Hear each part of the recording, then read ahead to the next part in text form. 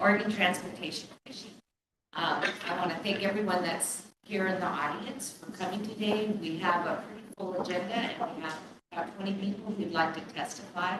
So unfortunately, we're going to keep it about 2 minutes for each person. So if you have signed up, there will be a clock that will be taken down. But I want to thank all of you for coming and for Diamond hosting us here in this beautiful building.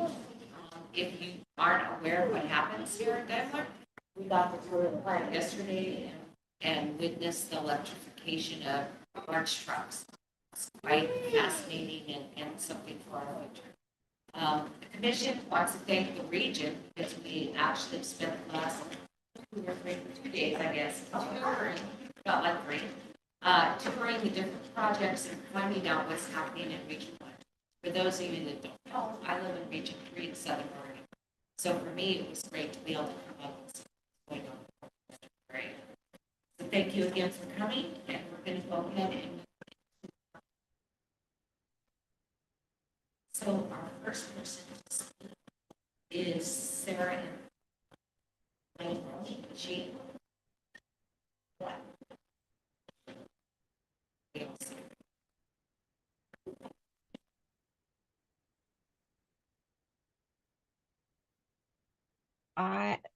Chair Brown's audio's going in and out on the Zoom. Did you say my name? Yes, I did, Sarah. Oh, wonderful. Thank you so much, Chair Brown. Glad to see you here. Welcome to you and the Commissioners to Portland. As you know, I am Sarah Iannarone, representing the Street Trust, and I want to highlight a few points for you today from our lengthier written comments. We're very excited to see progress on the strategic action plan update evolving with an increased focus on safety and equity. Thank you so much to the team for incorporating our feedback over the last few months. To enhance it further, we have 2 recommendations. One is that the priority implement decision-making processes to improve equitable outcomes be expanded in scope beyond decision-making to include development of metrics and tools for better evaluating equity impacts and ensuring alignment between our equity goals and funding opportunities. And a priority which should be added, excuse the dog, is development of a statewide investment strategy for safe, great streets for all Oregonians. We feel this will help ODOT be better prepared to coordinate partnerships and leverage opportunities to transform our state's most dangerous roadways into accessible community main streets, which promote local economic prosperity. Regarding the STIP, the Street Trust continues to champion the Great Streets pilot, and we fully support the proposal to direct $70 million in STIP funding toward this initiative, emphasizing the need for complete multimodal safe streets projects. Regarding tolling, we support the 400 MFI low-income threshold, but have concerns about ODOT's focus on revenue generation over demand management, and we are troubled by the lack of a clear plan for local revenue sharing or how the agency will pay for tolling mitigation. Finally, ODOT thinks it has a state highway fund crisis, but we think ODOT's most critical deficit is a lack of public trust. Senator Finley replied during the Joint Committee on Transportation hearing just last night when Travis told him that ODOT's O&M budget shortfalls can no longer be managed by belt tightening, and I quote, ODOT has a serious public trust issue. You have a public confidence problem because no one trusts you. By saying we're not going to paint fog lines or plow snow or keep restrooms open, the public has lost faith. Public confidence is crucial for the success of emerging transportation initiatives, whether tolling, road user charges, DMV fee increases, or investments in public and active transportation. In our opinion, OTC needs to come up with a strategy to help ODOT rebuild public trust by prioritizing essential services, safety investments, and by taking bold climate action for Oregonians present and future. Thank you for hearing our testimony today, and have a great meeting. Thank you very much, sir. Our next speaker will be Bill Anderson.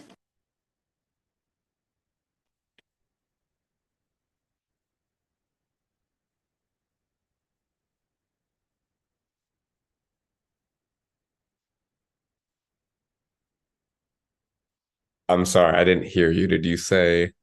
I said, Bill. Oh, I'm sorry. You know what? It is Nolan. Okay. I'm sorry. I missed your name up there. No, you're totally fine. Well, good morning, everyone. Hello, commissioners. My name's Nolan Poole. I serve as the youth board member for the Oregon Bicycle and Pedestrian Advisory Committee. and I am here on their behalf to speak about the 2027-2030 STIP.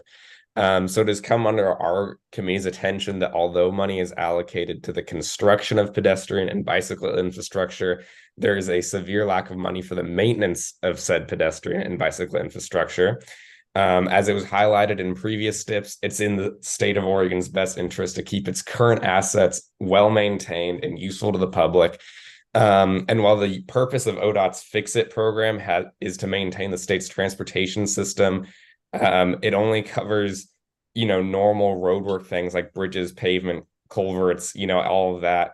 But it does not include active transportation infrastructure like off-street paths, crosswalks, bike lane striping and painting, or even transit stops. And as you can imagine, this leads to a great undermining the state's best efforts to, keep bettering bicycle and pedestrian quality of life and reduce the state's greenhouse gas emissions.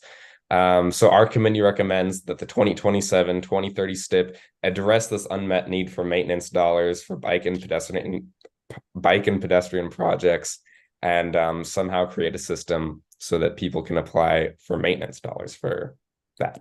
Thank you. Have a great day, everyone. Now we'll go to Will. I apologize, I missed Will Anderson. You tried to let me cut the line. That sounds good. Thank you. Chair Brown, Vice Chair Byer, members of the Oregon Transportation Committee, thank you for allowing me to come testify before you today. My name is Will Anderson. I serve as the Vice Chair for the Safe Routes to School Advisory Committee, and I'm here to advocate for a targeted investment of the unallocated $70 million STIP funds into multimodal transit projects. Due to the budget constraints of 2027 and the 2020-30 STIP, you've asked ODOT to identify options that leverage these limited dollars to advance key outcomes. From my experience with the Safe Routes program, I've seen firsthand the widespread impact of targeted investments in complete streets. And I want to explore with you the ways in which these investments represent the optimal use of unallocated STIP funds to maximize impact across OTC's goal. First and foremost, ODOT has a responsibility to reduce vehicle miles traveled significantly in the coming decades. Approximately 40% of total greenhouse gas emissions in the state come from transportation. Encouraging further adoption of multimodal transportation is necessary to meet ODOT's climate commitments. Yet there are clear barriers to these forms of transportation in Oregon. We've seen an alarming rise in the number of bike and pedestrian fatalities in the past few years. It should come as no surprise that a survey by the National Department of Transportation found that the most common impediment to biking and walking more frequently is safety concerns. And honestly, who can blame them? When you feel comfortable biking across town on your way to school, or crossing some of our state-owned highways on the way to the grocery store, if your daily route to work puts you at the mercy of a motorist speeding down the road at 45 miles an hour with little more than paint to protect you, can we truly expect people to opt out of driving? If we fail to address our unsafe infrastructure, we'll not only experience more fatalities, but will exacerbate the very conditions that make multimodal transit unattractive for many Oregonians. Investments in programs like the Safe Routes to School group help knit communities together, providing safe multimodal routes for the entire community. These infrastructure projects not only represent the responsible stewardship of public resources because of the decreased maintenance cost of complete streets, but they help provide affordable transportation options to historically underserved communities in our state. There's no denying the challenging decisions you have in front of you today, but I implore you to consider investing these funds in complete streets projects that will maximize the impact of such limited funding. Thank you for allowing me to come speak in front of you today. Thank you, William. Next person to speak is John Phelan.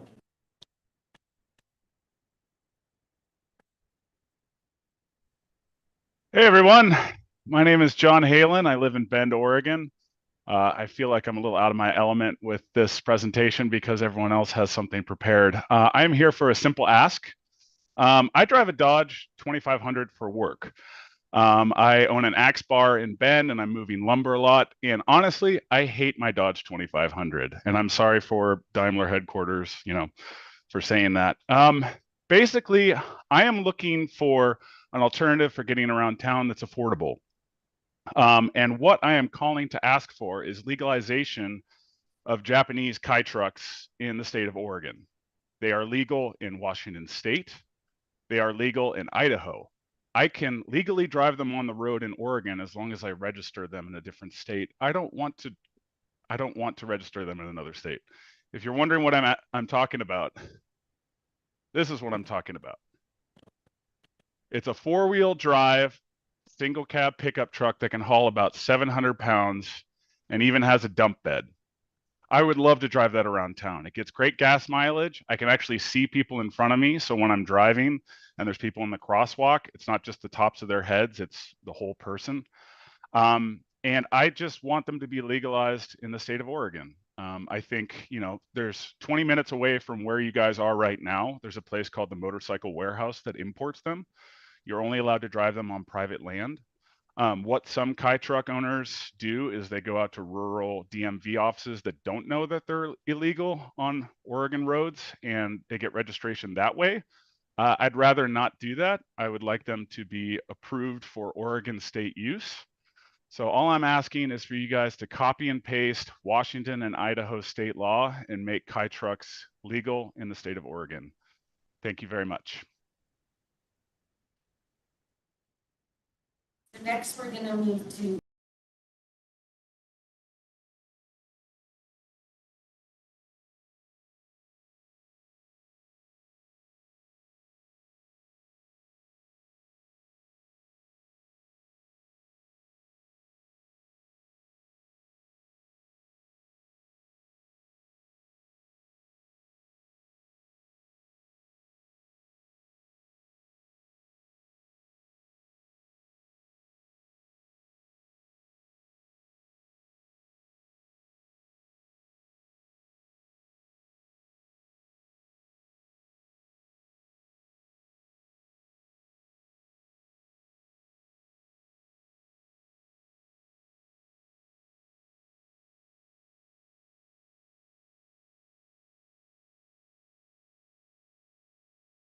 We are excited to see the Abernathy Bridge widening and seismic improvements underway, but we are deeply dismayed by the OTC's June decision to indefinitely pause constructing a third lane on I-205 from 213 to the Stafford Road exit.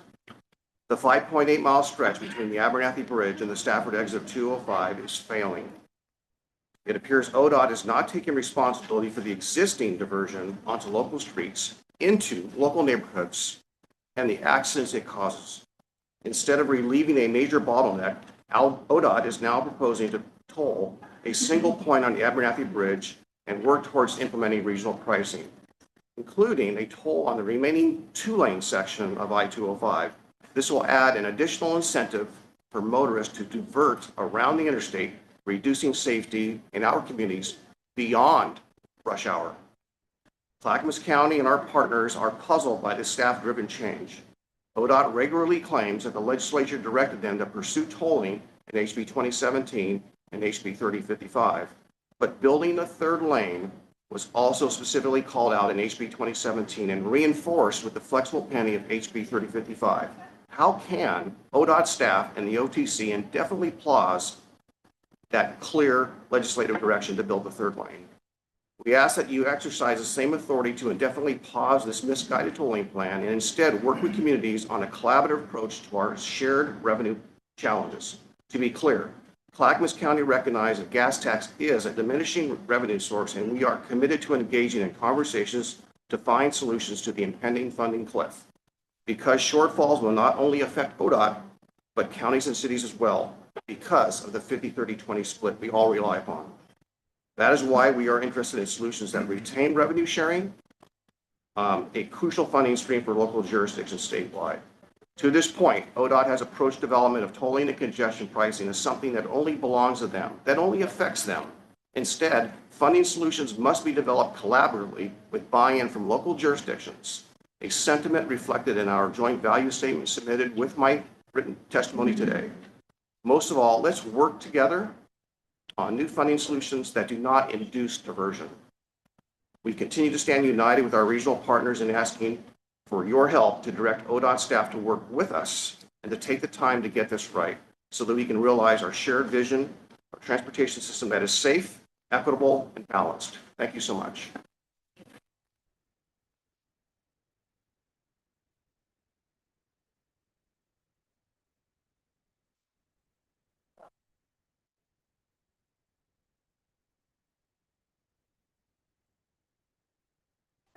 Good morning, Chair Brown and members of the Oregon Transportation Commission. My name is Christine Lewis, and I represent District 2 on Metro Council. I also serve as Deputy Council President and as Vice Chair of our JPAC committee. I'm here on behalf of those groups in order to speak to the letter that was submitted October 25th by both President Pearson and Chair Gonzalez. Thank you for the opportunity to provide comment on the development of the 27 to 30 State Transportation Improvement Program. Metro and JPAC already submitted our letter, and I just want to summarize and speak high level. I'm not going to read the letter to you. I'm smarter than that. But I'm here to respectfully ask you to consider the following comments as you provide direction on how investments will be made. First, to please proactively engage JPAC and the Metro Council for the regional voice in developing a state legislative transportation funding strategy in 25. The Portland region recognizes the critical need for more transportation funding to meet basic mobility and safety needs. This need for new and sustainable revenues will be exacerbated in the coming years as gas tax purchasing power continues to decline, and we commit to working with you to advocate at the legislature for new revenue streams and the development of a statewide transportation package in 25. 2, please use the newly adopted Oregon Transportation Plan to guide investment decisions for the available $70 million of discretionary funding. This updated plan represents a major shift in the direction for OTC and ODOT to consider as it tackles the issues of climate change, equity, transportation safety, and fiscal uncertainty head-on. As ODOT considers prioritization criteria and projects for funding across the state, please engage with local officials. This local engagement will be critical to developing successful projects. Our group of metro area leaders believes strongly that it's critical to invest in programs such as Great Streets, which address critical safety, equity, climate, and access needs.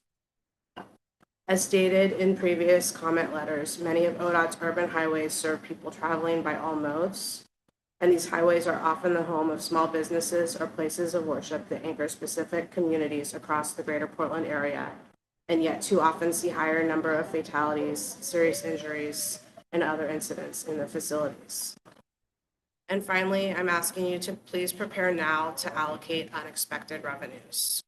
While we understand a conservative fiscal forecast is prudent, please, as the OTC, consider how we're going to be ready for potential revenue increases that may arise from both state and federal sources and the uncertainty we're living in. The Portland Metropolitan Region asks you to allocate unexpected revenues to projects on ODOT's urban arterial highways. It's our top priority. We thank the Commission for beginning the development of the 27 to 30 STIP in a transparent way and for creating the opportunity to participate at this keynote. Thank you for your time.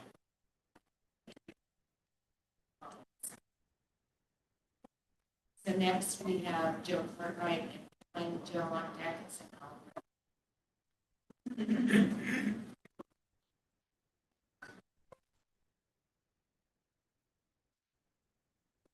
Commission members, for the record, Joe Courtwright. I'm the Director of City Observatory and Urban Policy Think Tank in Portland.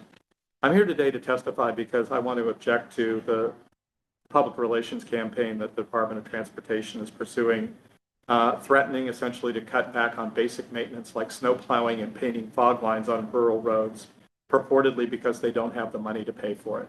That's simply not true. ODOT's real budget problem has nothing to do with electric cars or falling gas tax revenues. Your total revenue is actually going up, and you're implementing a 2-cent gas tax in January. ODOT's real budget problem, the one it never mentions in press releases, is $10 billion worth of highway mega projects that have experienced massive cost overruns in the last 2 years. The Rose Quarter project is up about $450 million in the last year. The IBR is up $2.5 billion in the last 2 years. The I-205 bridge is up $370 million in the last 2 years.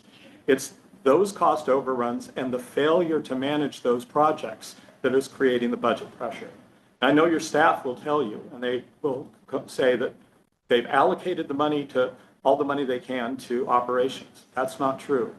Your staff routinely moves money that can be used from operations to pay for capital projects.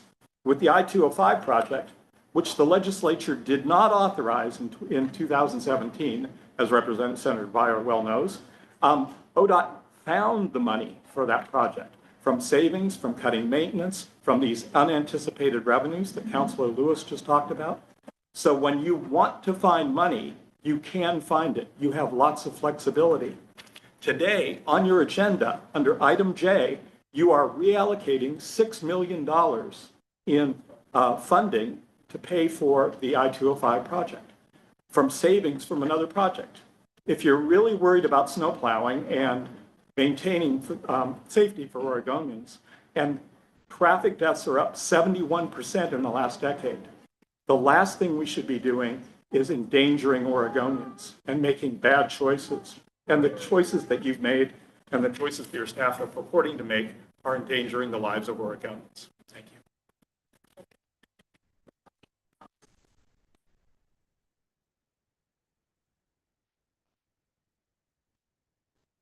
Good morning.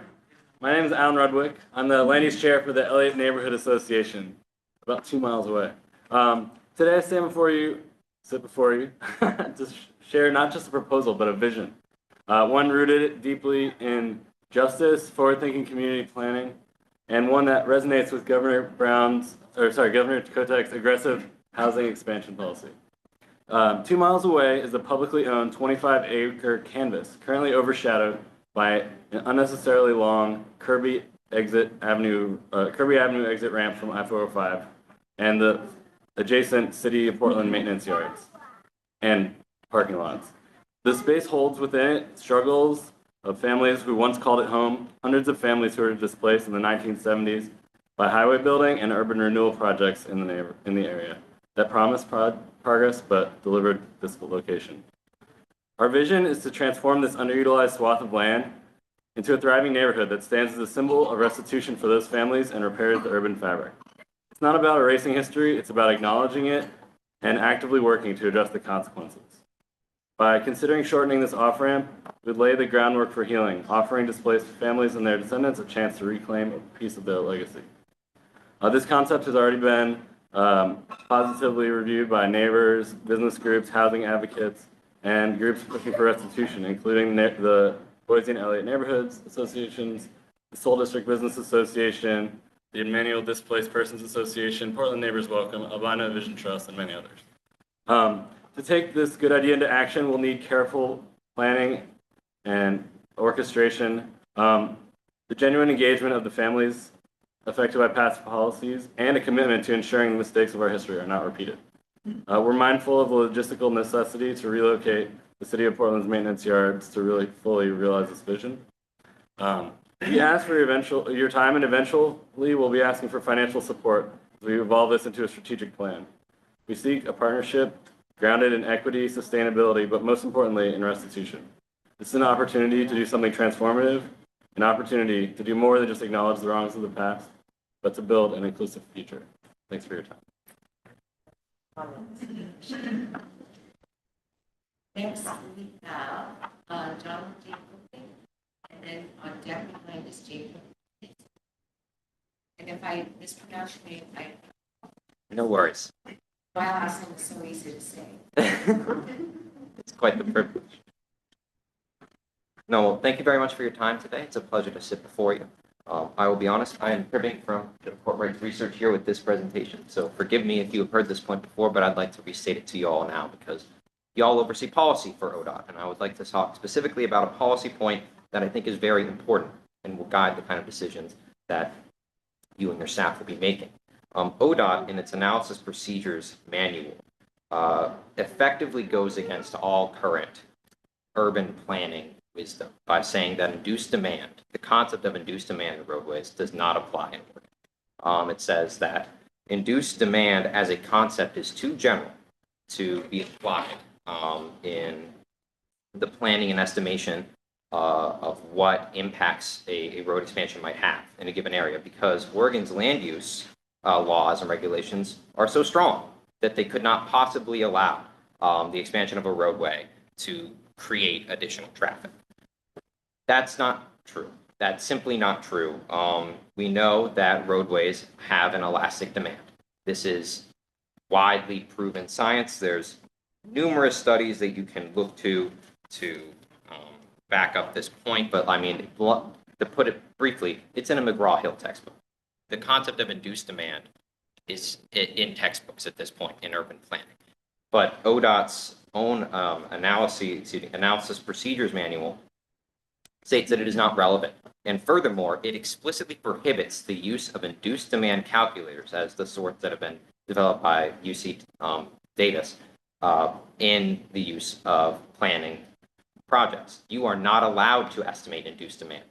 They expressly prohibit you from doing this. This does nothing but takes away tools from prospective project planners and just hurts us in terms of our developing a true understanding of what a given project is supposed to do. I would like you to look into the analysis policy procedures manual.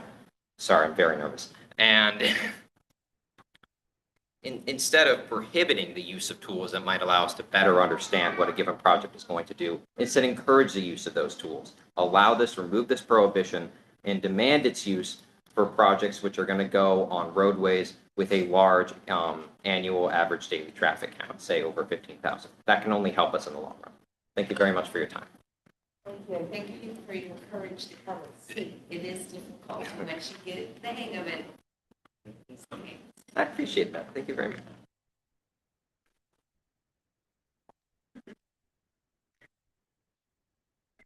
Hello, Oregon Transportation Commission. For the record, my name is Jacob Appanis. I'm 25 years old. I've spent my entire life in Portland, and I'm an organizer with Sunrise PDX. I do the work of climate organizing because of immense fear.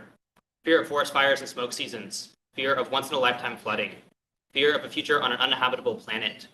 I organize because fighting for a planet that my generation and future generations can live keeps me sane. Isn't that crazy? That it keeps me sane to consistently think about climate chaos. I knock on neighbors' doors every weekend and ask them about their transportation choices so I can advocate for improved transit. I read articles and watch videos about urban planning so I can dream of a state where 40% of our emissions don't come from transportation.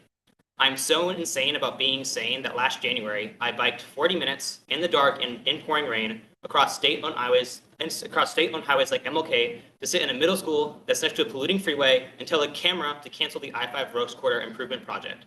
ODOT wouldn't have a public hearing about this freeway expansion, so I had to talk to a camera instead. This was the first time I had ever given testimony, and I was forced to talk to a machine instead of the people in charge of these terrible projects.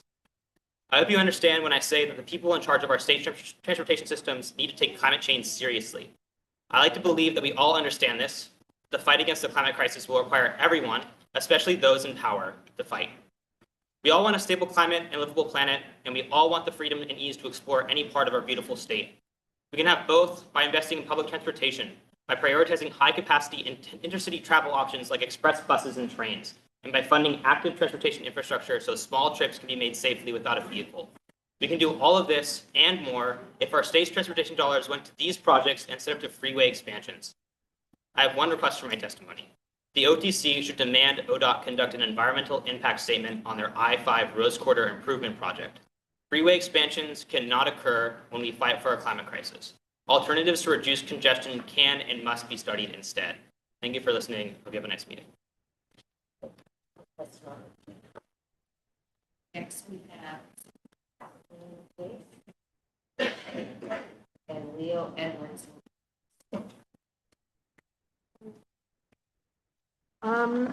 Okay.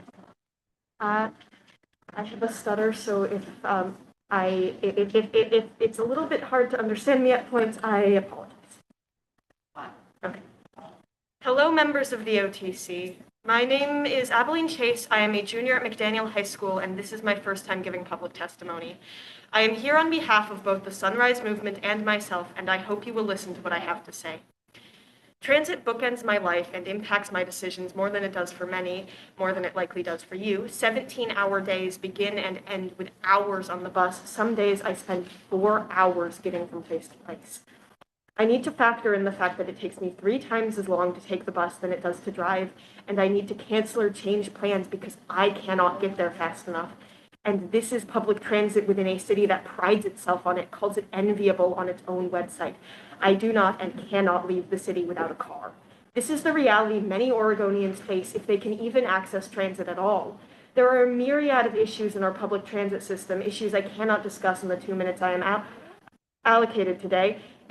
issues which heavily impact disabled people, people of color, and those in poverty, issues which can be improved with higher funding, higher consideration of public transit. Yet today, all you are considering are freeways. You prioritize cars and drivers so heavily above users of public transit that it is not even a topic of discussion today. Instead, you consider freeway expansions, projects that incentivize driving, incentivize fossil fuels, in a time where nowhere near enough is being done as is to slow the ravages of the climate crisis. Your policies affect the future in the world. Issues you feel are important to discuss and consider today are telling. This is why I urge you, the members of the OTC, to add your voices to those calling for an environmental impact statement on the Rose Quarter Freeway Improvement Project. And I urge you to consider today and in the future how your unique position allows you to improve public transportation and the equitability of transportation in our state. Thank you. Thank you for your testimony. And just spell my other job in the management of the transportation system. So this is conversation that happens at this table. So thank you.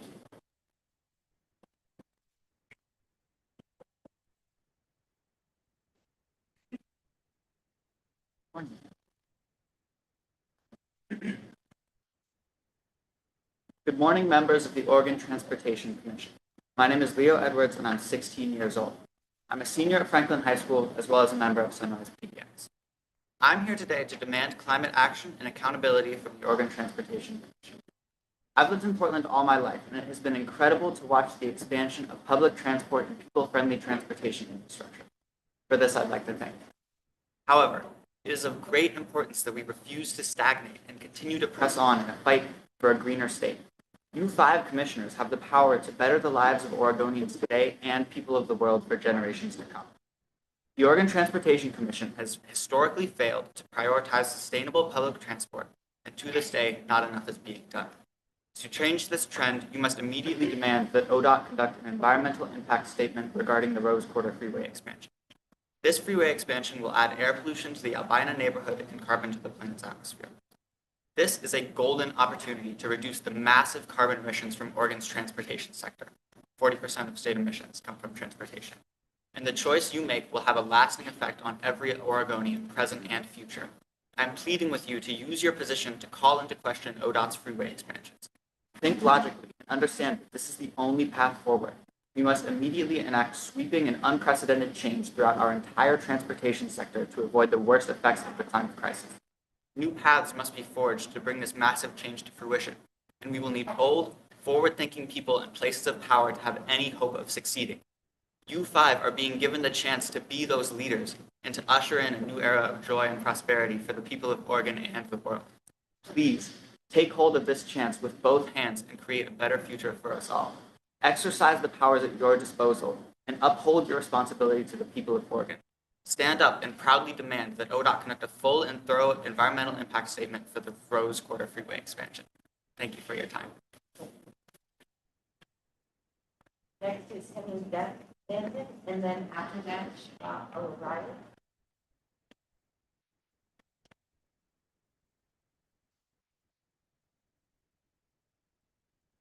Good morning, members of the Oregon Transport Commission. My name is Henry. I'm 17, and I'm a senior at Green High School, 50 miles from here.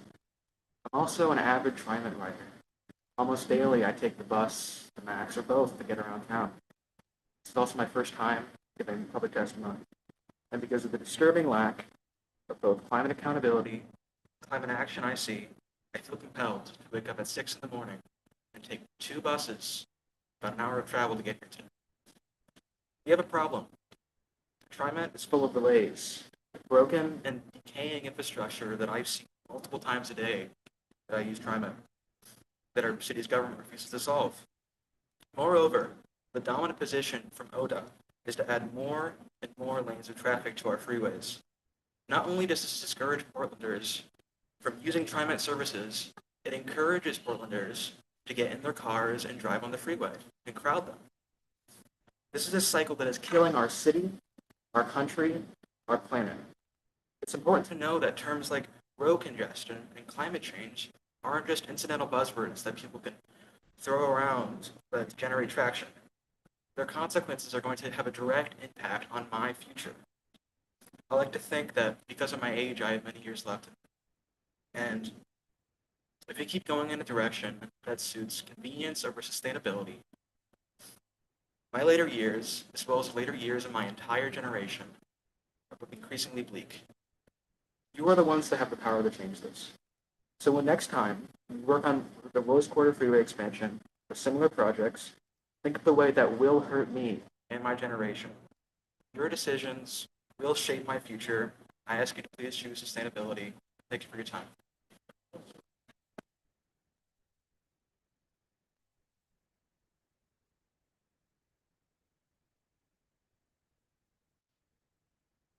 Good morning. My name is Siobhan O'Reilly. I've never given public testimony before, but I felt driven to act on climate and demanded accountability from those responsible for climate change. I'm here to plead with you on behalf of my entire generation and the next to prioritize public transportation over freeway expansion. For decades, the fossil fuel industry has encouraged us to think of climate change as a theoretical problem, if at all. Growing up in the San Francisco Bay Area, climate change was far away and theoretical for me too.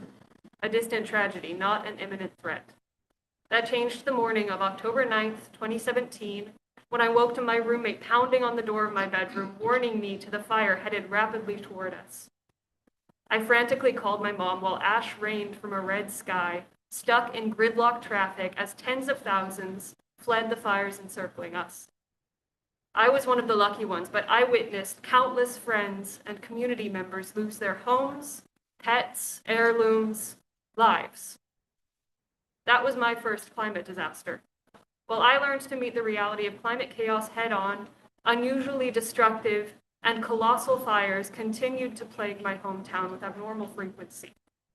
On September 9th, 2020, the sun failed to shine through heavy ash, leaving us in a red dimness all day long. I witnessed the three first graders I took care of then try to make sense of what does not make sense, and I felt the grief and rage build within me. How many disasters have you lived through?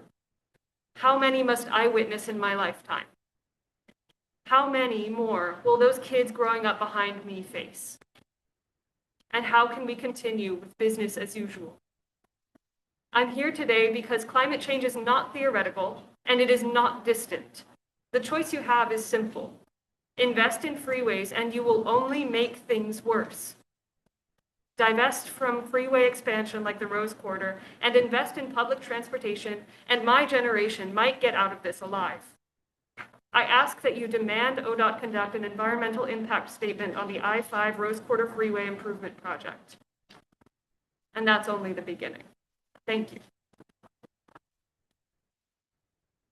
Next we have, and then Paul.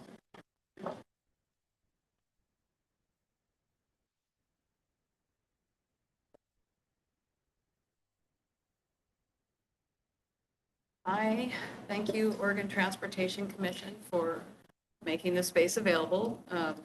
That's refreshing. I'm with Extinction Rebellion. We're a climate justice organization, but I'm here today as myself. And as you have heard from people before me, and I think you all know, we are in a climate emergency. It is no longer a theoretical future thing. People are dying around the world. People died in Portland from the heat dome, the fires, and everything else. It is time, and way, way, way past time, for incredibly bold action on climate.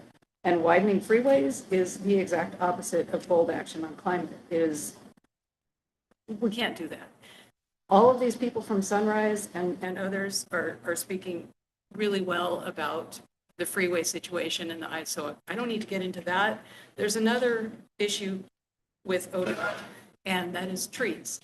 And I'm talking specifically today, although it's too late, about the cutting of over 500 mature trees on Powell Boulevard east of 205.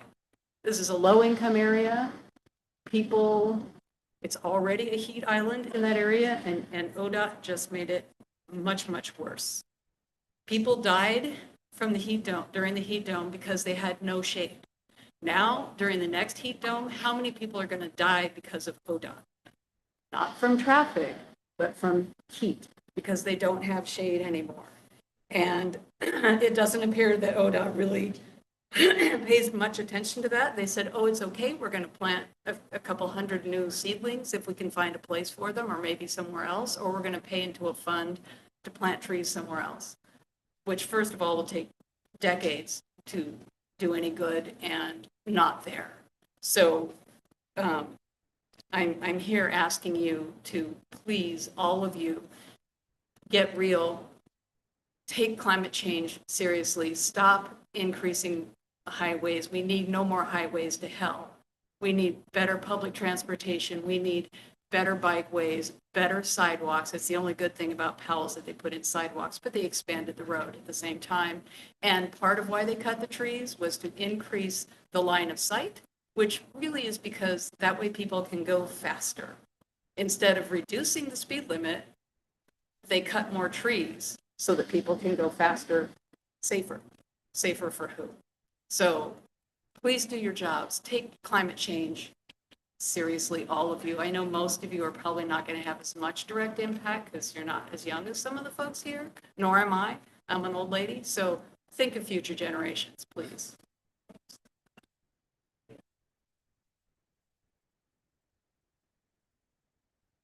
Good morning. My name is Paul Rippey, and I live just a few miles north of here in St. John's neighborhood of Portland.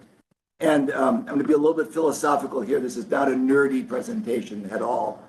About 180 years ago, I think, roughly, the city of Portland started to take shape as people coming west, white settlers coming on covered wagons and so on, hopped off and just started creating a city here, doing business, doing agriculture. And at that time, this was a forest with some fields and lots of Native American Indian paths. Now, I don't know all the history of road building over this almost 200-year period, but I do know that a lot of small decisions were made, putting in grids in the cities, putting in larger roads, starting to pour asphalt, and then starting to pour concrete. And what has happened is that now Portland is like most American cities, roughly, I don't know, no one knows the exact number, roughly 50% of the land that we started with is covered with an impermeable hard surface for automobiles. That's roads, driveways, parking lots. And it really is apparently, and I've talked to people who do know, it's roughly 50%. We never made the decision to pave 50% of the garden that we started with. It just happened bit by bit by bit by bit. It's still going on. And I mean, I've got friends at Peabody, and I tell them, everything you touch turns to concrete. And they're doing some good stuff. Putting in a bicycle lane, that's great. But that's a bicycle lane over what used to be a park. They're putting in ADA ramps. Everybody's for ADA ramps, but they have these big concrete aprons on either side. Everything Peabody does, and I think this is true for ODOT too, turns to concrete. There may be an exception or two, but essentially, it's this paving thing. The cost of this, I'm not talking about monetary cost, the cost, now this is aesthetics, if people disagree on aesthetics, is that the city is uglier and more alienating because of that. And just, we had a block party earlier this year, closed off the street to everything except residents and emergency vehicles. My 9-year-old neighbor was almost in tears when we had to take down the sawhorses and let cars back on the street. She said, don't ever take them down. It's going to be hard to change, but if you move towards tearing up concrete instead of putting it down, you're going to find a lot more support. It's going to be harder. It'll be easier to fill in I-5 than it would be to widen it in terms of public support. I launched that as a possibility at least. Thank you very much. Thank you. We have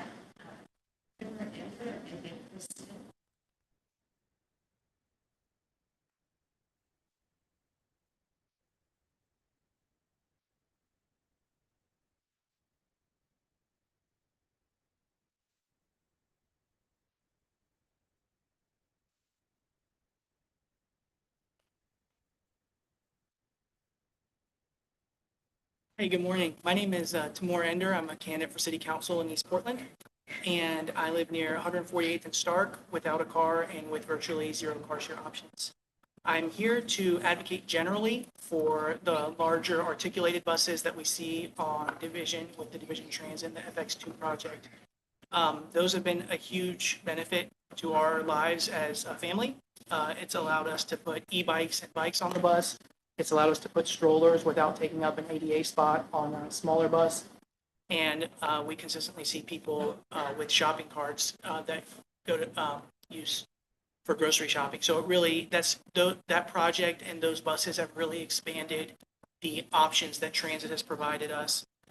And then I would just kind of ask you to imagine what that would look like on every corridor in our region, whether it's Sandy, Powell, Barber, Halsey, Stark, Burnside, Beaverton Hills Highway. Just think of what transit could do in terms of expanding those opportunities. And I'm basically here to say East Portland needs a major correction on transit. It's such an intersectional issue related to housing, health, traffic safety, climate, and addressing poverty by reducing commute times. And we know that great cities have great transit, and cities that have great transit have great quality of life.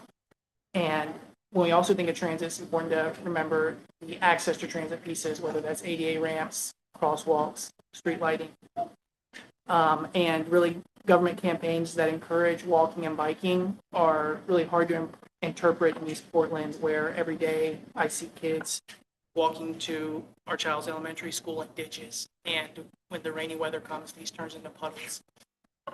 And so basically here to say, please continue to invest in articulated buses so that a lot more of our arterials can have fast, frequent, and reliable transit. This is worth fighting for, and it's within reach. Thank you.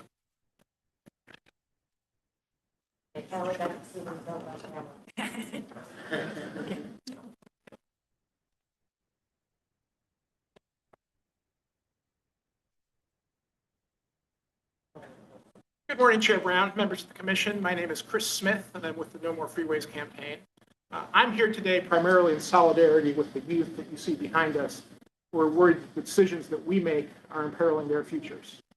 I'm a baby boomer. Looking at the hair color in front of me, I'm guessing I'm not alone in representing that generation. It's our generation that has fruitlessly chased a few minutes of travel time savings at the risk of their futures. It's time for us to stop that. I will echo their call for an EIS of the Rose Quarter project, which is the project that prompted the formation of our campaign. Take a moment to highlight the fact that U.S. PIRG today released their list of highway boondoggles for this year. Oregon has a proud tradition on that list. In the past, the Rose Quarter project and the I-205 project have both been featured. This year, the IBR at $5 to $7 billion is the most expensive project on the boondoggle list. And they note correctly that IBR is not primarily a bridge replacement. It's a 5-mile freeway widening, and we have to stop thinking like that. Thank you.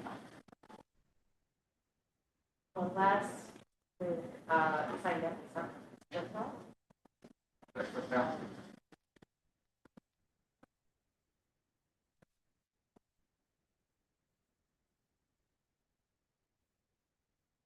Good morning. My name is Dr. Christopher Hale. I'm a board certified ER physician. I grew up in Oregon, trained at OHSU, and I've been in clinical practice for more than a decade now. As an ER physician, I have seen the consequences of a transportation system that gives people little options but to get into a car and drive on highways that allow people to drive at unsafe rates of speed. Even more tragically, I've also seen what happens when unprotected pedestrians or people on bicycles are injured or run over by vehicles as well. It's tragic. I'm also a father of 2 young children, 4 and 6.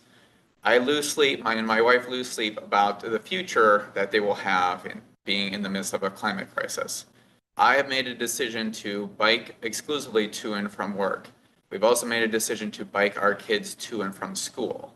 We lose sleep worrying about, are we putting their lives in danger in the short term, because we're biking in the midst of traffic, but at the same time to do otherwise would be to put their futures at risk for our convenience. So we're in the midst of a climate crisis, and we need to do something to build a transportation system that is looking to the future. I asked ODOT to design a transportation system that has the explicit goal of reducing vehicle miles traveled.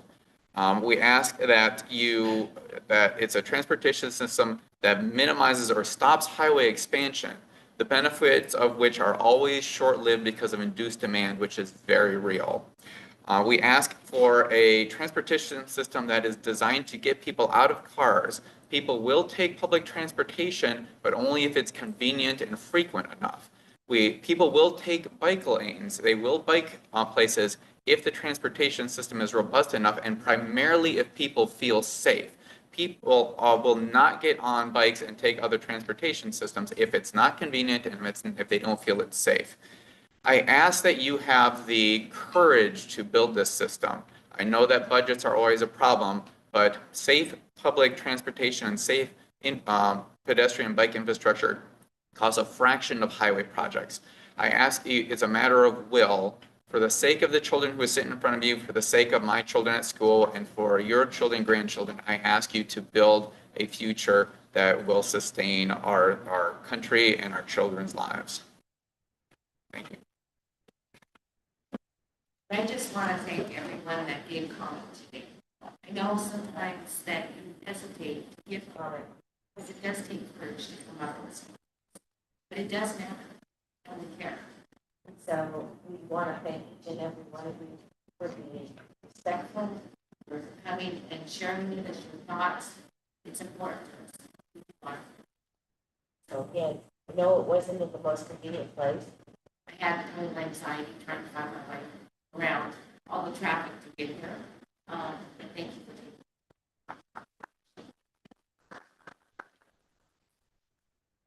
We have a technical problem. Is that correct? The audio or just we're okay. We're okay now. Great. All right. We do have one change to the agenda. I want to make everybody aware of. We have a on G. Item G is going to be moved in. Item M is going to take its place. G a little bit later. Doing some shifting. So I'm going to apologize for that. We're going to talk about this, but we have to make some changes. So thank you. Right.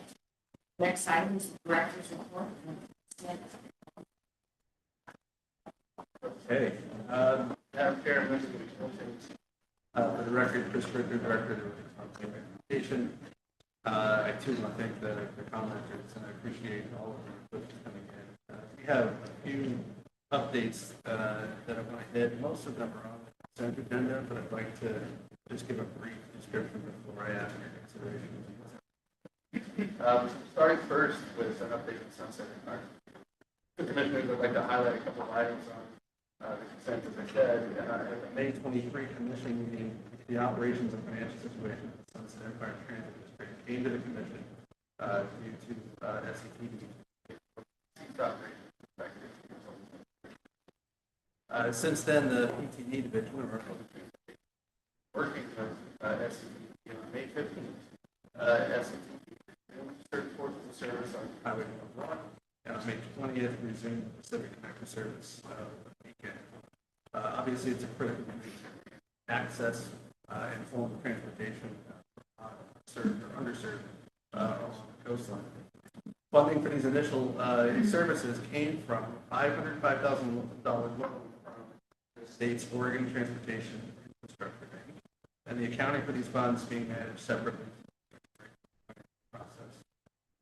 In May, PTD also entered a contract with Kernet Stokes LLP to perform a forensic audit on the finances. The financial audit was shared with SCTD on October 23rd of this year, and the common thread among the various findings of the audit was struggles with management, lack of understanding of basic financial practices, and limited oversight. ODOT's PTD reviewed the findings and developed a series of 23 corrective actions and a timetable for the district to complete those actions. And PTD has recommended a series of recommendations in other areas, such as board expertise, budget spending. In October, SCTD hired a new director, Craig Johnston, and PTD received a management response to the audit from him almost immediately on November 6th. To be fully compliant with the findings, corrective actions, and commitment to continue closely with ATD is going to continue to monitor the activities there with SCT and recommendation with OTC approval, revised sunset and fire transportation district statewide transportation improvement fund holding plan. Due to the aforementioned circumstances, also at the May 23 commission meeting, the commission approved a partial payment formula solely as maintenance of fixed route and complementary air transit service. The commission directed SCTV to revise and resubmit their 23-25 SIF plan to reflect the current financial and operation capacity needs. SCTD completed and submitted the revised 23-25 plan, and the Public Transportation Advisory Committee voted to recommend the revised plan to the commission. With approval of the revised plan, PT will resume the SIF formula disbursements to SCTD. Per their revised budget, this will allow them to continue to operate the current level of service until district revenue starts to come in. It could be repayment of that activity. You also know the consent agenda is going to allow our review of statewide transfer improvement fund. This review is requested by this issue. The review will be used as an opportunity for those best practices monitoring of the state. My apologies for all the acronyms in that. I think you were each tracking, and I wanted to go through that in detail so that you saw the comprehensive. The second item that I have is pursuant to House Bill 2017, Section 45, OTC shall submit a report on before December 1st, 2023 to the Joint Committee on Transportation that certifies the conditions required by House Bill 2017. Commission's submission triggers a 2-cent fuel tax increase on January 1st of 2024. That is the last of the increases in that tax. This report is the third of the 3 conditional tax increase reports. The first was submitted in 2019. The 2023 report it must include certification that recommendations for improvement by the CIAC or Continuous Improvement Advisory Committee have been made to the OTC and reviewed by the CIAC at a cost of $50 million in net by May 31st. All of that must have been included. Second is sufficient shovel-ready highway projects and highway maintenance for operational use of increased fuel tax have been identified. Third, road and bridge condition reports required from cities and counties have been posted. Fourth, to the best of the Commission's knowledge, all bodies scheduled to receive fuel tax revenue are in compliance with the least cost policy for public improvement sets out in ORS 279C 335. ODOT has implemented the registration of title fees as required by 2017. It's another. And to date, the OTC has identified a list of the shovel-ready projects, the amount of bonds the OTC is necessary to use projects, the construction and financial status of such projects exceeding $50 million, and then the design, construction, and financial status, progress of projects costing more than $20 million identified in the 2017. Including but not limited to the Roseport project, the Interstate 205 improvements project, and other state projects. This report lays out how those requirements have been met, allowing for that 2-cent increase to continue and go into effect.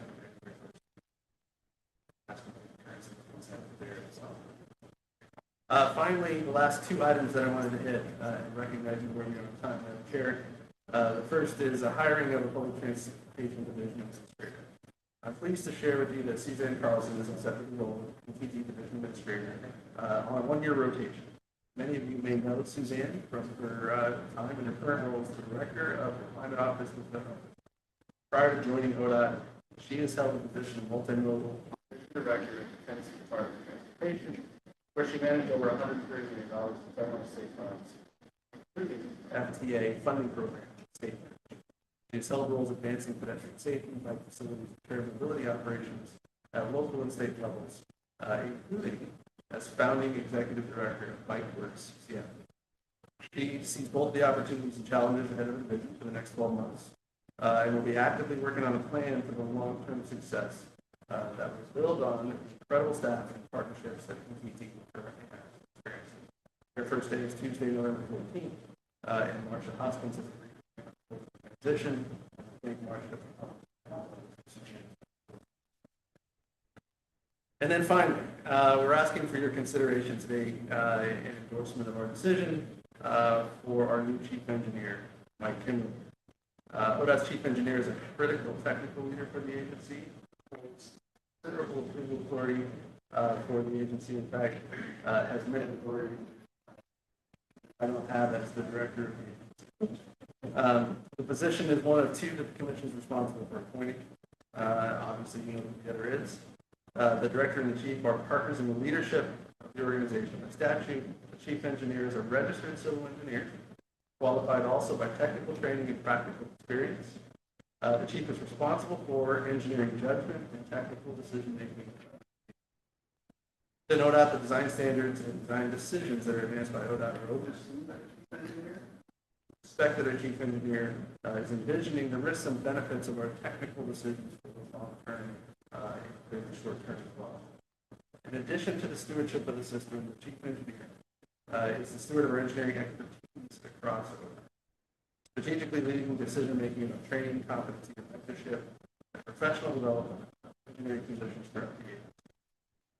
With all of this in mind, Mike brings a track record of strategic practice leadership internally and with our partners at the national level, Ashburn, to this role.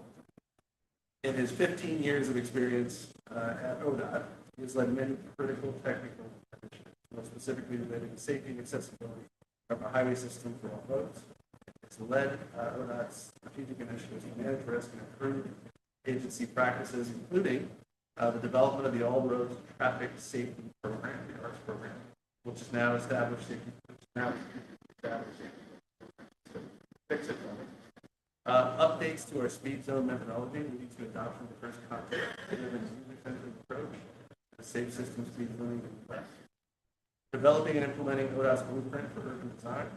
Most recently, fully integrating this work into the highway design manual and establishing practical design approaches efficiently constructing curb cuts throughout our highway system. At this point, if you are okay, I'd like to ask Mike and Mr. Lynn to come forward so you have an opportunity to say hi, ask him any questions. Yeah, I'm making me just a little bit nervous right now. Looking to the future, Mike is critical in our work toward managing and preserving our transportation assets in the face of rising safety concerns, reduced funding, and climate change, to name a few of our current challenges.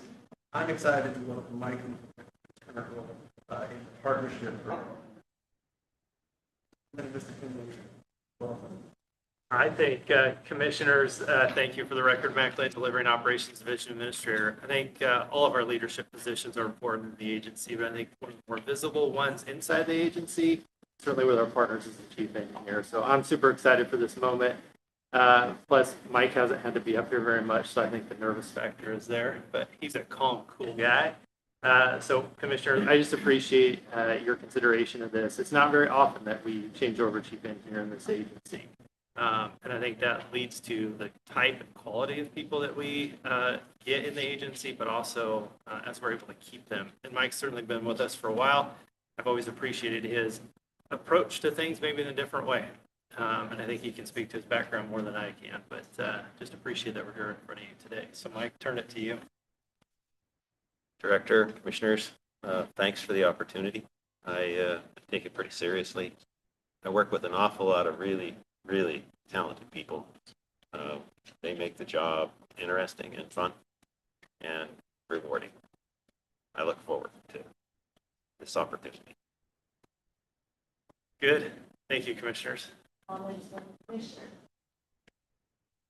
I just want to thank you. Yesterday, you got to see the best and the worst of us as we were on the catwalk in the middle of I-5 with the traffic going by us at highway speed. Sorry, Miss. Yeah. And listening to us on the bus as we talked about all those projects. So thank you. Thank you. You're welcome. Madam Chair, members of this commission, I will also say that Mike is, I think, the second chief engineer in this role that has now had the benefit of being an engineer in this role. which I can tell you is probably less fun for him than if I was a policy. I recall a conversation where you opened with, "I'm about to make Mike uncomfortable." Yeah. Exactly. We're really looking forward to what Mike is very accomplished. Seeing the problems differently helps you to see that's what we have in Mike. Thank you for allowing me a few minutes, and thank you for your consideration. So with that, I would move or request the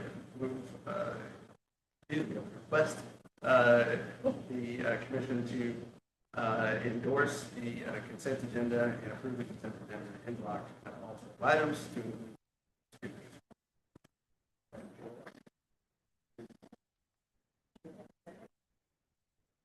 All those in favor of accepting the consent calendar, say aye. Aye. Opposed? Thank you. Welcome again. So one thing we need to do is we need to try to project our voices a little bit in this room. Apparently, people can't hear us. I do have a mom voice, I think most of us do, or a dad voice. Yeah, dad voice. And we'll try to do a better job of speaking that so we're. So now we're going to move to committee updates, and we have our agenda about or 20 minutes. I don't think we're going to take that long. There's a lot of our committees covering. But I will start with the email and Commissioner Chapman. Yes, thank you, Chair Brown. So first I want to thank all of the commenters. I've had an opportunity, because I am local, to meet with many of you before this meeting and to speak with some of the communities that are going to be most impacted by the decisions that we're making. So thank you for those candid discussions and for the time that you've taken to make sure that we are informed with some of the most challenging trade-offs that we're going to be facing in the coming years. So I will be speaking specifically about the conversations I've had with the EMAC committee and the low-income equitable tolling program that we've been discussing. And I have notes here because I want to make sure that I cover everyone's points.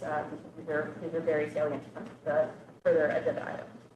So first, a reminder from the EMAC and all of the committee members that we have a triple mandate at ODOT. We have to generate revenue to cover our gas tax shortfall for more efficient cars, and many people still working remotely if they can. We still need to ensure equitable access to transportation across the state and ensure that traditionally marginalized communities are not disproportionately impacted by the negative externalities of our transportation decisions. And we need to reduce vehicle miles traveled and acknowledge the transportation industry's role in our climate crisis.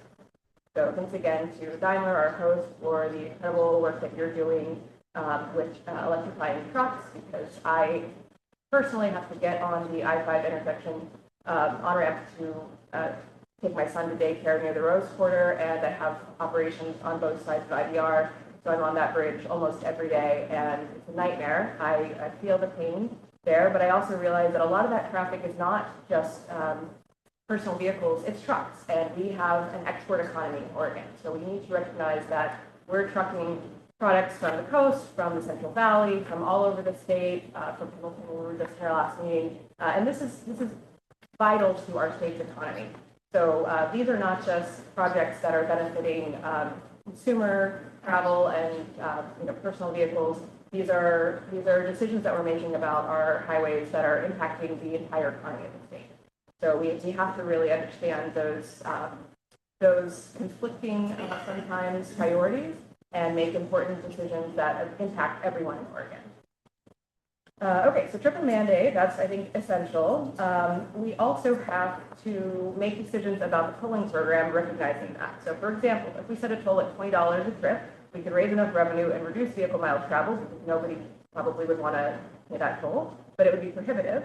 So, obviously, that's not an option. We could exempt everyone at the 400% federal poverty level from having to pay a toll, but we will be ensuring equitable access, but not really taking into account the impact of the revenue that may be significant that would be lost, and also surely be increasing vehicle miles traveled. We need to strike a balance that encourages thoughtful trip planning and a reduction to vehicle miles traveled without being prohibitive to our most vulnerable travelers.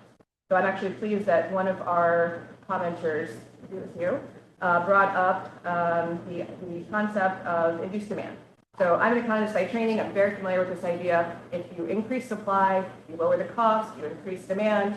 This is absolutely something that is being taken into account in the models that ODOT's preparing, thinking about what is the right level of toll, what is the right level of incentives for people who can't afford a higher toll to make sure that they can get where they need to go, but that they're not so incentivized that they're taking more trips. So we're absolutely thinking about that. Thank you very much for bringing it up. It's definitely something that we need to consider very thoughtfully. I also want to mention that 100% of EMAC members in person agreed that everyone should pay something, specifically to avoid incentivizing an increase in total trips and vehicle miles traveled. Although there were a couple people who thought that there should still be exemptions for certain groups, but there was also the idea that we could leverage other agencies, other programs, such as workforce programs, to provide a supplement to people who can't afford some reduced fee, so that they would still essentially pay nothing. But they still need to be much more thoughtful about planning to make sure that they're actually eligible for those programs. So work systems, for example, could cover 50% if we had a 50% discount for certain income range. So we talked very extensively about trips or credits or discounts and the difference between those different incentives for people that are experiencing low income and how that would impact revenue and total vehicle miles traveled. And I think our ODOT staff are going to present some of that in more detail, so I won't get too into that, but just know that it's definitely something that we're thinking about. Also, assuming federal regulations allow us to extend the program to Washington, because we have a lot of people that are commuting from the Portland metro area, particularly into Vancouver and vice versa. There was agreement that we shouldn't worry about restricting the eligibility to the adjacent counties, because many travelers from further communities in Oregon might still need a discount, but they're unlikely to be common enough to justify the extra administrative costs of verifying geographical eligibility on top of income. So basically anyone in Oregon, anyone in Washington would be eligible, because most likely someone coming from Seattle or Medford isn't going to be using the program, and the cost of us verifying where you live is going to be so high that it doesn't make sense. Finally, as we continue to discuss the appropriateness of extending the low-income program to the 200 to 400 federal poverty level, I was reminded by one of the EMAC members that the majority of people that fall on that include care and service workers, minimum wage and hospitality workers, who are slightly above but not below the federal, slightly above what we are currently considering 0 to 200, but that's still what we consider fringe based on housing costs and the up to 40% higher than national average in the Portland metro area and 25% higher transportation costs. So these are the people that are most likely going to be impacted if we don't consider some options for the 200 to 400 level. And there was also a recommendation that we partner very closely at ODOT with the Department of Revenue to verify income eligibility, again, to reduce the administrative cost of that. A lot covered. Looking forward to some of the modeling from the ODOT staff, but definitely appreciate the EMAC members' insight into some of these nuances and how it's going to impact our revenue modeling as well. Any questions? I just want to thank you because you took the ground running. You haven't been on the commission very long.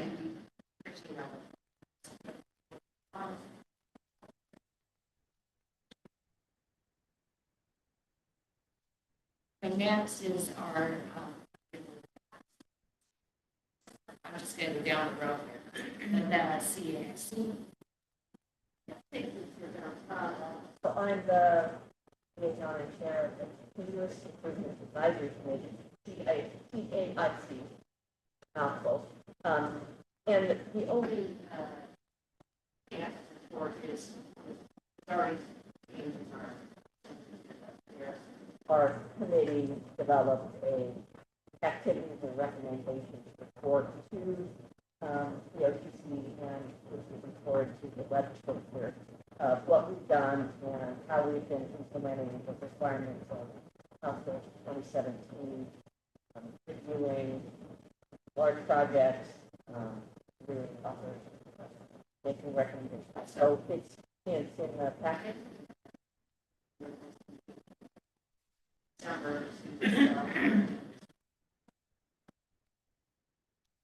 The last on of our committees is the ACTS, and all of us as commissioners trying to attend the different region ACT meetings, especially in our own area, but also kind of popping in since there's a virtual ability to do that across the state. I do know that and I believe Vice Chair Byer both attended that.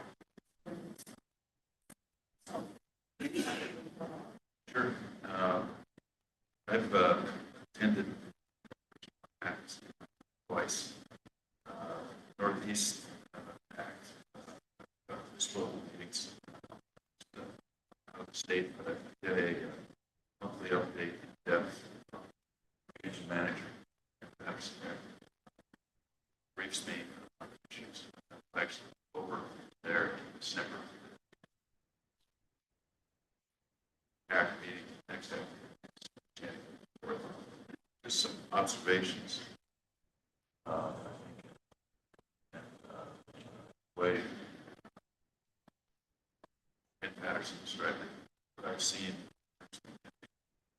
Region 1 Act is that members of the acts that I've been engaged in forthcoming round of discussions, really interesting and as a result of transportation challenges. And themes that are both. Number one, conversations against safety. Second, preservation. Quickly, we move to funding challenges for those that are creating some kind of sustainable funding forward. So and it's important to mention a bit more conversation about operations and our services needs to be great. It's a big issue.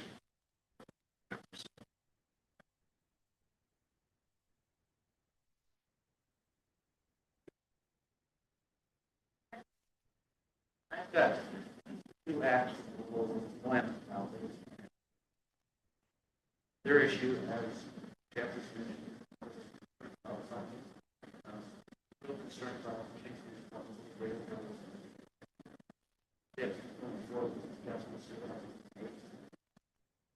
major concerns for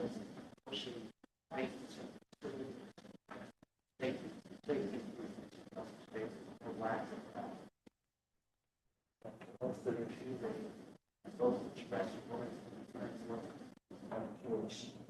solving the funding issues,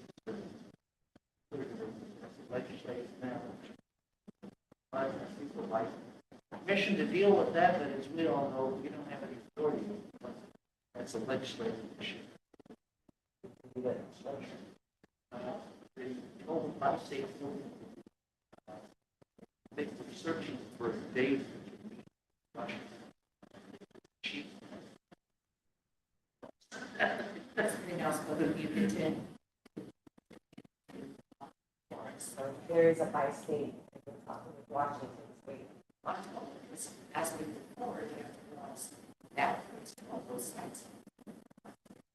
Two states involved. So we've been working actually with Washington State.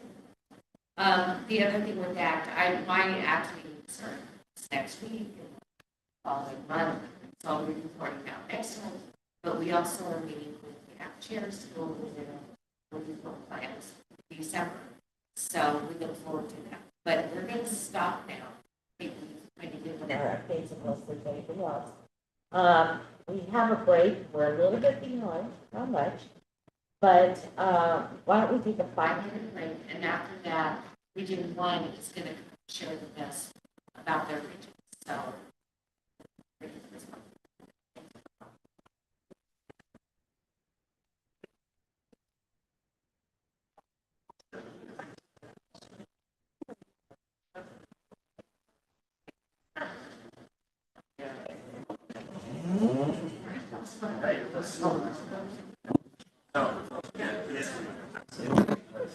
I was trapped.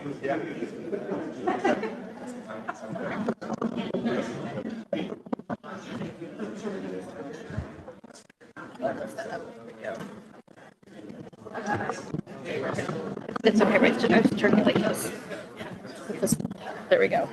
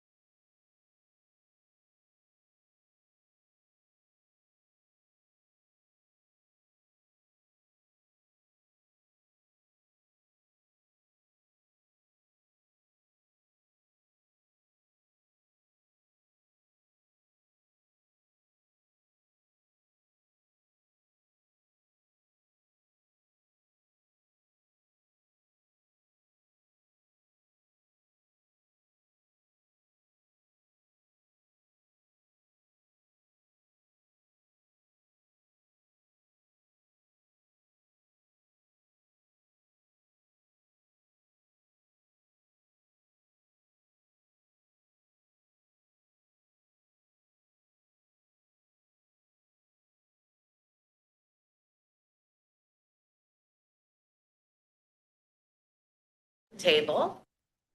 Can you see yourself? You're looking at the ceiling, Ryan. Thank you. Yes, I was looking. Oh, there's our slideshow.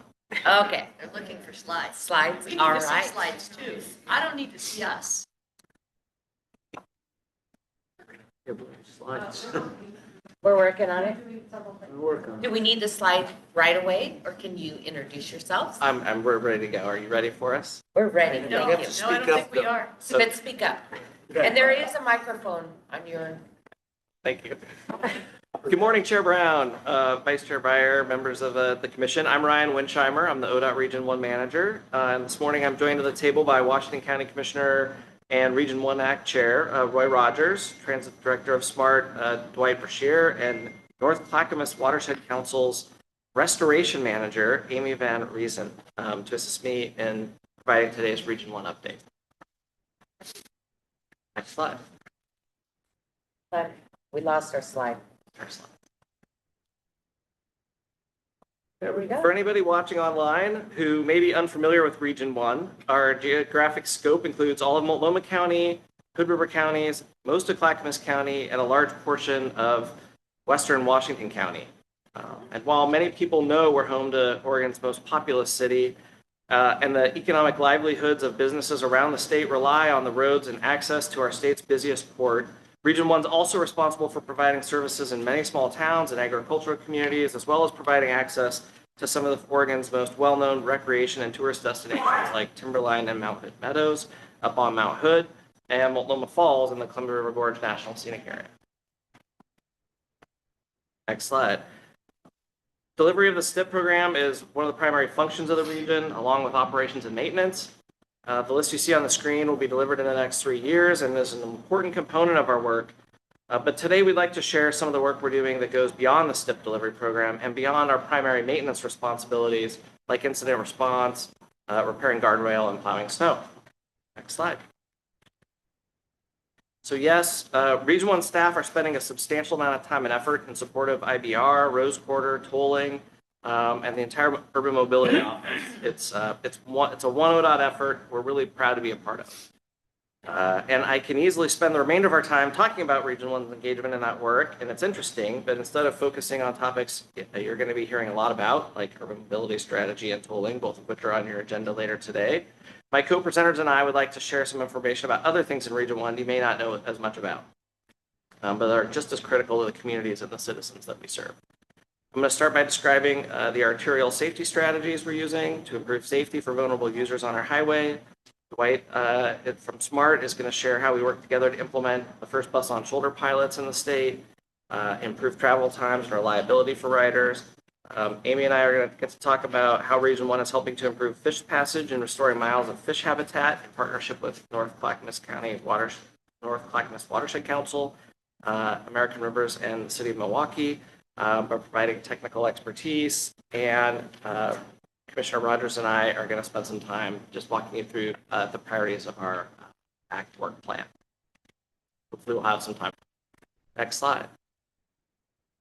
Safety, and particularly safety for vulnerable users, is a focus of Region 1, as well as for many of our local governmental partners and regional transportation advocacy groups, as you heard this morning, and you heard many people testify about it. It's one of the critical issues that we're facing.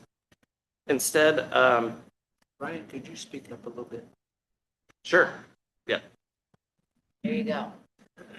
When it comes to arterial safety, it's not a one-size-fits-all approach, and instead we've chosen to implement an all-of-the-above strategy utilizing planning funds to conduct road safety audits, that incorporate feedback from locals and law enforcement to quickly identify low-cost improvements that we can implement quickly, as well as programming more expensive fixes through the STIP safety programs, leveraging our HB 2017 safety funds, SWIP, and other funding streams to really focus on trying to get to our great streets outcome that we want to see for all of our facilities.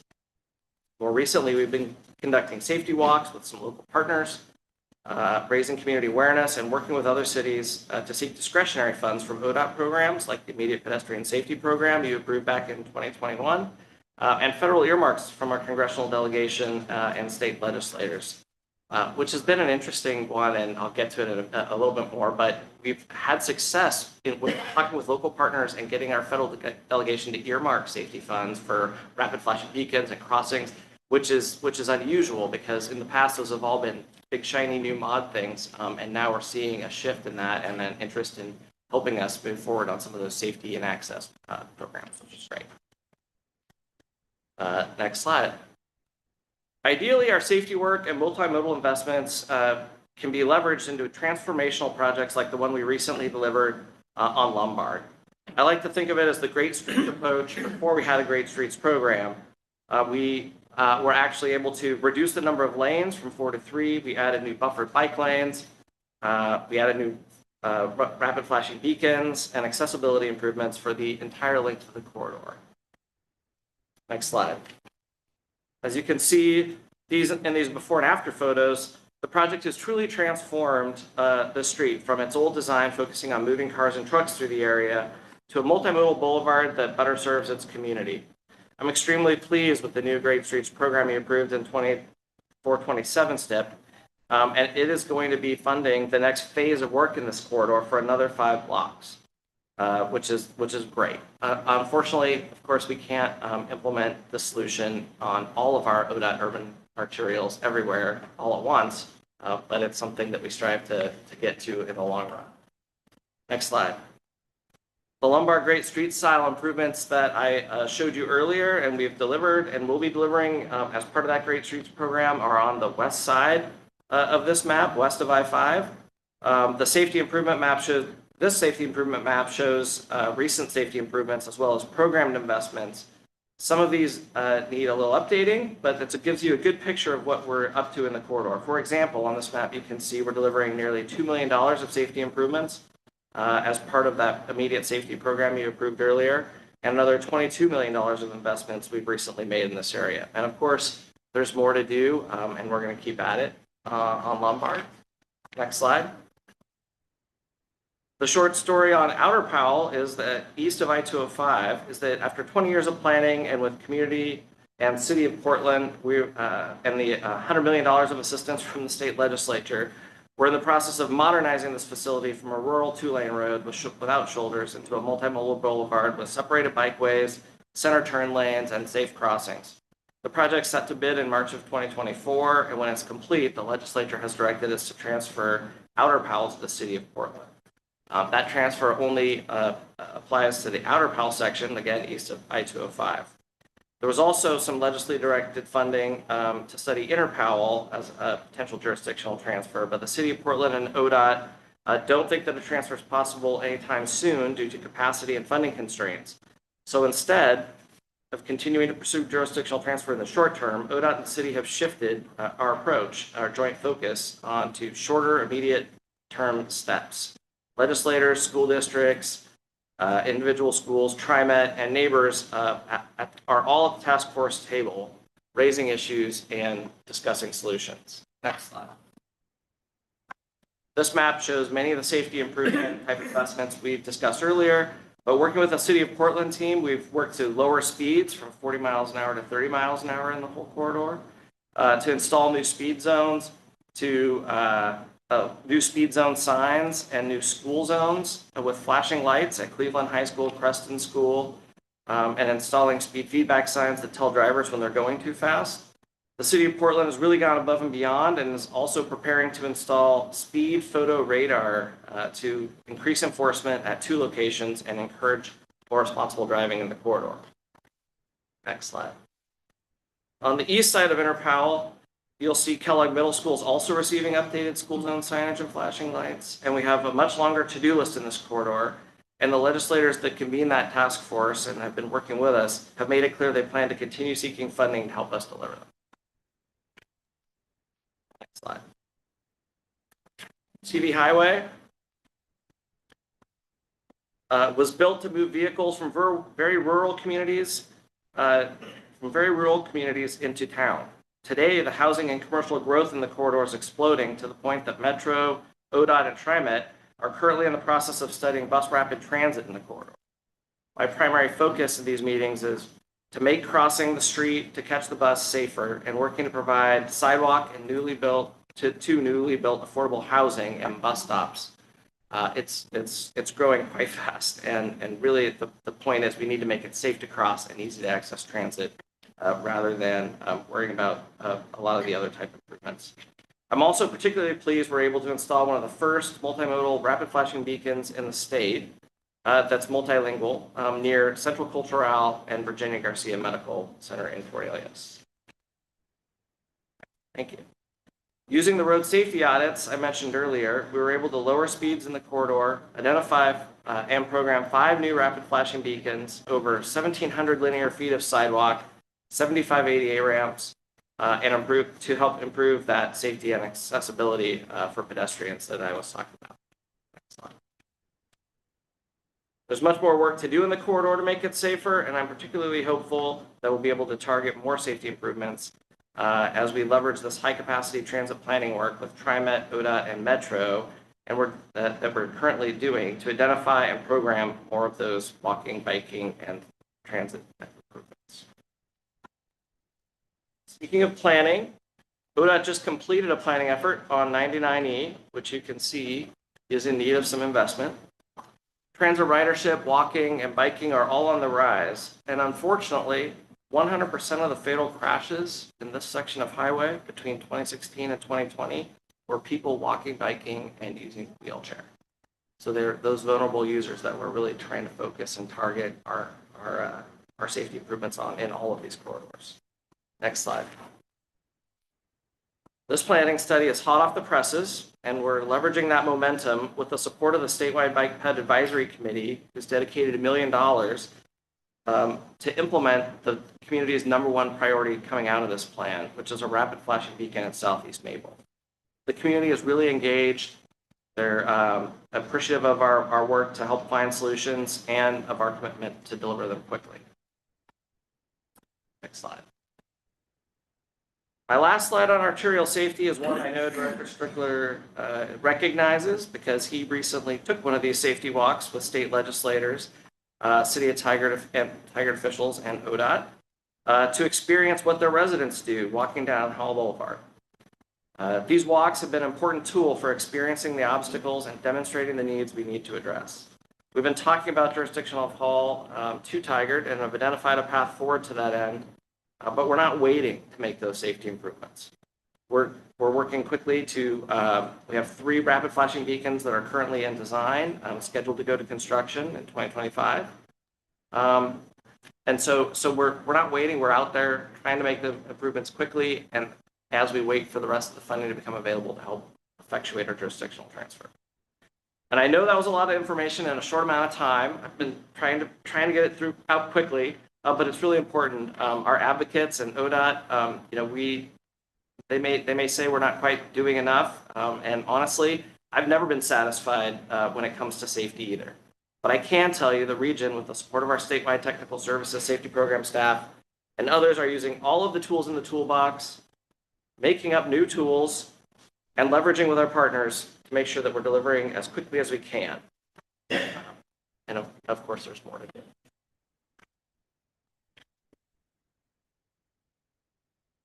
Moving on to our next topic related to innovation. We in Region 1 are always looking for opportunities to improve and try new things. While Bus on Shoulder isn't new around the world, it is relatively new to Oregon. Our first pilot project was with C-Tran across the I-205 Glen Jackson Bridge to help provide additional transit capacity and reliability as we were working on the I-5 Trunnion project. And our second pilot, coming soon after, was with SMART in the section of I-5 between Tualatin and Wilsonville. And I'd like to introduce Dwight Bashir with SMART to tell you a little bit more about the Bus on Shoulder project and how it's operating. All right. Yeah, I probably don't need that, but thank you, Ryan.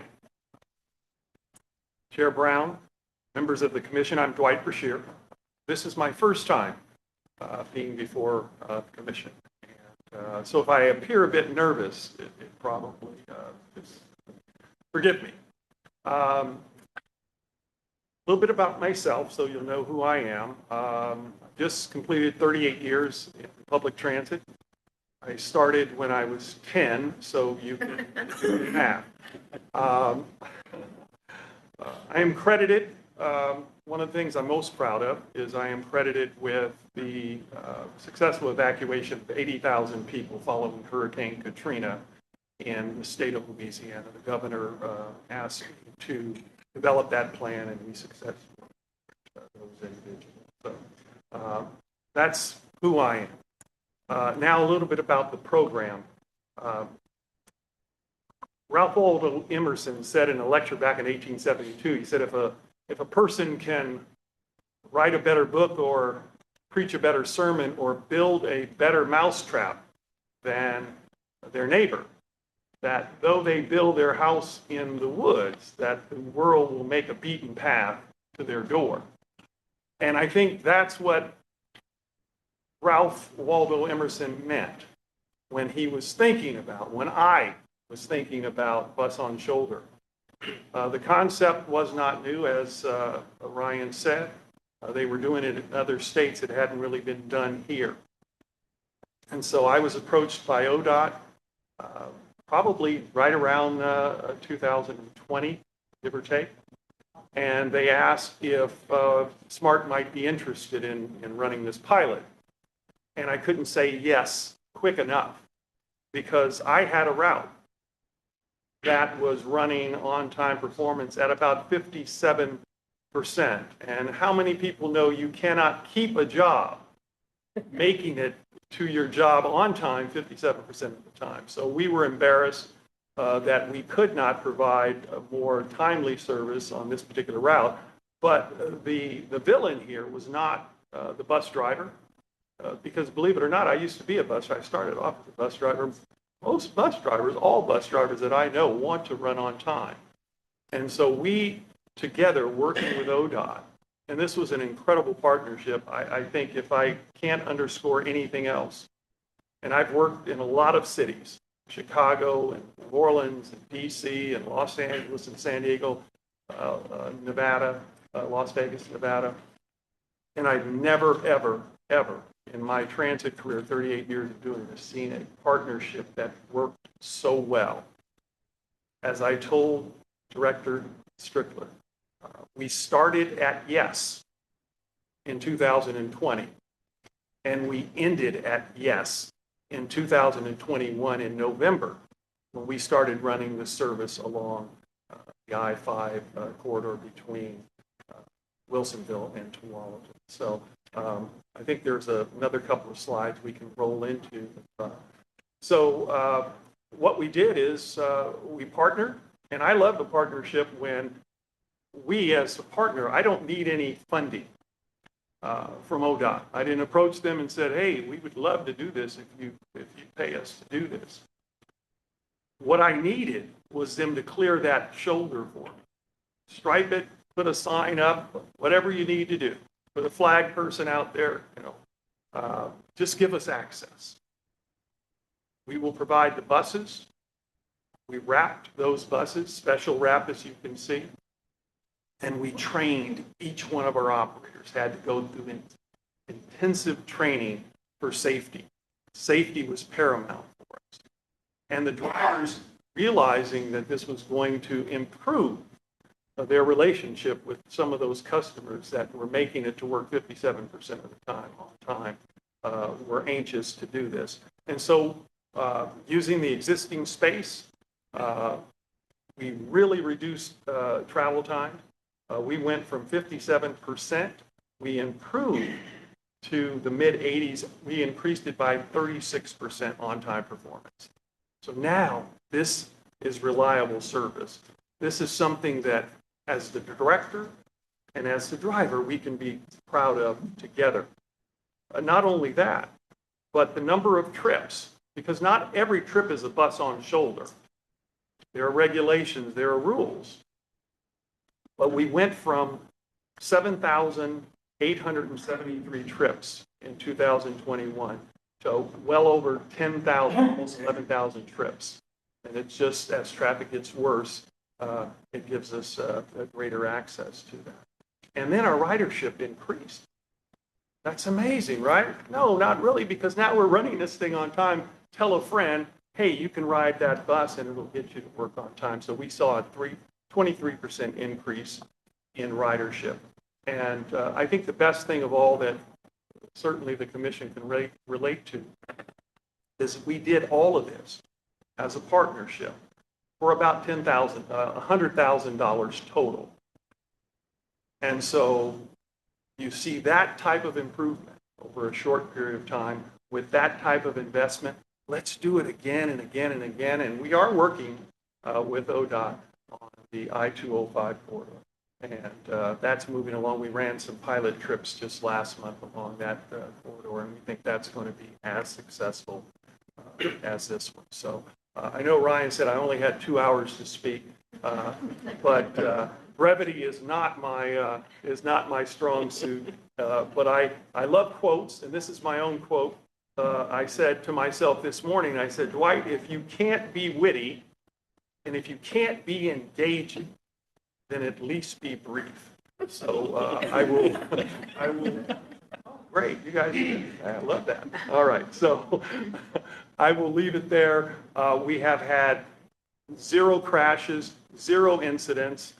I think we've seen, and I've got, my numbers here, I think we've seen 1 pedestrian over the last 2 years that was walking through there. And when that happens, we get out of the lane, we give them their space. We've seen 0 bicycles over that period of time. So, I mean, this is just a winning formula for us. SMART is totally thrilled with this project. And I didn't mention, I must mention this, that SMART has been rated over the last 6 years as one of the top 10 transit agencies in the country by a national survey. And so we've rated in the top 10 for quality of service and ease of use. And I will tell you every day and twice on Sunday that it is because of us on Shoulder that we continue to maintain that status. So I'm very pleased to work with ODOT. Couldn't be a better partner, and I mean that with all sincerity. Thank you both. So I do believe, before we move on, that Vice Chair has a question. I'm just curious, where do you roll on the shoulder? It's about 2 miles total. About a mile, a little over a mile coming south, and then a mile going north between Ellickson and Lower Boones Ferry. In both directions, we have access. And I will say, Vice President Byer, that this service is paid primarily with STIF money. And it is a free service. We don't charge a fare on it. Thank you. And I would just add just a couple quick things. We were able to implement it really quickly and really efficiently. We were already doing a paving project through the area, so we were able to move the lanes over, make sure that the rumble strips are in the right place. There are barriers that's not available everywhere right now, but this is one where we were able to implement it quickly. The other one that we're able to implement quickly, and thank you, I should say, for approving the consent calendar. Item C had our bus on shoulder OAR that allows us to now consider these in other places around the state without having to go through a pilot program to do that. We still have to get approvals, obviously, and work our way through that. But the carbon reduction program, ODOT's carbon reduction program, is helping fund some improvements that we need to make between Stafford Road and 10th Street on I-205 to facilitate bus on shoulder in that section.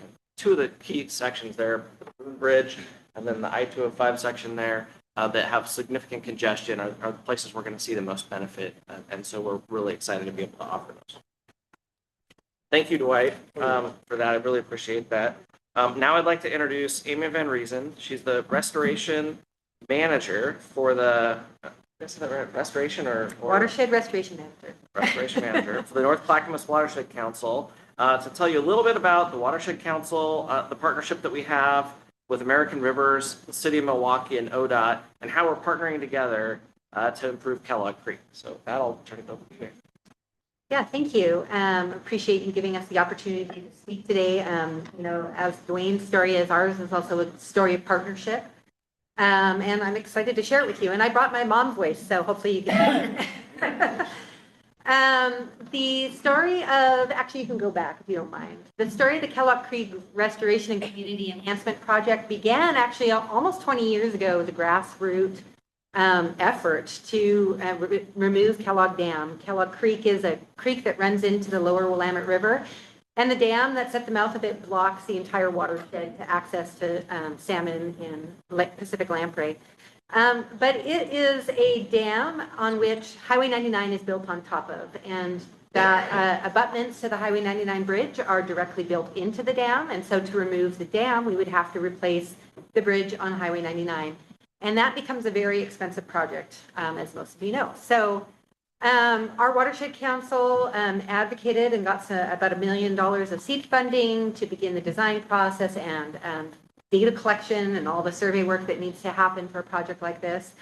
And then in 2022, we partnered with American Rivers, which is a national nonprofit that focuses on dam removal, and submitted a $15 million grant application to NOAA Fisheries to their IIJ fish barrier removal program. And we were successful in getting that money, which was really exciting. It's the largest grant that NOAA Fisheries has ever let for a fish passage project, and it's something we're really proud of.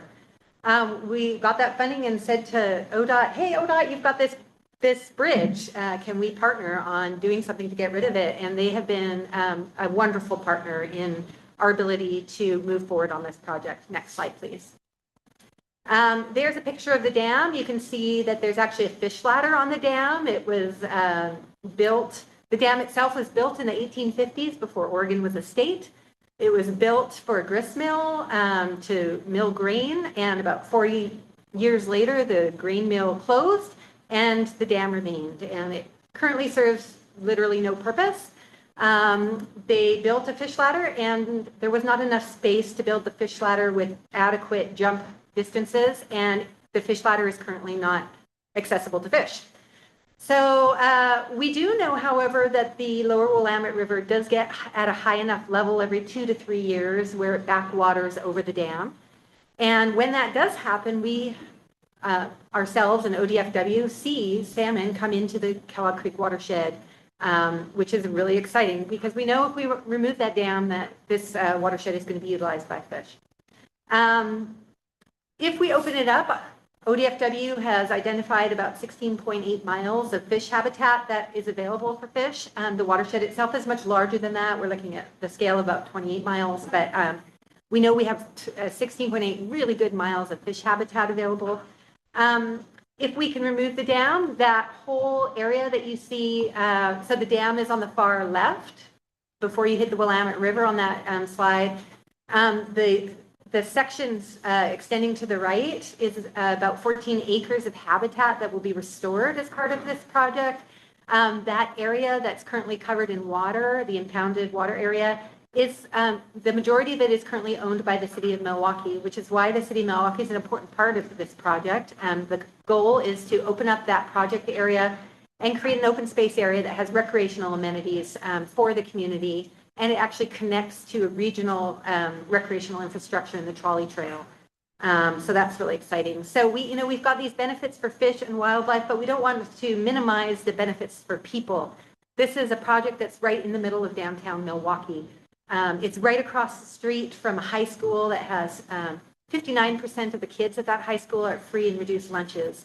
It's right across the street from food carts. I mean, it's right in a downtown urban core, and there's a light rail station right across the street. So we want to emphasize that there's a lot of benefits to people as well. We're talking about increased flood storage, increased recreational infrastructure, modernizing that Highway 99 bridge. Right now, we know it's not seismically safe, so we can modernize that infrastructure utilizing fish restoration money and not transportation dollars, saving those transportation dollars for other projects.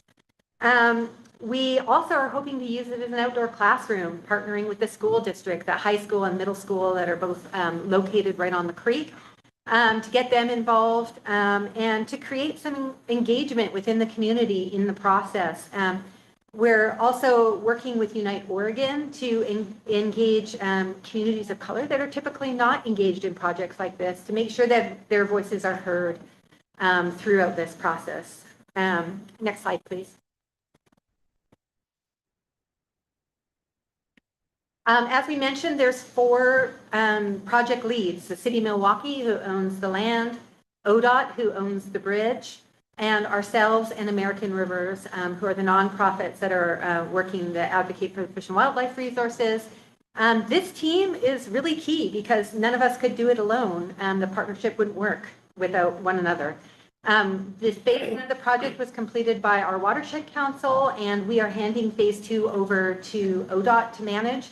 But it is a cooperative team that is going to be managing this project right to construction, which is anticipated to be in 2026, 2027. We're probably looking at a 2-year construction window. I also wanted to notice our other collaborative partners that on this, some of them are missing, but we have designed to manage this project a team called the Technical Advisory Committee, so that we have the regulatory agencies involved right through the design process. So, ODF&W is a partner, letting us know what their priorities are. NOAA Fisheries are a partner, letting us know what their priorities are. And the goal is to streamline the process. So we're not designing a project, bringing it to the regulatory agencies, and them saying, oh no, this is not going to work. They're part of the process from day one. And that's really drumming up a lot of excitement as far as funding goes. And I guess that's my take-home message for my part of this presentation, is that expanding the scope of transportation projects to include environmental and recreational and social benefits through partnerships with local entities like ours can really open the door to a diversity of grant funding. That's out of sight of the traditional transportation funding network. And we're really excited to be partnering with Ryan and his team at ODOT, and grateful for the opportunity to do so. So thank you for listening. I have a question. This is a really exciting project. When dams get removed, all that silt that gathers behind the dams needs a place to go. And I'd be curious what the mitigation for the pollution is. And also, I'm curious, have you sampled the silt behind the dam to see if there's pollutants in there that we need to deal with? That's a really important and good question. And it is the number one question that we're in the process of answering. There has been some initial sediment sampling that has been done, which has shown that the contaminants behind the dam are no worse than the contaminants that we already find in the Willamette. So that's encouraging. But we also want to minimize our impact on our environmental footprint as part of the construction and design of this project. So we are doing additional sampling. We know that some of the sediments, particularly in the lower project area, are extremely deep, up to 30 feet before you hit depth of refusal. Part of that is that we believe it might have been used as a burrow pit when Highway 99 was built, and they actually dug it out and then it filled up with sediment. So we're already initiating discussions with PSET, the Portland Sediment Evaluation Team, to have those discussions. And I think it's going to be a cadre of ways to manage it. So some of it will have to be flushed when the dam is initially removed. There's going to be a combination of making sure we are designing around those strata that contain those contaminants, because the contaminants aren't right through the sediment column. They're in a strata layer. There's going to be some capping it on site. There might be some removal of that sediment. So it's going to be a combination thereof. But it is one of the biggest outline questions that we're still trying to answer, and we're going to be doing some additional sediment testing this coming spring. To do that, we have to launch a barge into the lower Kellogg Creek, which includes a crane, and then we have to do geomorphic testing to make sure the crane can stay on the banks and doesn't fall into the creek. So it's quite a large effort, but it's on the forefront of our mind. Okay, and you're probably already doing this, but we've learned a lot about the Abernathy Bridge relative to the time of the year where we can be in the water. So you've probably got some water windows. And if you need some resources up there, I'm sure Ryan can put you in contact with him if he hasn't already. Yes, ODFW has defined in-stream work windows. Like I mentioned, they are on our technical advisory team. The idea is we'll probably have to get a variance to expand that work window for some of our work, but that's the benefit of having a technical advisory committee, is that they are already a project partner on our team, and so they're a part of it along with us. And thank you, Commissioner Baker, for making my point, which is we have a defined set of things in the region and at ODOT that we do. We have a program that we need to deliver that people expect of us. We have maintenance responsibilities that people expect of us. And then there's and hey, would you mind also helping us out with this $15 million grant that we just did? And we're going to need a bunch of technical expertise and staging help and expertise on these other bridge. And those are the other things that draw on the resources that I have in terms of my staff and my capacity, but are also huge opportunities to make a difference in the communities that we're serving. And we don't shy away from those. Hood River, the Port of Hood River's got this giant bridge that they're doing, and they need our expertise, and they need our facilitation with federal highways, with all of the regulatory agencies. It's not our bridge, but it is something that it serves our communities. It's a big part of how you access the gorge, and we know we need to be a part of it. So we're engaged in that. Those are, I guess, what I wanted to make sure I was highlighting is there are a lot of things that you may not even know how ODOT may play a role, or you might not expect that ODOT's playing a role. But that we are, and that we're not shying away from those. So thank you, Amy, for describing that, and Milwaukee and American Rivers for seeking the funding.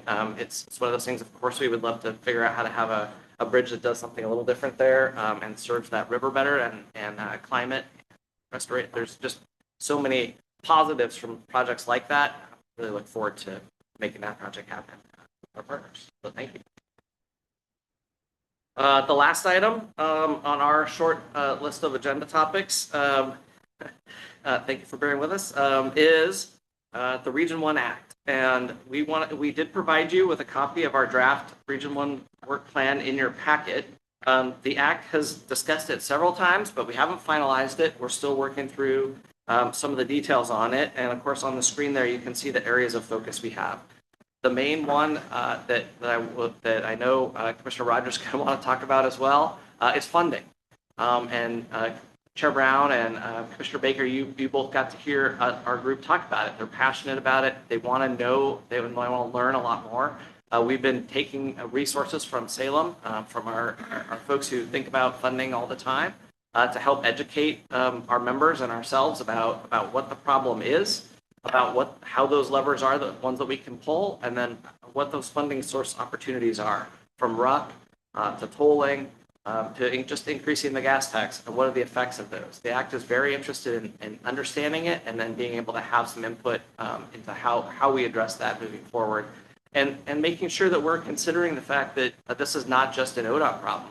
This is a problem, funding problem that is also affecting our local governments and communities, and we're seeing it at our local transportation agencies having to make cuts. We want to spend some time talking about investment priorities. There's a lot going on in Region 1. We have the urban mobility strategy. We have all of our fix-it things that we need to do. We have high-capacity transit projects, some that are done, some that are underway with the red line that's going on now at the airport across 205. And then, of course, Southwest Corridor is still out there. We've got 2 bus rapid transit projects under consideration. And then, of course, the local funding. So with that, I think I'd just go, instead of going through the rest of my talking points, I would like to pass it off to Commissioner Rogers to maybe tell you a little bit about what's going on there. And then we have a few minutes left. It's like about 10 minutes left for questions. 5 minutes, 8 minutes left. I'll bring that a little closer. Yeah. 1 minute. No, she just did that. Thank you. Do you have any questions? Commissioner, please. Well, thank you. I've long lost my parent voice. That was an era ago. So I have my grandfather voice, which is a little more subtle and you have to listen to. So who am I? I'm Roy Rogers. I'm a Washington County Commissioner. I had the great distinction of doing that for 39 years. December, something like that. I was 7.5 years at mayor of East Walton. So I went from there to county. And so it's been a great ride from joy from service. Brian doesn't know what I'm going to talk about, and that's good because I don't really know either. I wanted to gauge on what the meeting was like and what all of you. First, I want to say some thank yous. First of all, I want to say thank you to Paul Savas. He's not here. You have to leave. Co-chair and Race Commission in Washington, Clackamas County. I want to say thank you to Ryan. He does a good job. I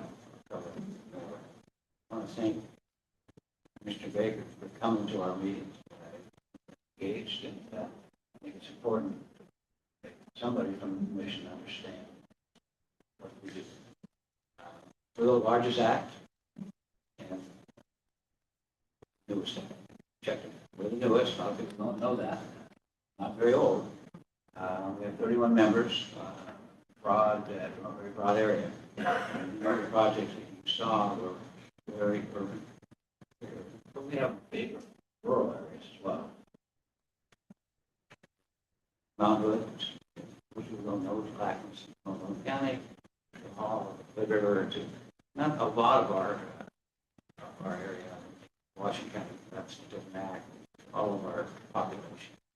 So 1.5 million plus that we're serving, obviously we have a variety of needs.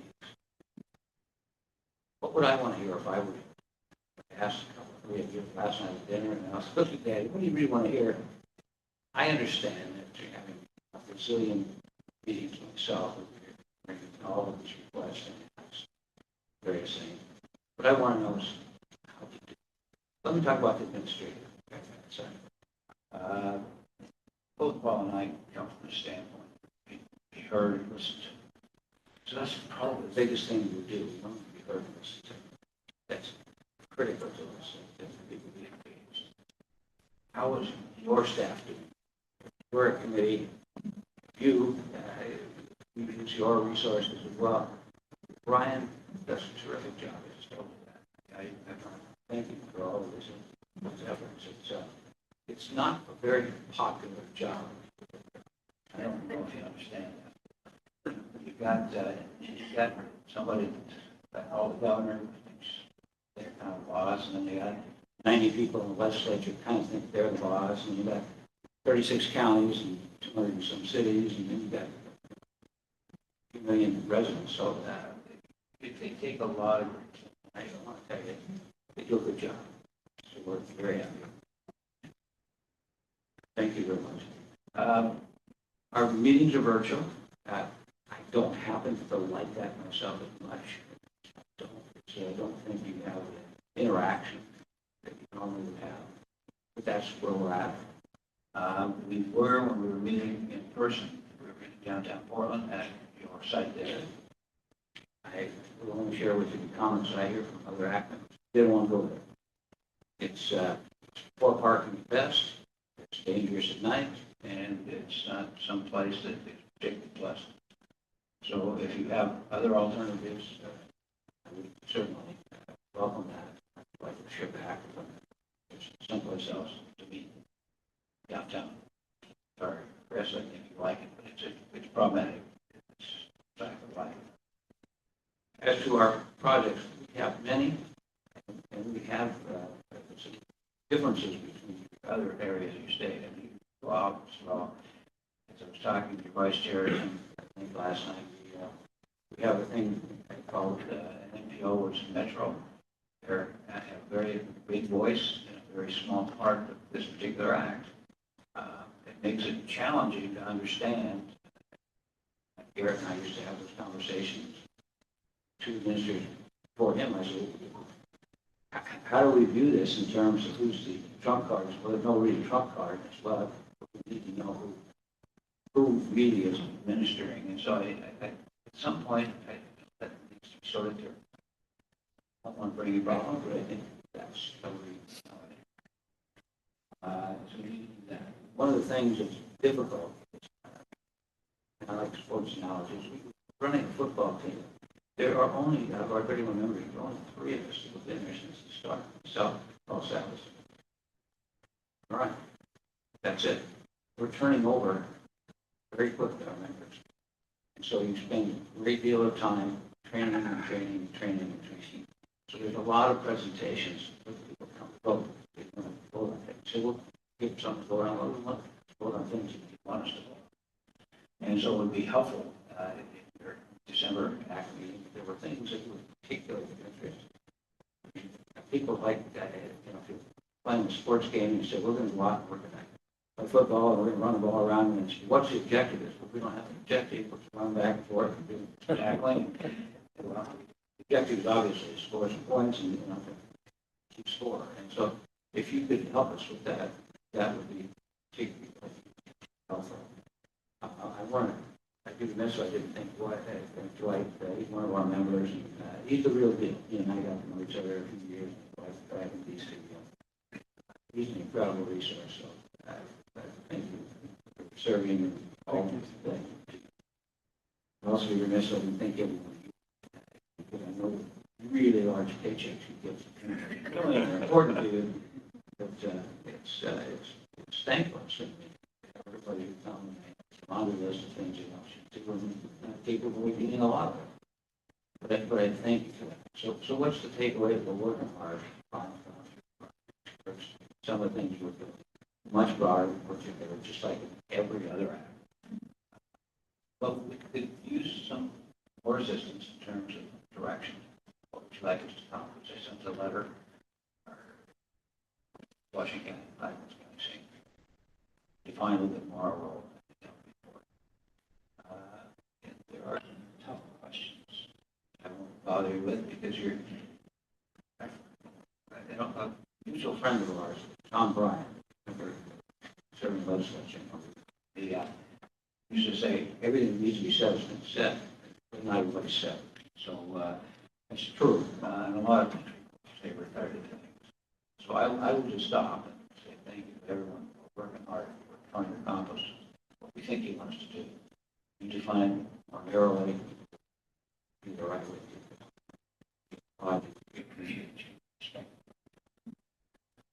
Thank you, Commissioner. I think that when we set the whole idea of the acts over the last couple of years, and it's been a painful process, to say the least, as we tried to really define what it is we wanted from the acts. And it really comes down to one thing, and I appreciate what you said, is in the future, we're going to need support.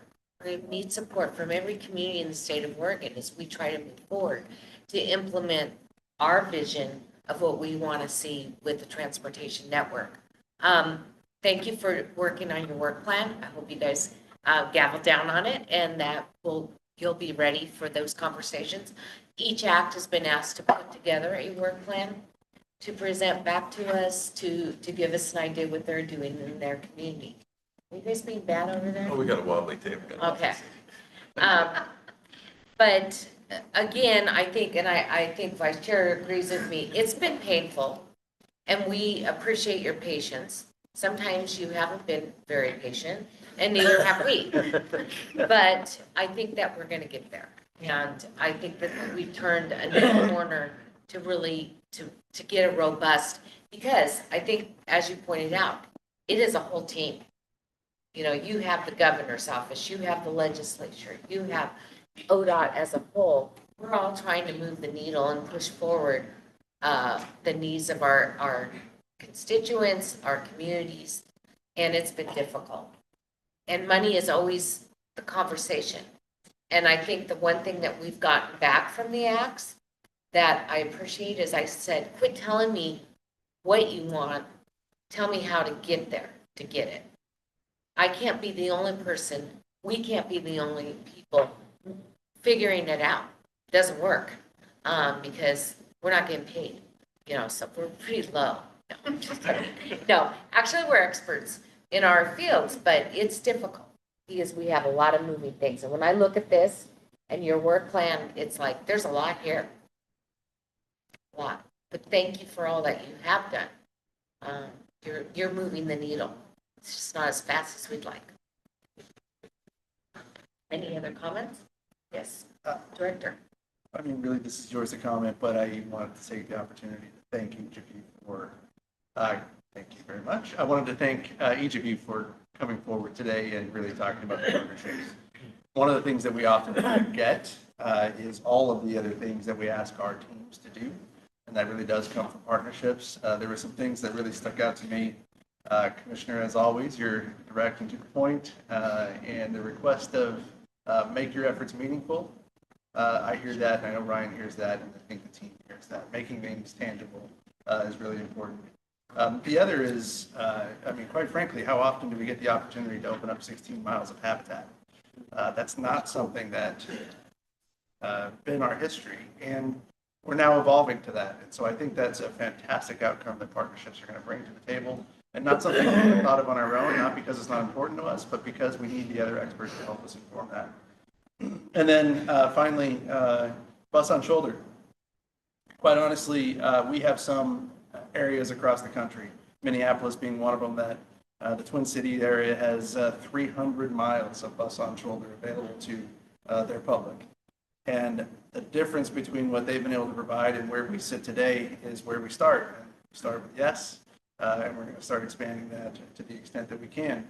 It goes to show the importance of having the infrastructure and the partnership both to be able to implement those things at the cost that you heard from Mr. Bashir, because paint can go a long way with what we already have on the ground if those partnerships can yield that professional driver status and all those other things. So congratulations. Thank you for being the start and continuing that effort. And appreciate everybody's comments and partnership. It's really important to us as an agency. Thank you. And the Vice Chair would like to. I just wanted to comment a little bit on the acts. What I think the importance, value of that is Oregon is an incredibly big state geographically. No way that 5 of us will ever understand the needs in all of those areas. And I think the 19, right? 19 acts. Is that right? 13 acts. That's a lot of knowledge and value in those areas of helping us understand from the local perspective what the transportation needs are in that. Now, our job when it comes together is to, there's no way your priorities are always going to be the statewide priorities, but we have to balance that. And we wouldn't know that if we didn't have the acts out there. I think there's a partnership that's right there. Of course, we have the other MPOs and the thing in there that confuses the heck out of everything, the layers, and Metro. But that's, it's really important to have that together, work together. I know many years ago, before there were acts, where we had to still have those things, when I was on the city council, it was very helpful to have that discussion. So I really appreciate you putting the time in. It's a long time you've been doing it, Commissioner. Sorry, when I was too.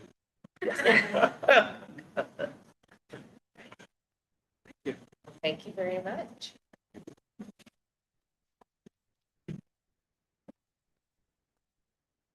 I think, Brian, you're staying, correct?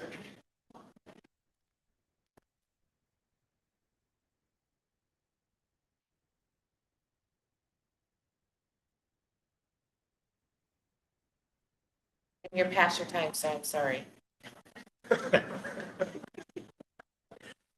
Chair Brown, members of the commission, I'm still Ryan Winsheimer, the ODOT Region 1 manager, and I'm joined at the table this morning by Arthur Babbitts, chair of the Historic Columbia River Highway Advisory Committee. The Oregon legislature created the Historic Columbia River Highway Advisory Committee back in 1987 to make recommendations to ODOT and parks concerning the historic highway. But we haven't been before you in a long time, several years. So we're a little overdue in bringing you up to speed on our activities. Arthur's going to provide you with some background and history on the committee quickly and bring you up to date on the trail completion. And then we'd, of course, like to ask for your support on the proposed resolution before you that was drafted by the advisory committee and is recommended for OTC approval by the Region 1 Area Commission on Transportation that you just heard from. So with that, I'll turn it over to you. Thank you very much, Chair Brown, Commissioners. I really appreciate you making some time for us. I'm usually known for doing presentations with tons of really interesting old pictures and lots of old stories, and talking about the wonderful history of this trail. We don't really have time for that today, but I do want to extend the invitation that if any of you are visiting the river, happy to meet with you privately, happy to sit down with you, show you some photographs, happy to give you a tour of the highway. Anytime, you just you will not have any trouble finding me. Just ask Ryan and you can find me. Like Commissioner Rogers, I also am a county commissioner and former mayor, and wear many hats. And in fact, one of the hats that I wear is also as the commissioner on the new Hood River White Salmon Bridge Authority. And I just want to take a quick opportunity to thank Ryan. Mentioned that he works on many things that he doesn't bring up often and he doesn't get thanked for very much. Ryan and his staff have been tremendous in terms of the advice and counsel and support that they and the other folks at ODOT have given us on that project. So thank you, thank you, thank you for that. But on the Columbia River Highway Advisory Committee, let's jump right into that. So I am the 4th chair of that since 1987. It was created by the legislature as a follow-on to the Scenic Act, which created the National Scenic Area and had the goal as one of the sub-goals of reconnecting the pieces of the Columbia River Highway that had fallen to decay over the years since it was first inaugurated in 1916. So in 1987, this committee was created, and Lewis MacArthur was the first chair, and I'm happy to be the 4th chair. Membership includes folks from many supporting or many partners, from ODOT to Oregon Parks and Rec, the State Historic Preservation Office, Oregon Tourism Commission, but also there are 6 private citizens who are on this committee, and I am one of those. There are 2 from each of the 3 counties, Multnomah County, Hood River, and Wasco County. And we all sit on the committee, and we've had some good rotation, but we also have some good historical continuity as time goes on. So we are effectively the experts in all things historic highway, and we advise ODOT and OPRD on that. The goal is very straightforward. It's to reconnect and rehabilitate the sections of the historic highway into a single trail. So if we go to the next slide. This gives you some perspective. I'm sure you've all been through the gorge. I'm sure you've been on many sections of the highway, but in 1986, there were 22 miles that needed to be reconnected. Bit by bit, piece by piece, funding effort by funding effort, we've been able to reconnect the pieces, and now we have just 1.6 miles left. And what we're looking for today is really renewal of your commitment to the effort to reconnect these pieces and to allow ODOT to continue helping us in generating the funding requests that are necessary to do that. So really, what I like to say is that this is a great example of a situation where the whole is greater than the sum of its parts. For decades, we've been opening piece by piece of the highway. From the section of the river was opened just around 2000. Section through Cascade Locks was opened, parts of it in the late 1990s and parts of it in the mid 20-aughts, I guess we call that. But each of those sections has made a wonderful day trip, and it's been tremendously popular. People love the highway. But when we connect all of them, and you're able to go continually from Troutdale to the Dalles, that will be a rule change. That will make a facility which is world-class, and people will come from all over the world to see it and to enjoy it. What I've been saying about what this project brings to the communities along the way is that we will know that we are successful when each of the towns along the way has a brew pub. And the reality is that we now have 2 brew pubs in Cascade Locks, which is a wonderful thing, and Mosier has a brew pub.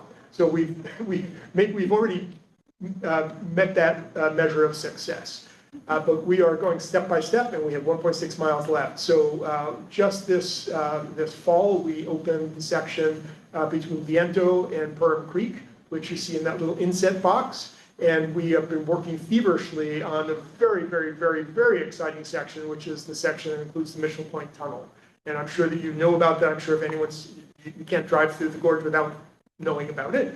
It's kind of in your face a little bit, but that section is just beautiful and exciting and wonderful. I'm also a photo curator at our local history museum. And if you look at any of the photo albums that people have from the era, the Mitchell Point Tunnel was a high point of the trail, and everyone who passed through there stopped at the Mitchell Point Tunnel and took pictures. And when we open the Mitchell Point Tunnel again in the spring of 2024, you will understand why, because it is absolutely phenomenal. The views there, the experience that we will be able to provide to visitors along the trail is just amazing. So we're thrilled that we're going to be able to open that next year. As you see, there's a little wedge between those 2 sections that we're working on finalizing funding for. And then the design phase, we're well advanced in the design phase for the section I always say from the end because I think about from my section. So from the west end of Mitchell through to Ruthven, which is in Hood River, that is the remaining section. And when the original highway was built, that was the hardest section to build. And it is still a very hard section to build, but we're working on it. We have plans in place, and we're looking to move that forward. So we go to the next slide.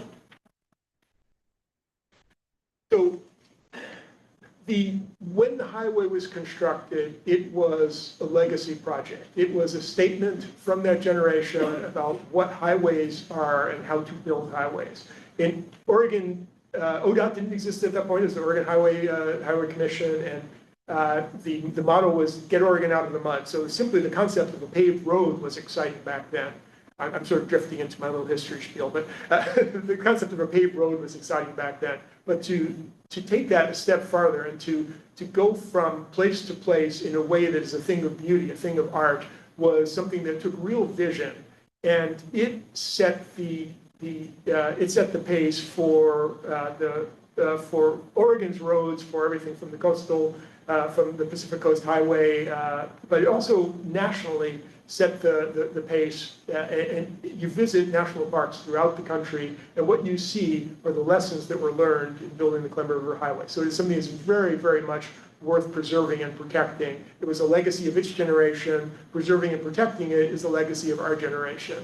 So what we were looking for is that we're asking you as the Oregon Transportation Commission to direct ODOT to continue to develop the funding requests that are necessary to make this project move forward. And really, I am hoping that I am the last chair of this commission to come and ask for the support for the completion of the highway, because I'm hoping that the highway will be complete before the next 9 years is expired. So if we could, I think there's one more slide. As a former mayor, ribbon cuttings are the most fun. And we're looking forward to a ribbon cutting at Mitchell in 2024, and really hope that you can join us, and hope to follow on with a ribbon cutting at Ruthven after that, and I will then be open for everyone to enjoy. So I'm available for questions, or if not, we're simply looking forward to seeing that you renew the resolution, which offers to allow ODOT to continue to develop the funding packets that are necessary to support this project. So is there questions from the commission? I have a comment. Arthur, when I was up there, accepted the invitation to come up and join the tour of Mitchell Point. A couple things. One is I've been a lot of places around the world. Columbia River Gorge, I think, is the most beautiful place I've ever been. And you've done a fabulous job of making it accessible, again, at a pace that's slower than a car driving up 84. The other thing that I would say is I was so impressed by you and your team of volunteers that have hung in there now for 36 years to make this happen. And it's just really impressive to see what a group of determined citizens can do when they've got a passion about a project. And I think, what you're doing there is bringing an incredible gift to the people of Oregon by getting this completed. And as you say, there will be people from around the world that are going to come and enjoy it. Hopefully spend a lot of their money in Hood River on their way through. So congratulations. And I really do admire and respect, what that whole team has been able to accomplish with the determination that they've had. Thank you, Commissioner. It's very meaningful, and we're meeting, I believe next week, and I will pass that along to them. Yeah, give them all my best. Thank you. Other comments or questions? I want to say, Ryan, thank you for this last night. I took it back to my room and read it. It was really, actually, I really enjoyed it because it helped really Look at your slide presentation today and go, that makes sense. I know where that is. This fits. So thank you for sharing this with us. And congratulations for getting it in the making. So we're just asking for approval of the resolution. Correct. Last thing. So I'm looking for a motion to approve. May I do that? You may. Great. I move that we. Have a second? Do we have any discussion, other discussion? All those in favor say aye. Aye. Thank you very much. Thank you. Thank you, Commissioner.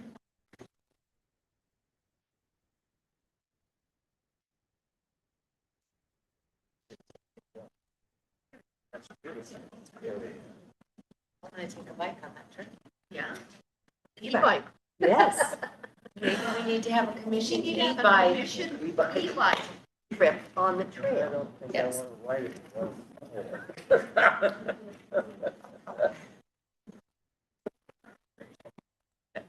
Sorry, stuck. Uh-oh. Okay, now we're on item M. So we moved it forward. Give me a second. Yay. Took a bite of my granola bar. I don't know why. So, well. Here, are you ready? Well, as ready as I'm gonna. Okay. So there we go.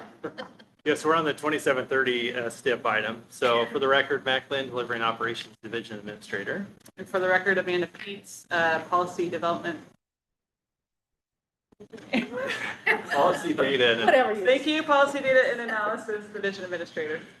Hold that little microphone a little closer because apparently you don't have mom voices and dad voices. Thank you for that. So Amanda and I are here today, a continuation of several of the conversations we've had with the commission. We're going to tag team this presentation, move through it fairly quickly, but definitely want to cover a few things that you've heard before, but we are asking for action today. Next slide, please. So even some of the comments earlier today, I think it's always important to start with what is the STIP, what is it not? And so I've seen this before, but the STIP is our capital program of funding, largely federal funds, but dedicated state funding, primarily through House Bill 2017. It's our construction and development projects, not only on the state system, but also on local roads, especially when you think about local bridges being a big component of our federal funding. And then, of course, all modes of travel, including our public and active transportation funds, specifically point out our FTA funds that support transit, for example. What it's not is funding primarily for maintenance and operations, the state highway funds that go to cities and counties, the funds that support DMV and our Commerce and Compliance Division, as well as things like Connect Oregon or the State Transportation Improvement Fund, or otherwise known as STIP. So important, I think, to draw a firewall between those two things. Sometimes it certainly can be confusing in terms of how big ODOT's budget is. What is the STIP? What is it not? Next slide, please.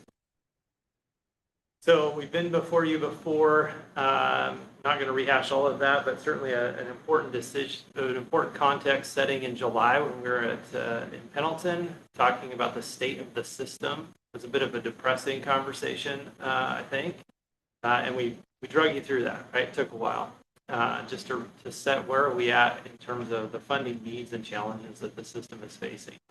In September, we were in front of you in Eugene talking about the unallocated fundings. We'll certainly cover that here in a brief second. But today, we're asking for your decision on the funding allocation.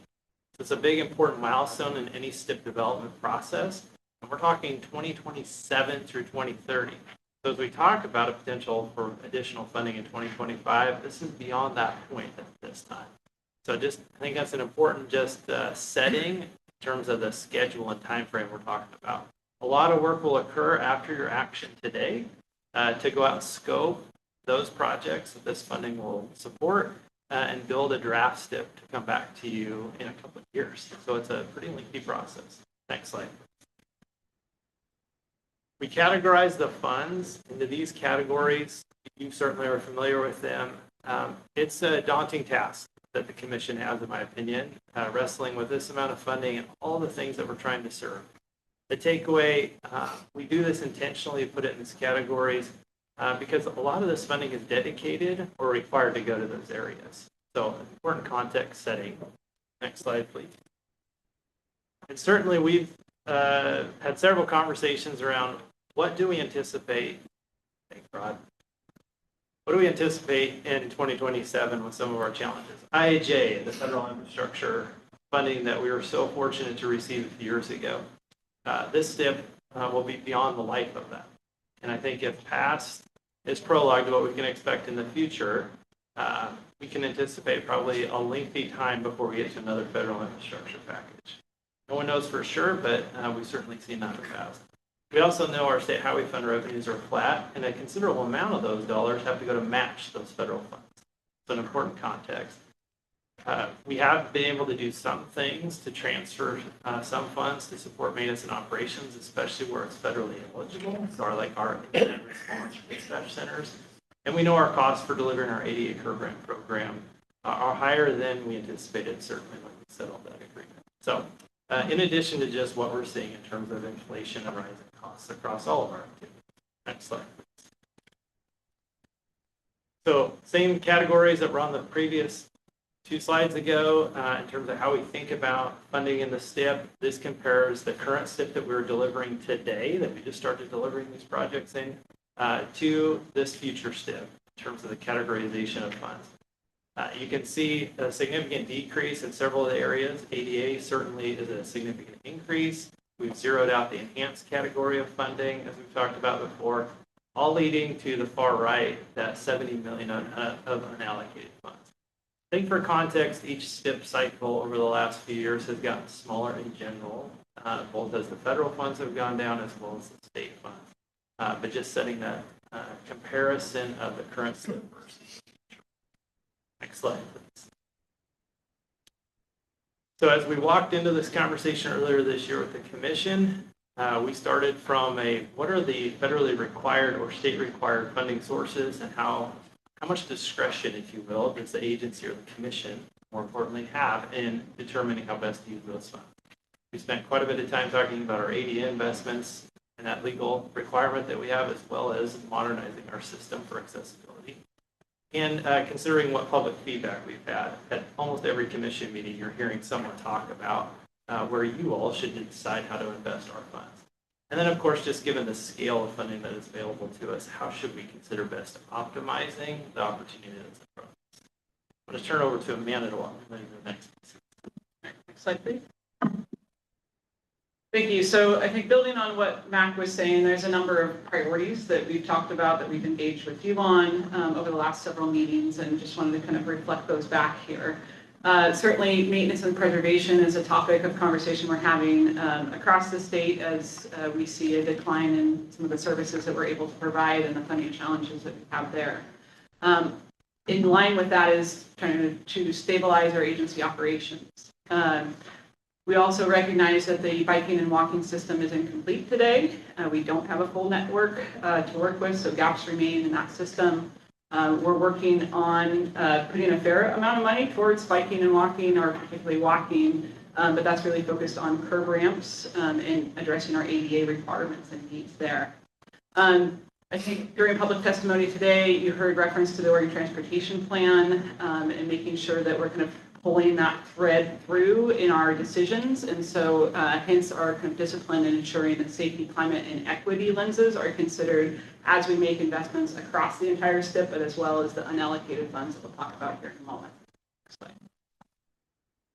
slide. So some of the public feedback that we've heard, as Mac has mentioned, we're hearing a number of public comments each meeting come through, including some that you'll see, I think, reference some that came through today.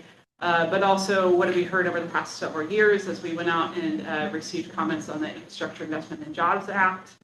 These are pretty consistent themes that we hear in terms of making sure that we maintain our current transportation system, interest in fix it, especially in our rural areas of the state where there are so critical lifeline routes.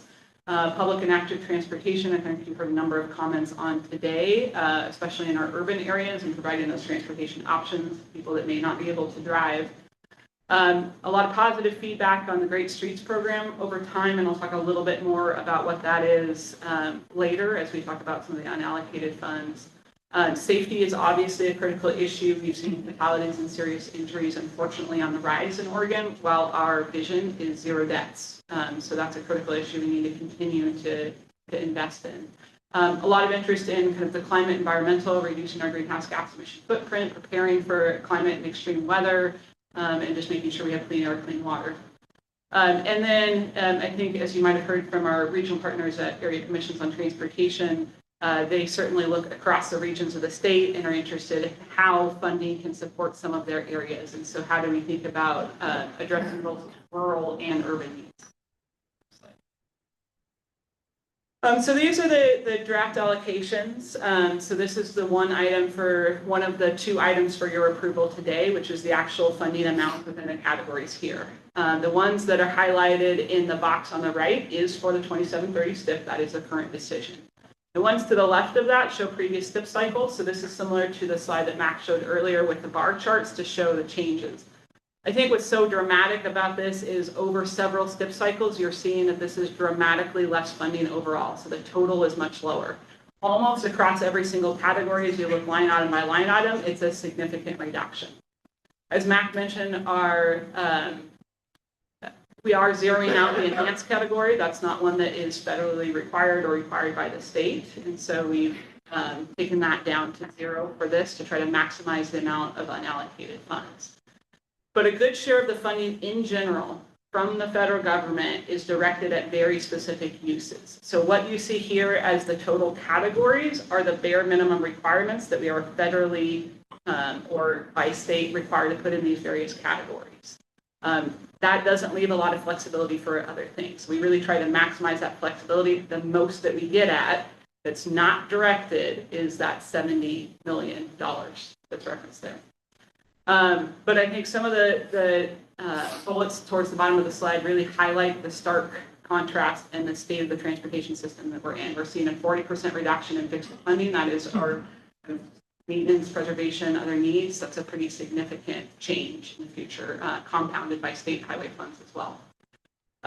While we're doubling ADA funds, we're seeing a reduction of about 30% in our public and active transportation spending. That's where we were able to plus up in previous steps about additional $100 million towards biking, walking, active transportation. And then we've reduced other discretionary programs that we've had in the past, some that are super important. Elderly and disabled is one of them. I get rid of it just about the time I need it, right? So what are we doing here? So we have some funding, but it's down to about $5 million over the 3-year period of the STIP, as opposed to a much higher amount in previous STIP cycles. And that leaves us with about the $70 million of unallocated funds. Yeah, next slide, please. So what does that buy? What are the outcomes? And certainly we're going to do some good things with those funds, but there's certainly an impact of what we're not going to be able to do. So just wanted to leave the commission with a few points on where we're headed in 2027. We'll be focusing pavement dollars on interstates only after 2027 with this amount of funding. And I think previous conversations with the commission, right, the importance of a 2025 funding package is paramount in that preservation space. We know our bridges, we replace 3 a year on average now for a 900-year replacement cycle. That's not going to get better with this amount of funding. So we know we're going to have issues with load rating more of our bridges on the system. As Amanda alluded to it earlier, we know we will not be addressing our biking and walking gaps in the way that we would like to. And then just that safety risk is going to increase as we're disinvesting in the system. We're going to continue to have more challenges holding it together. Certainly speeds on our facilities and a rougher surface are going to create challenges for us. But in general, we're going to see more of a reactive approach versus a proactive approach. So as we deal with impacts on the system, we're going to be forced, in my opinion, to come back before this commission and say we need to reshift some of the funds to deal with an immediate issue. For instance, we're very fortunate when we do have incidents on the system that we're able to tap into additional federal funds through the emergency reimbursement program. Sometimes that doesn't go as far as we need it to, or it's not an eligible event. So I just would expect the commission to be prepared for that as we get to this point, absent additional funding in 2025. So it's a bit gloomy, but that's the facts. Next slide, please. Pivoting the conversation just slightly, you've seen this graphic before, but as we consider the $2.8 billion of funding that we're going to deliver through this step, as Amanda spoke to it earlier, we really kind of focused on what's the discretion, how much do we have remaining. And we've had conversations with the commission about the $70 million, focusing on how do we best leverage that for strategic outcomes. Really focus on safety, climate, equity, and delivering the best value for the public as we're out doing projects that we can't support, but also how are we blessing up those projects to meet more needs. So I'm going to turn to Amanda to walk through an evolution of that discussion that we've been having with the commission. So the next slide will be the kind of second part of your decision today. So the first one is an allocation slide that I showed earlier. It's also an attachment in your packet that shows the distribution per category. This is moving on to the 70 million that we were able to maximize, that is flexible then for the commission's discretion on how to use. As Mac was showing in the previous slide, we've come with concepts before and kind of outlined some principles. What we heard from those conversations is how can we build and learn from popular programs of the past, like Great Streets, the Leverage Program, to really make strategic funding decisions that advance safety, climate, and equity within our corridors and within our communities. So our proposal that we're sharing with you today is Great Streets 2.0. So you're probably familiar with the Great Streets program. That is basically while you're in one location doing a project, why don't you look at the holistic needs of that location and address multiple things at the same time? There's a reason why we're calling it 2.0 is that I think there's a couple purposeful things we'll look at leveraging, and there's more discipline behind how we're identifying strategic locations to invest this money in as opposed to opportunistic. So a couple areas that we likely leverage this money off of are some of our ADA updates while we're there addressing a curb ramp, or our All Roads Transportation Safety Program or arts program while we're addressing safety. What else can we do within the same area? So some of the principles that we have, and this is trying to reflect back the public comments that I shared earlier in terms of how we're thinking about structuring this program. So I just mentioned a moment ago, we want to be more strategic than opportunistic. So opportunistic is we just happen to be there. Why don't we add some money to these other things? Well, 70 million isn't a lot of money. And so how do we focus that leverage on the most impactful things? And so to be strategic, we're really looking at what I'll call more of a heat map. And that's really shown as an illustrative example here on this slide, is where do multiple top priorities overlap across different program areas? And I'll show an example in the following slide of like the different program areas we look at to help highlight and identify those locations. We want to, I think consistent with public feedback, identify opportunities in both urban and rural areas. At the same time, I'll say again, 70 million does not stretch a lot very far. So it's not like we can necessarily get to all parts of the state with this money. There's going to be some select and strategic locations. We want to be really outcome focused in this. And that's the other part of, I think, 2.0 is how do we hold ourselves accountable to some of the key values, whether that's advancing equity, safety, and climate as we make these decisions. So what projects in particular can help to elevate and make progress towards those outcomes with the limited dollars that we do have. And then leveraging our investments. So basically leading to efficiency and cost savings. So I use the adage of we get 3 projects for the price of 2. So when we're there and we're doing something, we're not paying the mobilization costs on each and every individual project, we're seeing some cost savings. So this is where, while we have lots of needs across the transportation system, why wouldn't you just put them in Fix-It, for example? This is one that gets the best bang for your buck. Because it's a limited dollar, if we just put it into the Fix-It program, that would be eaten up pretty quickly on 1, maybe 2 projects. This, we can get to more areas. We can start to address some of those safety issues as we're seeing those fatalities, serious injuries. So I think it's a nice route program that we can really look at multiple needs for communities and for corridors. Next slide. So this is just another illustrative example. So you saw the state of Oregon map zooming into a specific area that shows hot. Why is it showing up as hot? So we looked at multiple different program areas to see where the highest needs exist. So we have inventories, for example, on our bicycle pedestrian system. And we have, based on proximity to a school or to a transit stop, we have those prioritized locations of where the highest need is to invest in filling a sidewalk gap, for example. We know for safety, we have a whole system that looks at where are the most fatalities and serious injuries across the state and making sure that we're trying to save the most number of lives. And so those have been put in a single scale of kind of critical, high, medium, and low, so that we can see where the most critical and high priority needs overlap. So this is just an illustration of why this area showed as red.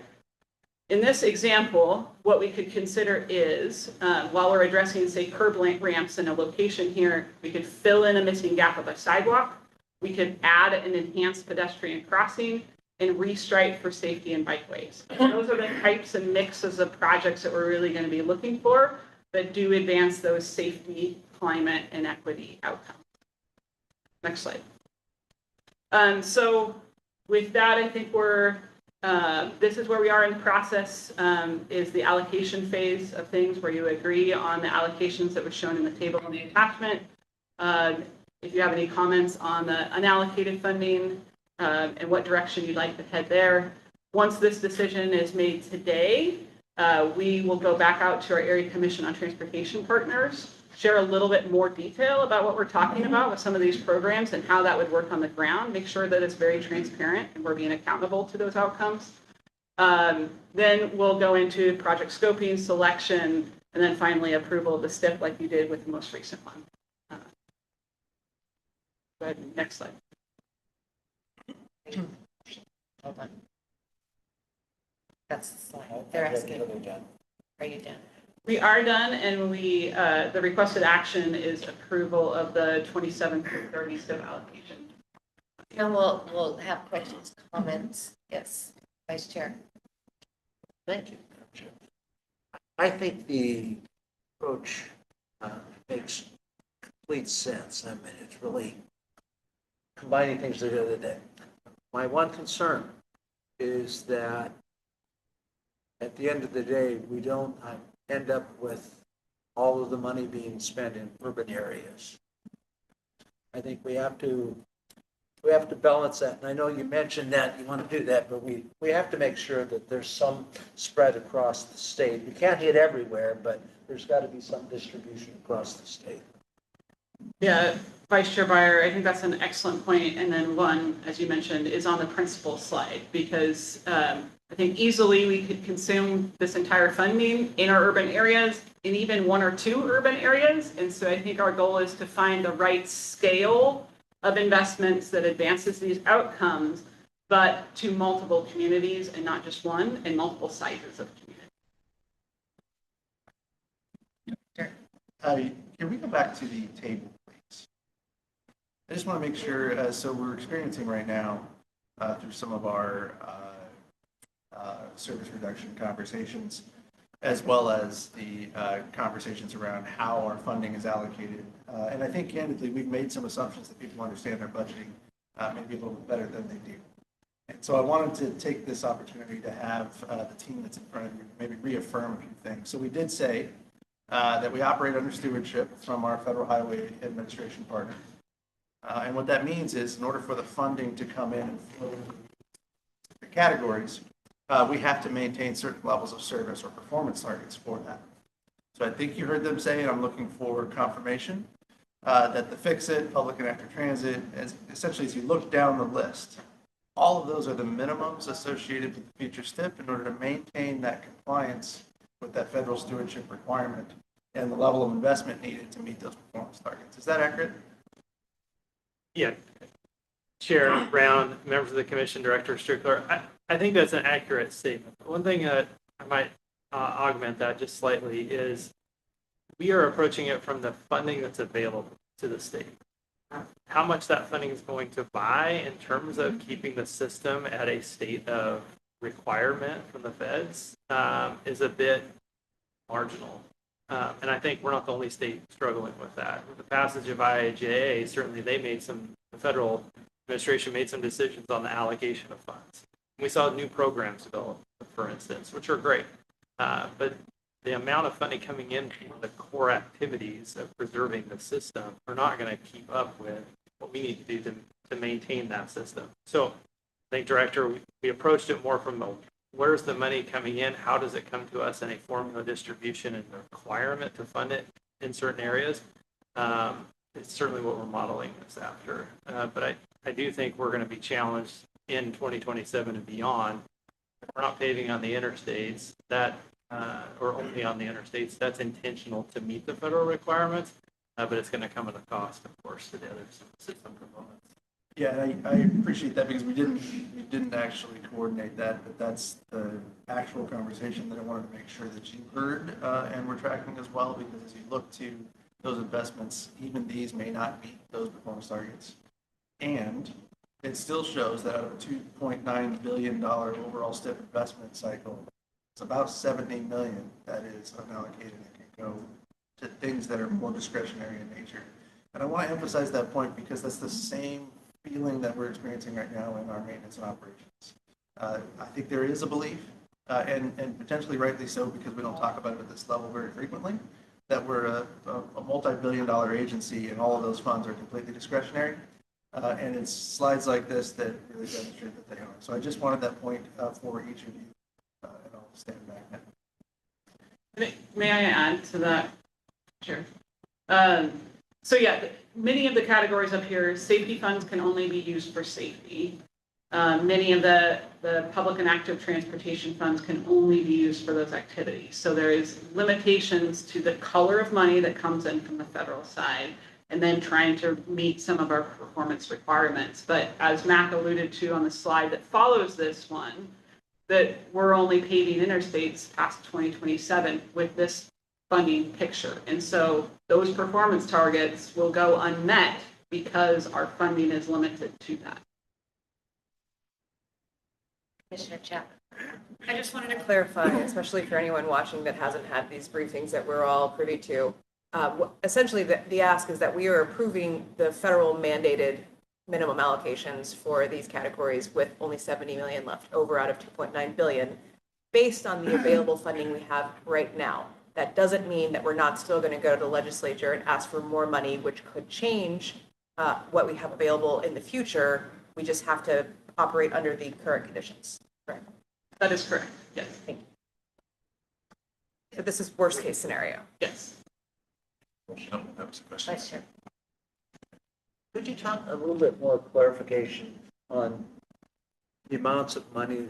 You mentioned that there's a certain amount that we have to spend on passive transportation and transit. It'd be good to understand what that number is, and is it that number? It's somewhere in there. And the other piece on the fix it, I think what I heard you saying is that there's a minimum standard of maintenance that the feds require. Is it limited to directed at the interstate system? And if we don't meet those, we may lose the funding? Is that what you're saying? Yeah. Chair Brown, Vice Chair Byer, I'll take that second question first, and then I'll turn to you. I think, Vice Chair, the federal requirement is that we maintain a performance standard, and we set that standard, and we have to meet that standard. They set the base, if you will, for pavement condition, as an example, or bridge condition. And it's primarily focused on the interstates, with a few exceptions, but think of the bigger routes in the state. So it's easy to just shorten the interstates. I'm going to paraphrase it very quickly. Their requirement is that we spend the funding on those areas and we maintain that performance rating. Or if we don't, they will direct where all of our formula funds will be used. I'm not aware of that occurring in the states because I think each state tries to manage to not have it get to that point, but it would take some flexibility away from us. So some of the other categories of funds, like safety is a good example, right? The federal government tells us we have to focus those dollars on safety. I don't remember all the details, but hypothetically, that could be an area where they refocus those safety funds and say you've got to put it back into the interstates to get that payment condition back up. That's an example of what the threat is in the federal rules around us not keeping our performance standard up in the interstate. Play that back and make sure I'm hearing you correctly. The standards that are there, if the feds don't believe we are meeting those standards, they then could direct us to take all of the funding and spend it on maintaining the interstate system. Yeah, Chair Brown, Vice Chair Byer, that's correct. I think there's nuances to which parts of the category of funds they can actually do that with. That's a bit beyond my skis today, but the essence that we're always concerned about is that.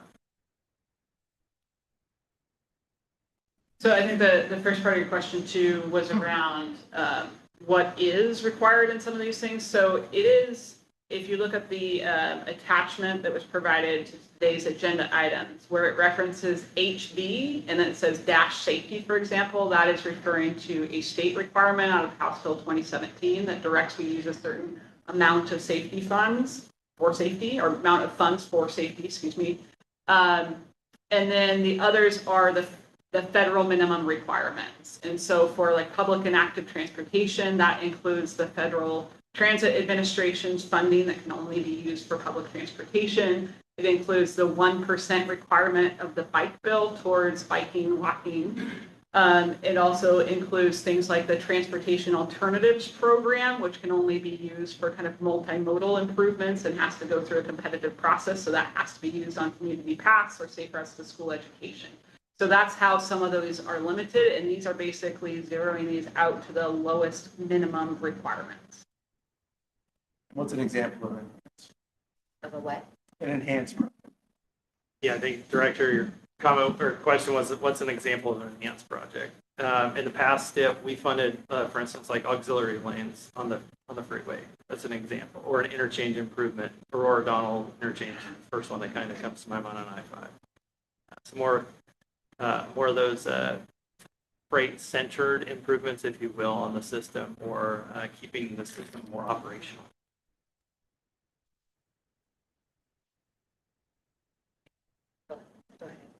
Thank you. Kind of transitioning from This is the minimum we need to do to your recommendation, which is to develop this program principles and use these principles to allocate the remaining $70 million. Great Streets 2.0. Help me understand how that process will work. And it's new, so maybe you don't know it all yet, the details. But what I want to understand is from, transparency to the public and to the commission, who's going to make these outcome determinations? What's that process? What's the touch point back to us? And how's it going to work? Paper, scissors? Sure, I'll take the first shot. Do we mind flipping to the slide that has the example map on it? So it's a closer up map.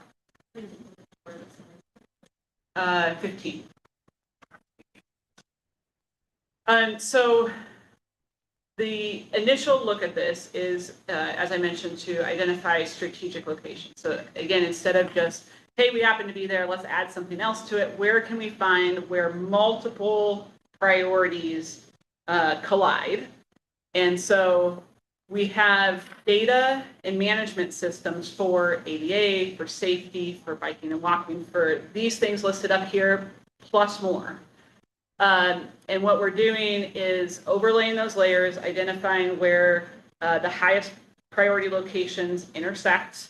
Also looking at factors like speed, demographics of the area. So we have the social equity index that we overlay on this as well.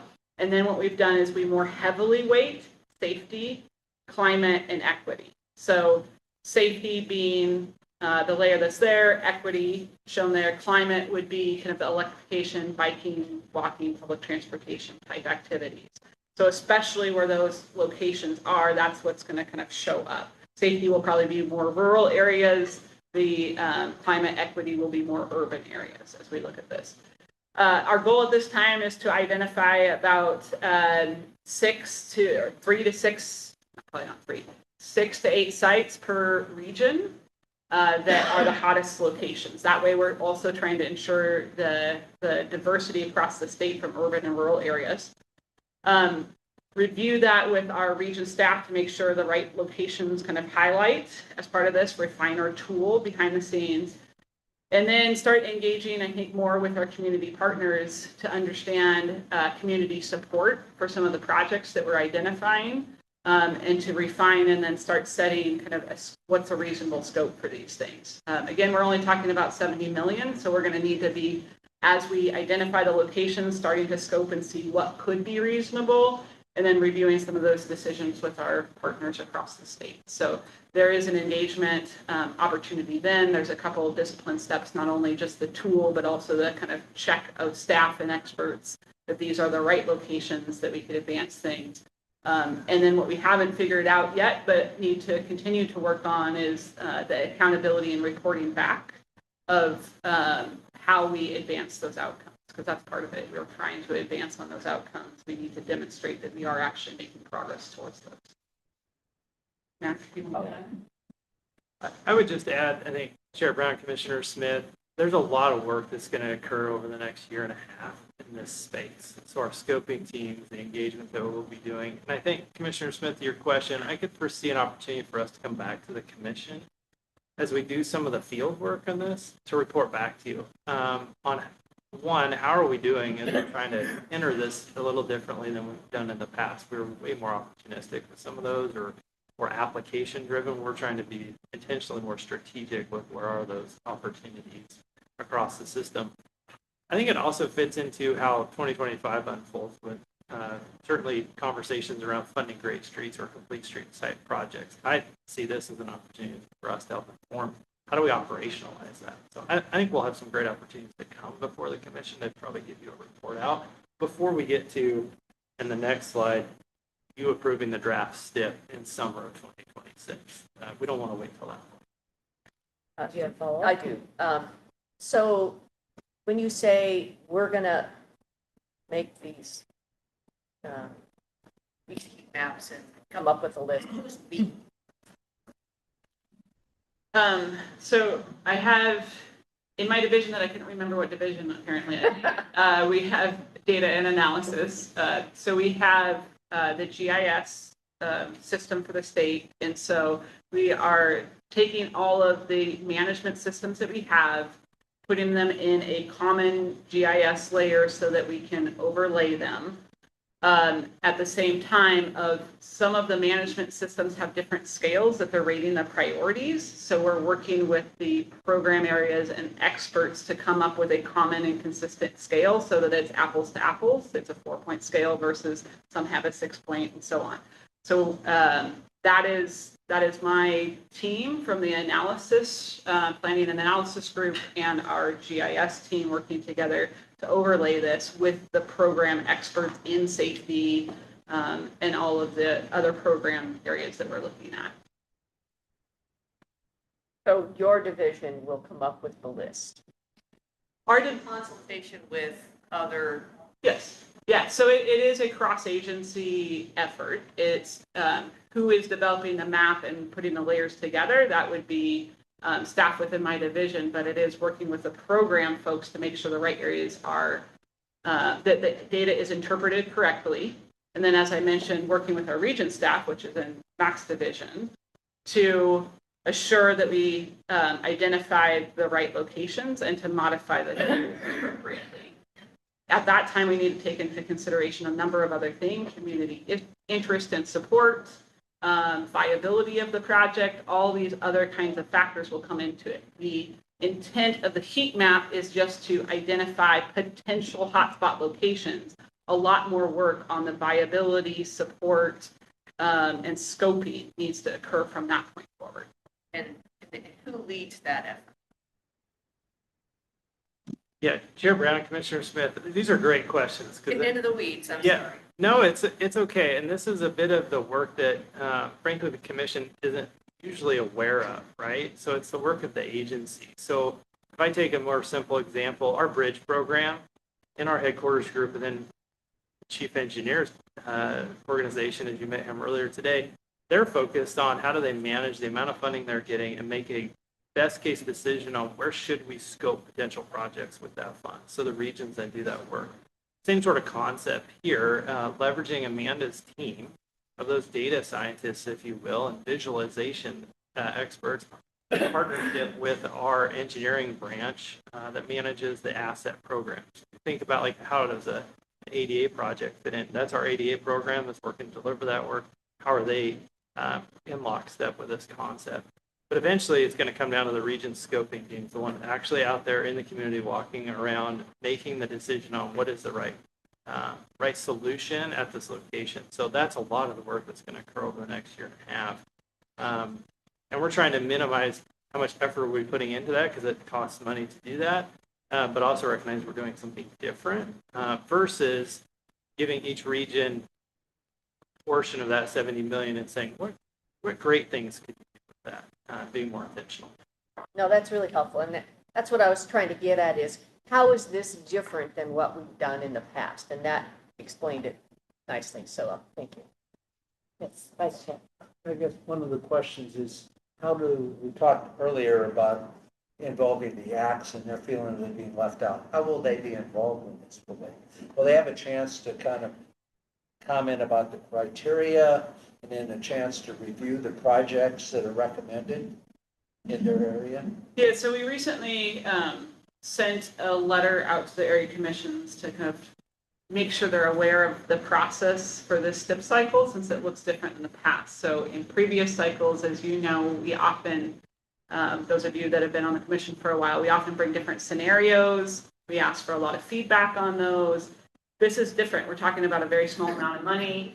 It's a staff recommendation at this point to kind of leverage those and maximize those. So we sent a letter out and have had some discussions with area commissions to notify them of our intent and when we plan to come back and talk to them, because that's the most important part of this discussion occurs today. Then our commitment is to go after today and have some additional discussions to get at some of these very questions here of kind of sharing a prototype of what we're trying to do, what that would look like, how they get engaged. I think what they will inform on the early phase of the engagement is how do we identify and highlight the potential project locations, and how do we make sure that we're advancing the safety, climate, or equity goals as part of that. So that's early on. I think there will likely be we intend to, I should say, engage them as well once we identify potential projects within a region. Those will be more than what we can fund, and going to the area commissions and seeking their input on what are the most important from their perspectives, what do we need to consider as part of those, that helps then inform the process of how we ultimately narrow that down to what is fundable. And so, It's your last. And explain the commission's role in terms, at the end of the day, are we just going to get the ones you recommend, or are we going to get a chance to hear what else was there and why some projects weren't selected or others? Yeah, Chair Brown, Vice Chair Byer, I think that's a bit to my comment to Commissioner Smith. I think we'll need to bring you something that's comprehensive to how we laid this out, the feedback we got from the commission. This is a new program, right? If you want to use that terminology, that's why we're calling it Gray Streets 2.0. So I definitely see a future where we do that. And I think even your question helps inform how we bring that information back to the commission. I think to your point around the acts, I would expect an area manager to already be having this conversation, and it'll play out over the next few months. But this is a year and a half of work that we'll be doing with them. So look forward to the opportunity to bring it back to you. I think when it's right and when we're ready, but before we actually need your gavel down on the draft. That work for a number of projects. Yeah, I think Vice Chair Byer, that comment, we're taking that to heart. We want to do as much as we can with this funding, but we also don't want to spend more time and energy than is necessary.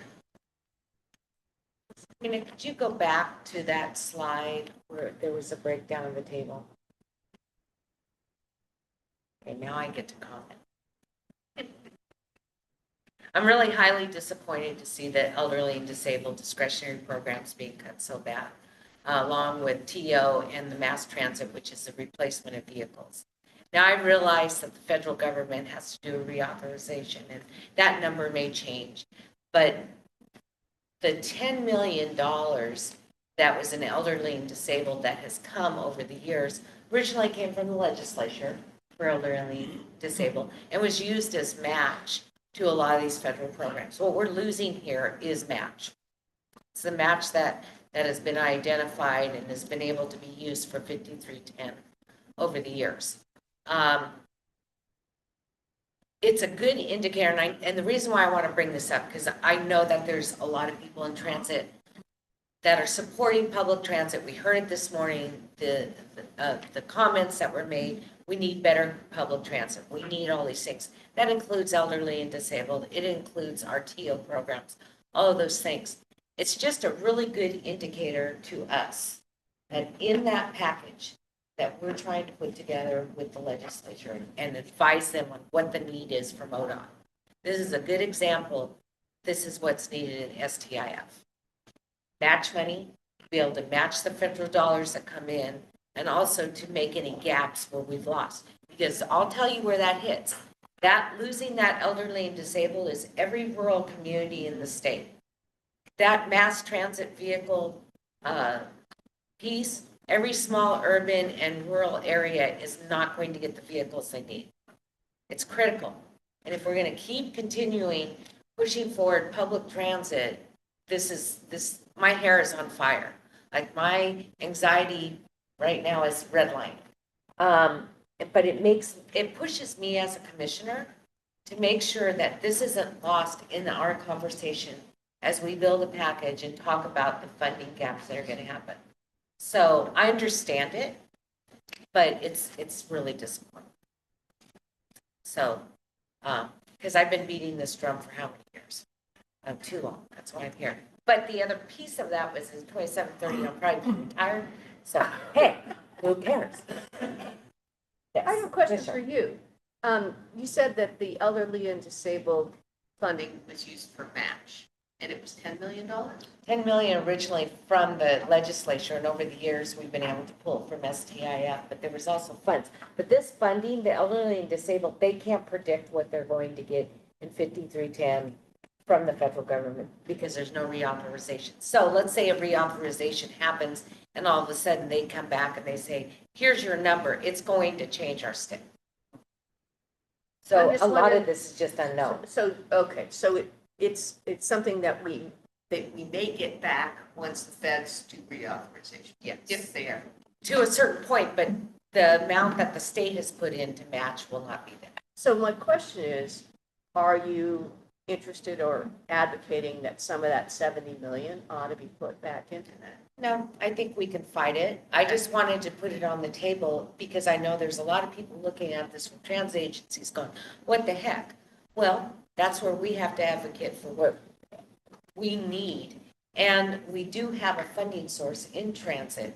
That can be part of the package. We'll figure this out. And I'm glad it's coming out now so that we have the opportunity to say, here's where there's a big gap, 2730, hair's on fire, we need this money to be able to provide services to our communities.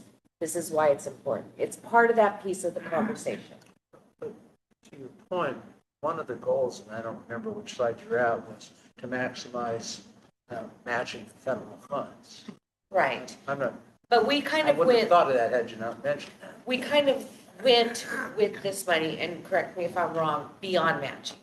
So we were also putting additional money in to help. So instead of maybe being able to buy 10 vehicles for the elderly and disabled program, we were able to put 30. You know, so the state was helping out. We're losing a leg of the stool. I'm not sure what you're advocating. I understand. I just wanted, advocating. I'm not advocating for us to change any of the allocations. What I'm saying, I'm just bringing this because people watch this and they're wondering what we're doing. And what I'm saying is, this is a good indicator how bad this is for all of us and how important a package is in the future. I'm not asking for any of the 70 million. But I just, if I didn't bring it up, I mean, zeroed out historic discretionary programs like Enhance and Mass Transit. People are going, what?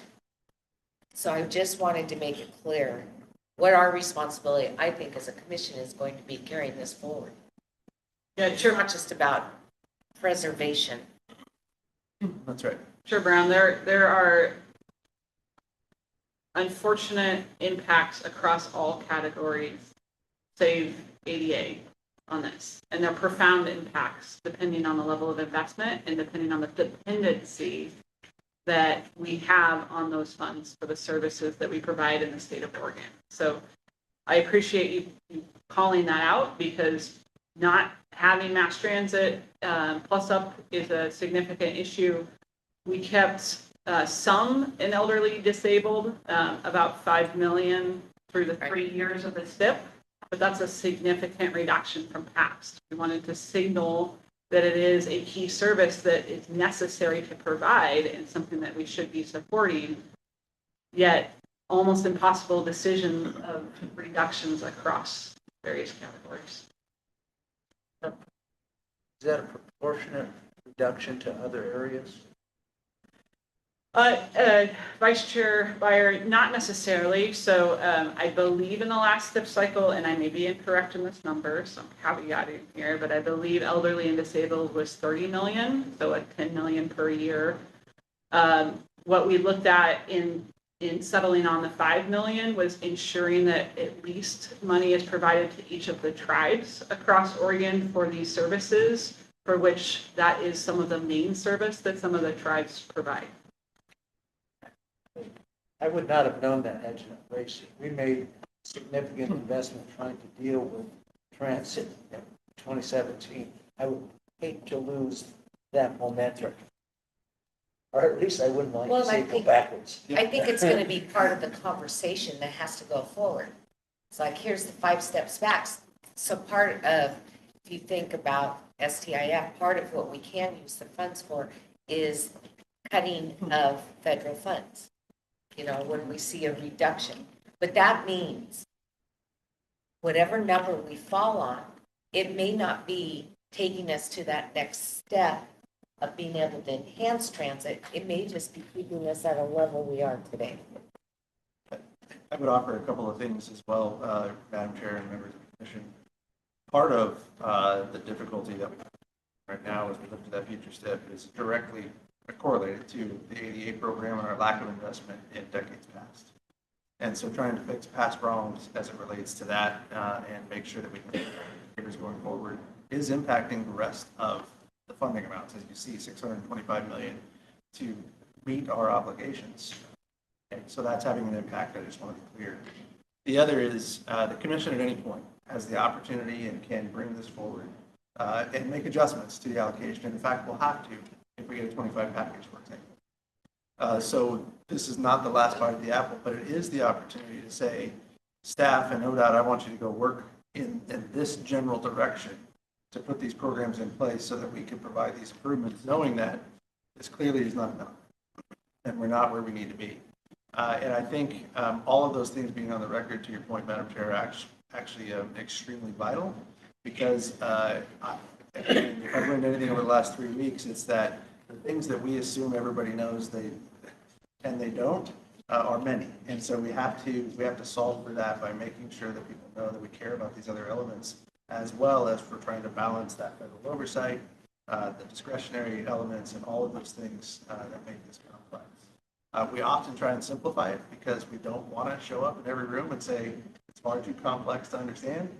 But candidly, the complexities are many, and we want to make sure that we're at least communicating those difficulties to you and your opportunity to come back and address it. This is not the last time you'll be hearing from us on the 27th. As I said, I like the strategy here, but I guess I would, not now, but I would appreciate staff take a look at addressing your issue. It's not just your issue, but that issue, coming back and say, what are our options to do to address that? We'll take that away. Yeah, Chair Brown, the only other thing I would mention, part of why the 27 through 30 STIP is substantially less than some of the other cycles is that the federal reauthorization for IIJA sunsets in 2026. And so in theory, there may be another federal authorization that would increase amounts, and by which case the Commission may want to engage in some discussions with additional funds. Where would you want to focus those? Okay, well, I think we've discussed this quite a bit. I'm looking for a motion. I move approval of the proposed 2027-2030 STIP allocation as presented. Do I have a second? Any more discussion? All right, all those in favor say aye. Aye. Opposed?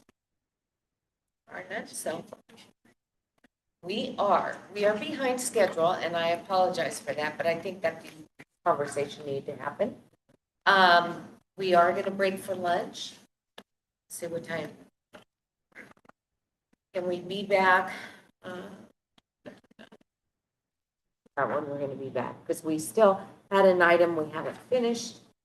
Can we do this at 1? You think? No. 1:15? Yes. Okay, 1:15. We will be back. Originally, we're back at 1:10, so I guess we're only 5 minutes behind that. Plus that. 5 minutes. Oh, on that. plus, yeah, we'll have I've to, got some ideas for that. okay. I'll talk with the director and we'll figure out how to shorten this. So, Sabrina. For lunch, we need to follow what happened. Yesterday, Mario got the fixed number. Okay, we leave our stuff here, or should we take our? Well, it's a good discussion. Yeah, it was. Bringing that up. Yeah. I completely didn't understand the impact. Well, I understand. It's about a million. It's really, I'm gonna spend a whole lot of time with this.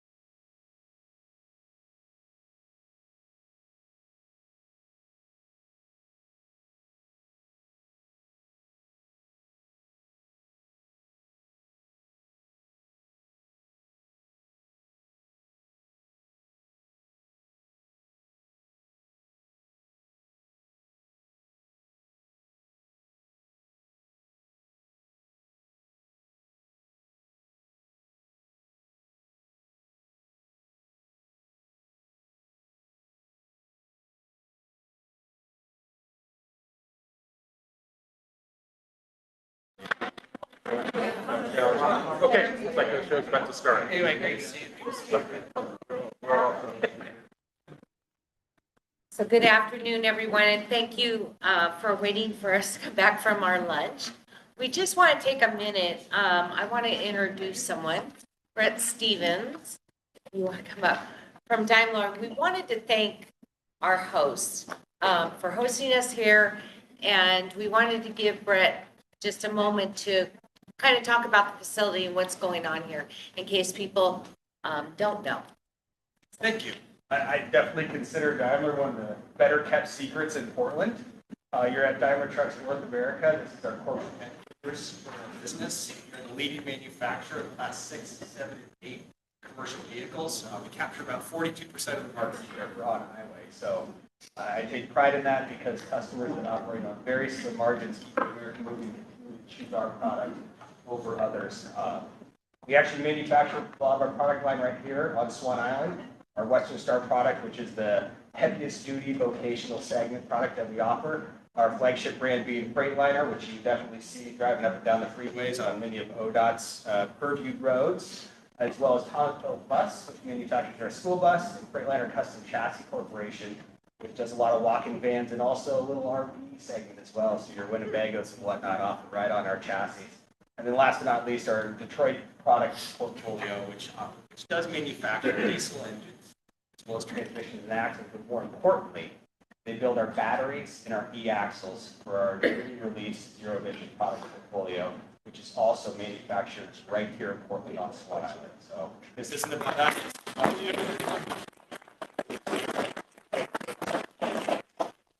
Thank you for hosting our lunch and helping us here. All right. So we've kind of adjusted our agenda, and I apologize for that. We are not going to be talking about item G, the Office of Equity and Civil Rights update. We're going to move right in to item I, which is the Urban Mobility Office update. So welcome. Thank you, Madam Chair. Appreciate you accommodating us in the agenda and more importantly, our guests who we have here today. It's really more about them than it is about us. For the record, I'm Brendan Finn, Director of ODOT's Urban Mobility Office. We are ecstatic that the Commission is here in Portland. I really want to thank you for taking time over the last couple of days to see the implementation of the Urban Mobility Strategy on the ground. We've been able to kick the tires and really see that work in action. So we appreciate that. I'm joined here at the table by Rose Quarter Project Director, Megan Channel. I'll be turning it over to Megan here shortly so she can introduce our distinguished guests and park community partners that we have here today. And we're very thankful for that as well. We'll run through a panel. Concluding with that, we'll turn it back over to Deputy Director Della Mosier to talk a little bit about the progress that some of you saw on the Abernathy Bridge construction, as well as what's happening with the Oregon Toll Program. So with that, I want to do a quote that I heard today. I heard this quote that said, if you can't be witty or interesting, be brief. I am going to choose to be brief and really turn it over to the team here. But before I do, next slide, please. We do want to orient ourselves with our urban mobility strategy map, the comprehensive effort to reduce congestion and increase mobility in the metropolitan region. Just a couple of quick updates, because today we really want to focus on Rose Quarter. I'll pay your attention to the most southern port there in Wilsonville, the I-5 Boone Bridge Replacement Project. This program is in its nascent stages, but we are going to have our first open house, so wanted to make that announcement next Thursday at Wilsonville City Hall at 5:30. This is when we begin to start the very important conversation with that community about that project. And then up in the northwestern section of the map, you'll see the West Side Multimodal Study. I've mentioned this to the Commission before, initiated by Governor Brown a couple years back to address the growing concern and issues that we're seeing around congestion and mobility in the Sunset Corridor area. This study is being overseen by a steering committee that's made up of elected officials from Beaverton, Hillsborough, as well as agency representation from TriMet, the city of Portland, and community-based organizations. I co-chair that committee along with Metro Councilor Juan Carlos Gonzalez. We're just about to finish up our work. We've evaluated a number of different scenarios that range from being very small to being very big. And when I say very big, things like tunneling the max underneath downtown Portland and the implementation of congestion pricing 26. So they're going to be having one more meeting where they will forward their recommendations.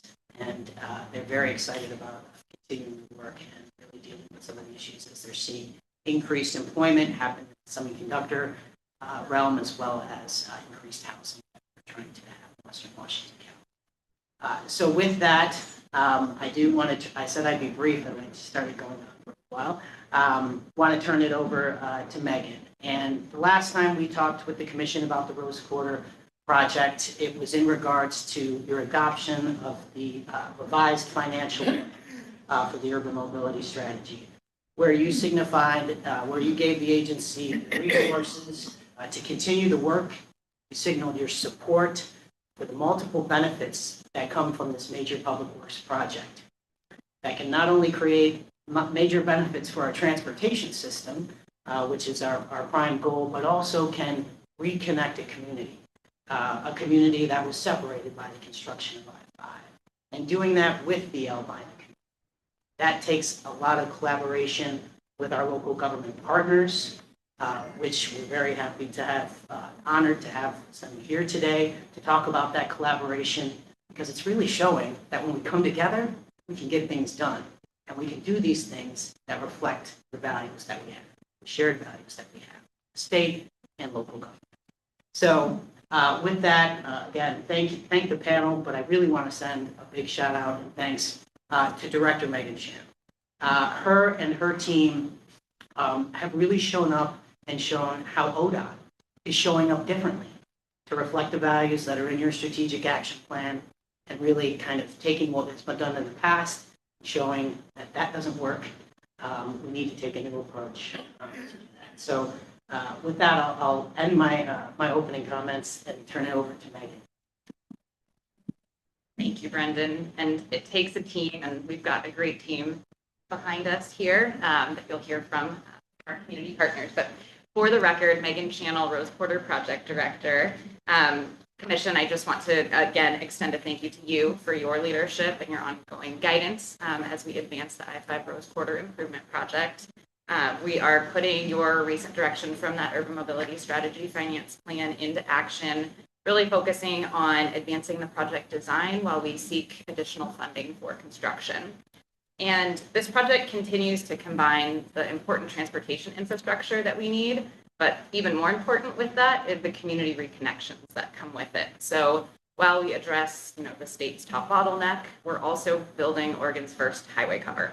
And with that, and on the screen on the next slide, you'll see the potential that the highway cover brings, demonstrating this new land that will be recreated on top of I-5, really to support future community-centered development. We are currently completing the project's environmental assessment, which evaluates the project's environmental effects. So that is currently underway. Also want to note that we also submitted a competitive grant application under the U.S. Department of Transportation's Reconnecting Communities and Neighborhoods program, seeking funding to complete project design, but importantly, construction for the project's primary reconnecting features. So that includes the highway cover and a number of multimodal connections across I-5. And none of this work to date, nor the work that we have ahead of us, could be done without the strong collaboration and local partnerships that we have. And so in that spirit, I'm excited to kick off our panel presentation and joined here by community and agency partners to share their perspectives directly with you. So we're going to first start with our community partners, and then we'll jump to our governmental electeds. So first we'll have Kevin Modica. He is representing our Historic Albina Advisory Board today. I also want to acknowledge we have a couple other Historic Albina Advisory Board members in the room. So if you wouldn't mind just raising your hands. Appreciate you and your ongoing leadership and commitment to this process. Next on our panel, we have Albina Vision Trust. We'll be joined today by Winta Johannes, Executive Director, and JT Flowers, Lead for Communications and Development. And then rounding out our community partners, we also have our Portland Trailblazer partners, represented by President of Business Operations, Dwayne Hankins. All right, and panel members, I'm going to ask you to speak into the mic so that those attending virtually can hear us. Very good. Thank you, Megan. Thank you, Brendan. Director Strickler, Mr. Baker, Senator Byer, Chair Brown, Commissioner Smith, Commissioner Chapman. Thank you for the opportunity to be in front of you today.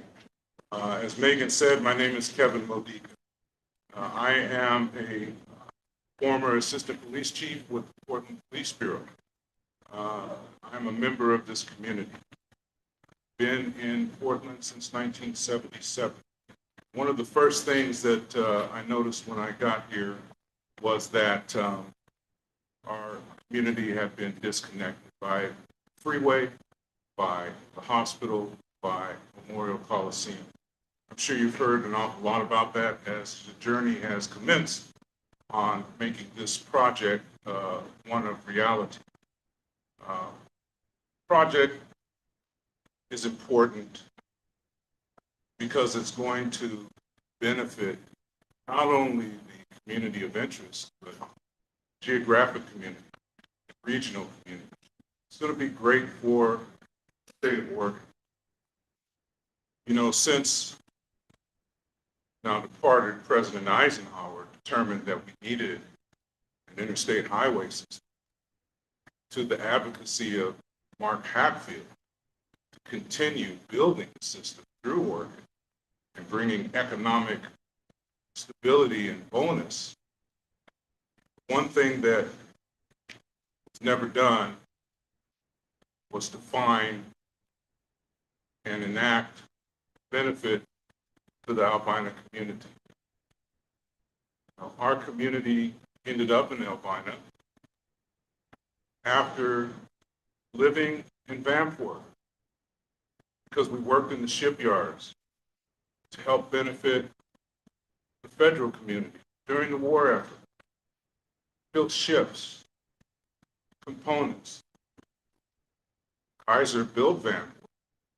Couldn't get land or housing anywhere else. It flooded.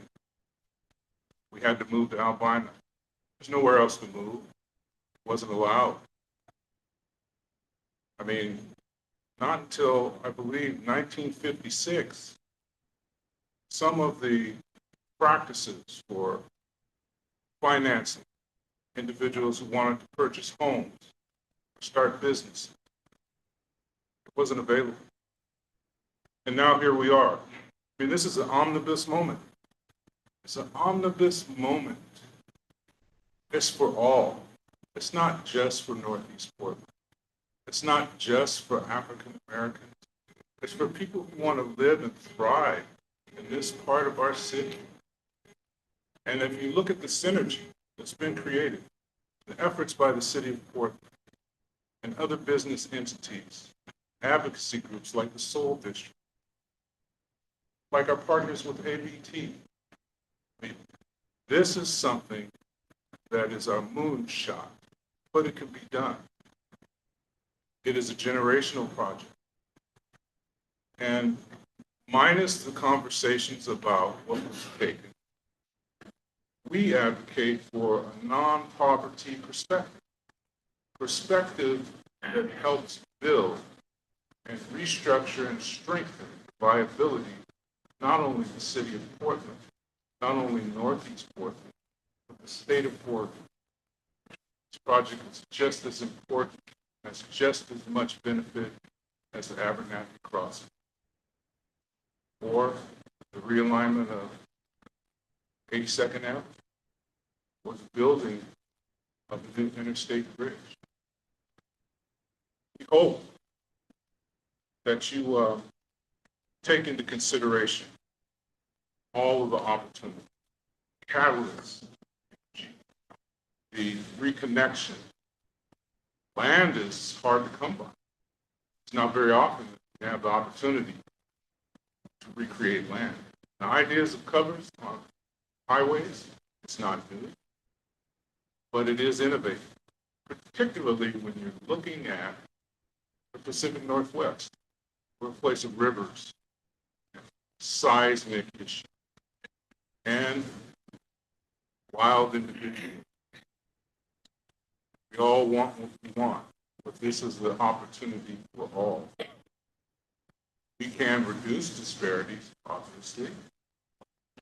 We also can create a new generation of architects, engineers, business owners, neighborhood, family, community cohesive. And we can be a national model for this as we move on with this project. And no one is naive enough to think that, oh, sure, in 10 years this will happen.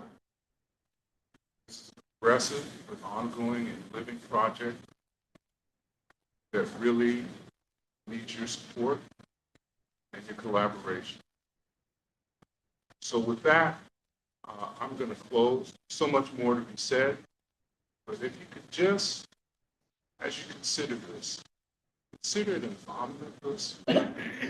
It's for all of us. Thank you.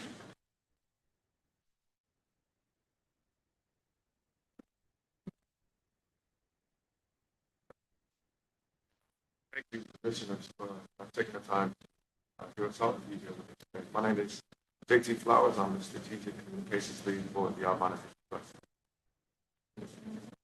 Microphone just a little closer. Is that better? They can't hear you in the back. Thank you. Is that good back there? Yep. Okay. I should also say I'm a lifelong resident of Albina, so the things that Mr. Modica is talking about and the information we're going to be sharing with you today is very personal to all of us here. The America of today was built by the hands, hearts, minds, and spirits of Black people. Leveraged and exploited, our genius was thrown to the flames of the American creation. Willfully forgotten pillars of possibility expected to support the weight of a nation. Our resistance turned to art form, testimony to the spiritual and intellectual abundance so deep-rooted it was able to withstand the unforgiving waves of forgery, theft, and thankless extraction. The America of tomorrow, too, will be built by the hands, hearts, minds, and spirits of Black people. But this time around, we hold our destiny, and with it, the fate of our state in the creases of our own sun-kissed palm. The Albina Vision Trust is the culmination of generations of political, communal, and metaphysical groundwork. For centuries, Black folks have fought for the right to dig toes into the ground beneath our feet, to make fertile land of the blood-stained battleground of a country we have come to call home. For the first time in history, we stand at the crossroads of past and possibility, everything we need to build a better tomorrow. The Albina Vision Trust is leading America's largest restorative redevelopment effort, one that centers the rerouting of displaced Oregonians, families, and cultures in the 94-acre built environment of Portland's Central City. In the past 3 years, we have broken ground on our inaugural 94-unit affordable housing development in Lower Albina, just 2 blocks west of I-5. Secured right of first refusal on the sprawling 10-acre Portland Public Schools headquarters site. Begun scoping a waterfront park that would span the distance between the Steel and Broadway bridges alongside local and regional partners, and earned both the recognition and support of the U.S. Secretary of Transportation for our nation-leading efforts to breathe new life into our historic home. Just last week, the Albina Vision Trust was extended the honor of presenting both our work and our vision to senior cabinet officials at the White House. We have been identified as a national leader in the fields of economic justice, equitable real estate development, and community-based reunification. Our work is equal parts aspiration, execution, and normalization. We must dream, we must do, and we must convince the world around us that what we have done was actually possible in the first place. 5 years ago, we stood before this very body with a simple mandate: dream with us, do with us, and have faith that we can go further together than we can alone. Yet despite the nationally precedent-setting work unfolding in Lower Albina, our community has never enjoyed the meaningful and substantive support of our home state.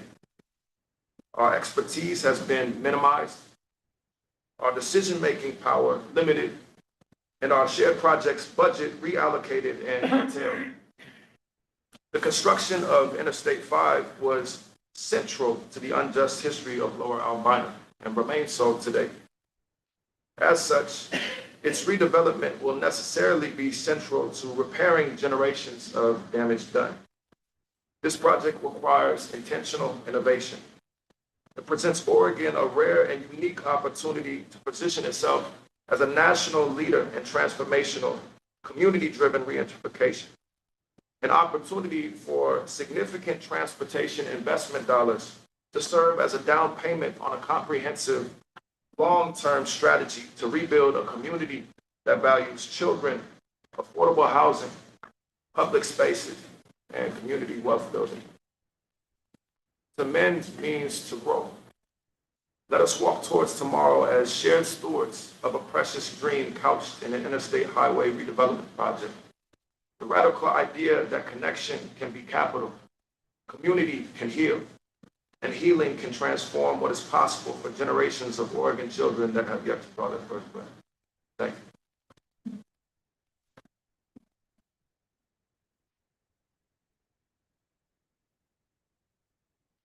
Good afternoon, Chair Brown, Commissioners, Director Strickler. Thank you for having us. My name is Winta Johannes. I serve as the Executive Director of the Albina Vision Trust.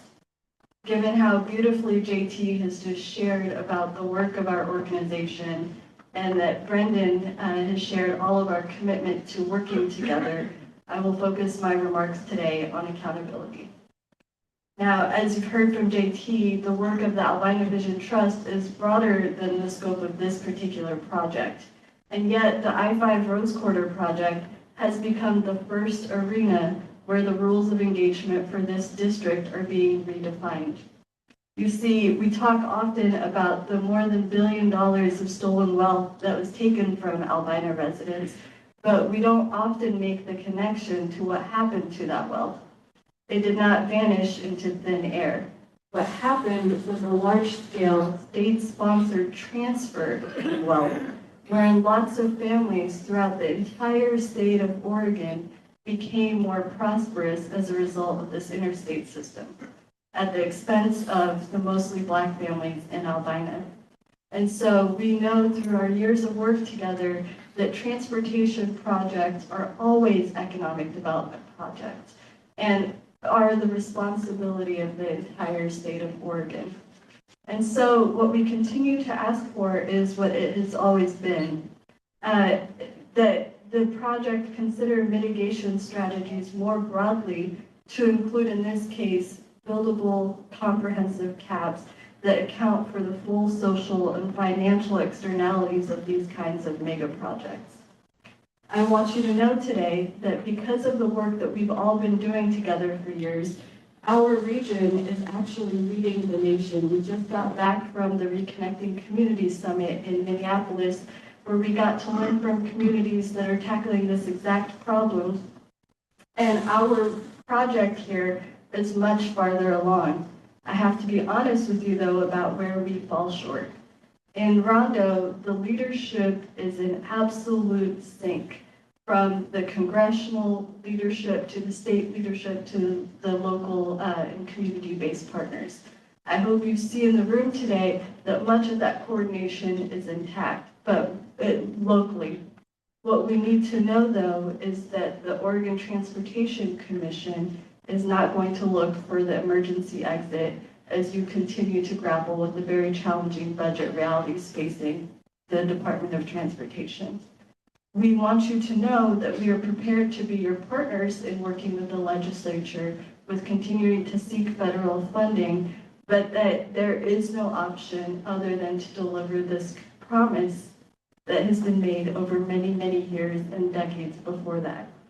Much of my job is actually reminding people who have both access and authority that they indeed have the access and authority to solve the hard problems and do the right thing.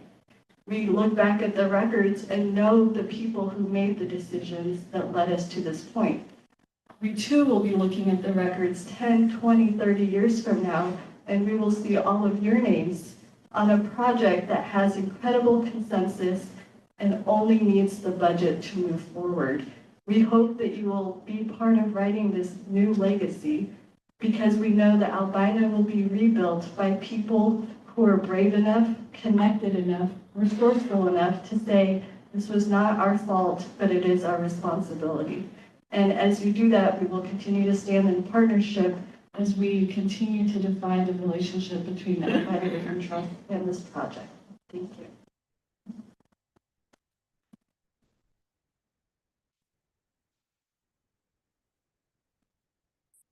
Well, thank you, the Oregon Transportation community, for having us here today, and thank you to our partners here at the table. It's great to be here. We're happy to be engaged in this process and see huge potential for what we can all achieve together with this I-5 Rose Quarter. As the largest gathering place in the state, and as Portland's front door, honestly, the Rose Quarter brings more than 2 million people annually to the Rose Quarter, all over Oregon and the Pacific Northwest, for concerts, community events, gatherings, and of course, travel. And when we think about this project and the area that Portland impacts, we see it through the lens of what a brighter future could look like. And that's a future that's creates a reconnected Albina neighborhood and supports a vibrant Rose Quarter that is a thriving, bustling place 365 days a year, and not just on the nights where we have events. In our organization, we talk a lot about having a 2030 vision, and that's striving to bring Portland even more world-class events, such as the NBA All-Star, community gatherings, and more concerts. And such as the 2030 NCAA Women's Final Four, which will be coming to Portland, that the Trailblazers in both Sport Oregon are thrilled to host. And these events are incredibly positive drivers for tourism, economic impact for the city and the state, and for this reimagined Albina district. And it's with that lens with which we view this project, and we see success as both an opportunity to restore or repair the historic harms that have been imposed that you've heard from today on the Black community so many years ago when the highway was first built, as well as an opportunity to build infrastructure that supports a growing number of sports and entertainment events that we're going to be having, hopefully, at the Rose Quarter, while prioritizing safety for the millions of people who visit every year. And just last week, we had the opportunity to bring several of the key stakeholders involved in this project as we introduced some of the new faces on our Rose Quarter team and Trailblazers leadership group. And my takeaway from the meeting was this. There are passionate and smart people working hard to bring this project to life, and everyone around this table shared the optimism that this is the right moment and that we can do this together. So with that, I look forward to our continued engagement, and thank you for your time. Ernie, before you leave, let me ask if any of the commissioners have questions or comments they'd like to make. Yes, Vice Chair. Well, thank you very much for coming today, and thank you for your commitment to this vision, which I think is a wonderful vision. I think the brightest ideas to come out of Oregon in a long time. I thought the notion of caps or lids, as we call them, was an innovative idea in 2017 when we passed the transportation bill that is part of. This is a much bigger vision than we had it explained to us at that time, but I think it's the right one. And I think this commission has committed that this is a project that we want to do our part to move forward. We're a little bit challenged on money, but we're working on that with people. And I'm glad to see other elements of the community. I'm glad to see the city of Portland come to the table and work on this, because I think this is a wonderful project. And we're committed to help, and I wish you all the best. I too would like to thank you for being here. And as I look at this project and I think about the city of Portland and the struggle that we have, and the state of Oregon, the struggle that we have, this is one bright, shining light of positive energy. So thank you. I know it hasn't been easy. know, you talk about how the difficulties you run into. I think, too, this commission, we hear a lot about trust and lack of trust. We want to build the trust with you. And as Vice Chair Byer has mentioned, we've had a few challenges here with regard to the funding piece of it, but we want you to be able to count on us. And thank you. This was an inspirational 15 minutes. JT, I'd love to get a copy of your comments too, if you wouldn't mind. Thank you. Thank you all for being here today. Thank you also to the Historic Albina Advisory Board for letting me join your meetings since I've been commissioned. I just want to reiterate how encouraging it is to see all of the key partners here, to see our electeds, to see Prosper, to see everyone from the community that has been so supportive of this project for so long, really working together with Rip City, with the council or the commission. These grants that we're going out for, these federal dollars, the Connecting Community grants, they are highly competitive. And we are up against some stiff competition around the country. So this is exactly the kind of unity that we need to see to be able to take advantage of those funds and bring this project to fruition. So thank you for being here together, and let's keep it up. Can't add anything to that other than thank you for being here. And I appreciate you coming and sharing with us. I think that I guess I've been on the commission the longest out of the 5 here. And just remember the beginning and the struggles.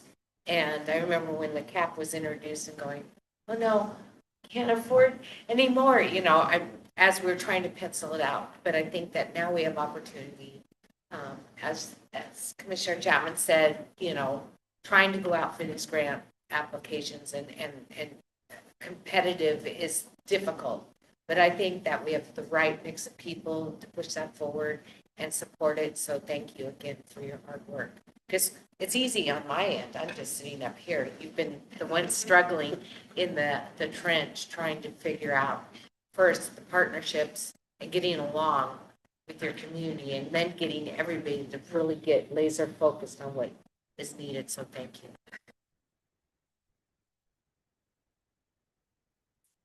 All right. So Megan, do we have some more? Here. All right. Thank you. All right.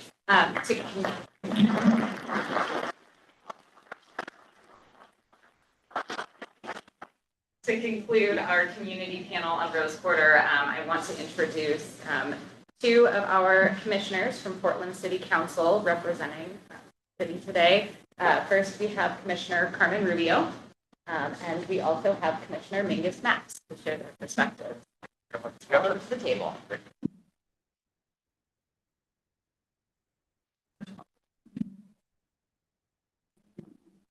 Good afternoon, everyone. Good afternoon, Chair Brown, Vice Chair Byer, Commissioner Smith, Chapman, and Director Strickler. Thank you for the opportunity to speak today. And I also want to give you a big official welcome to the City of Roses. We're really excited to have you here. I'm Carmen Rubio, Portland City Commissioner in charge of the city's community economic development. And I'm pleased to be here today to express our commitment to this extremely important project for this area and for this region. This transportation project, with the construction of the highway cover, will reconnect the community, as we've heard, and create the opportunity to reestablish and recognize a once vibrant neighborhood by creating conditions for the resurgence of another vibrant and connected neighborhood. A highway cover over the interstate is a unique and significant opportunity to acknowledge and repair past harm by investing in current and future generations of Portland residents in these neighborhood areas. And completing the project with a cap would be an important success not only for Portland, but for the state, and we shouldn't lose sight of it. This is not only a critical transportation project locally and regionally that will improve the connectivity and safety of local streets in the area and facilitate better movement of goods and services, but it's also a project that will restitch and bring more cohesion and bring more economic opportunity and a sense of stronger identity in place to a district that has been divided by the freeway for decades. Without the highway cover, this district will remain physically and energetically divided, and we miss out on an opportunity to implement key outcomes identified by the community already in a process that has centered Black voices and history, community voices, including restorative justice, community involvement and transparent decision-making, improved mobility and public health, and climate action.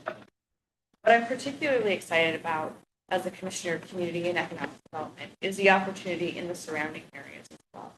Reconnecting this neighborhood and improving walkability, pedestrian safety, and overall livability will generate substantial opportunities for unlocking future community-supported development and economic vitality in the Albina neighborhood and broader district. It would allow space throughout the district to be redeveloped in the future for public gathering spaces, commercial and retail space, job creation, new housing developments, and community serving programs and services that align with priorities identified by community. The city has already envisioned more dynamic activities in this area in recent planning efforts for the central city, and a cap is a critical element of that. We realize that there are constraints, but we really urge you to support the community's vision here to the extent that you are able. And we believe there's an opportunity for the city to partner with the state and essential community partners like Albina Vision Trust and others to realize that vision. So thank you again for allowing us to be here today and share our enthusiasm for this.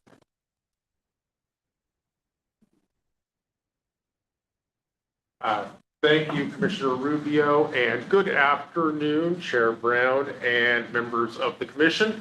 My name is Mingus Maps. I'm one of your commissioners on Portland City Council. I am also the commissioner in charge of the Bureau of Transportation.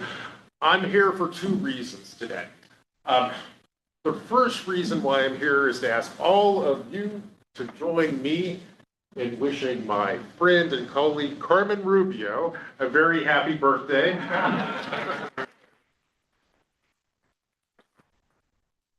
Now, I want to say I'm a little bit older than Commissioner Rubio, I think, but I want to reassure Carmen, 27 is a great age, and you will have a wonderful year. I'm also here to say this. I'm here to express the City of Portland's support for the I-5 Rose Quarter Improvement Project, and I'm here to urge you to support this project too. This project deserves your support because it represents a unique opportunity to reconnect local streets here in Portland, as you can see in that beautiful graphic up there, and it represents an opportunity to improve operations on I-5 for all Oregonians. If we're going to meet those two goals, the Transportation Commission. We need the Transportation Commission to make it clear with its funding decisions that you too support this project and will help move this work forward. Of course, I want to take a moment and express the appreciation that I have for ODOT and their support for this work through the Urban Mobility Strategic Finance Plan, but that support is not enough.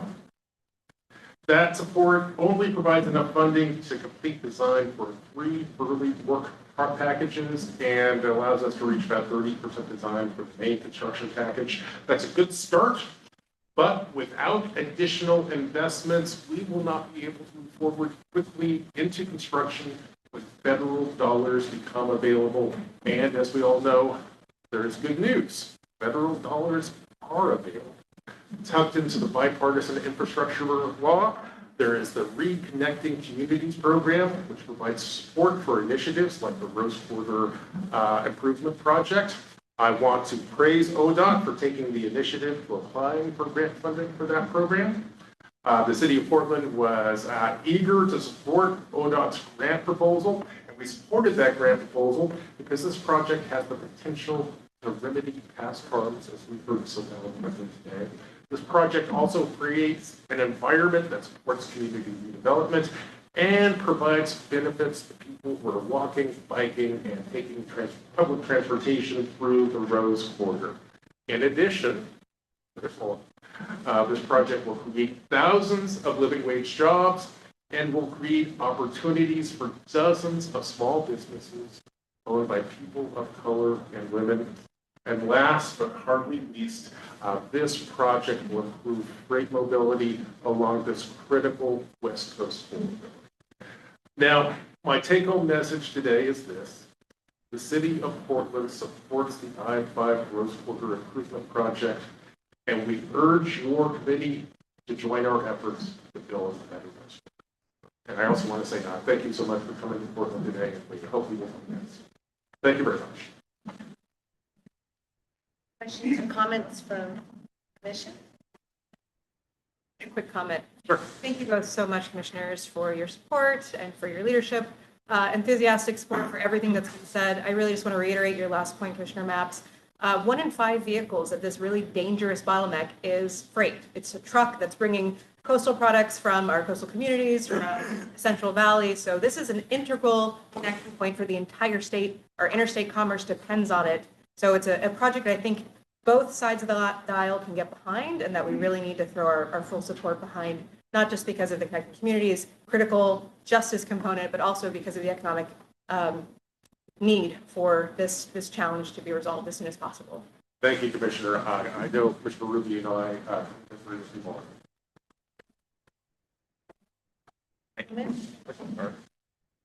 One last thing. Sure. And I say this all the time. Partnerships are great, and I embrace partnerships all the time. We need people to think outside the box and help us come up with a funding mechanism. You can't rely on these 5 people to do it, although we are brilliant.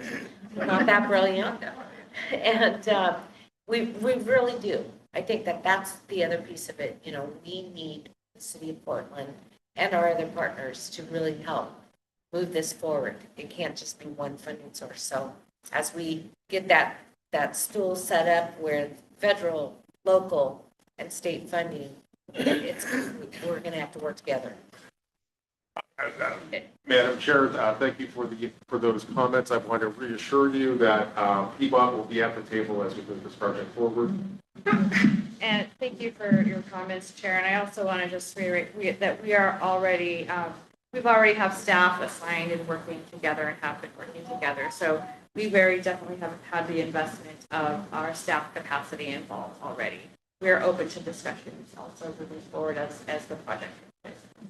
Thank you so much. Thank you. Thank you.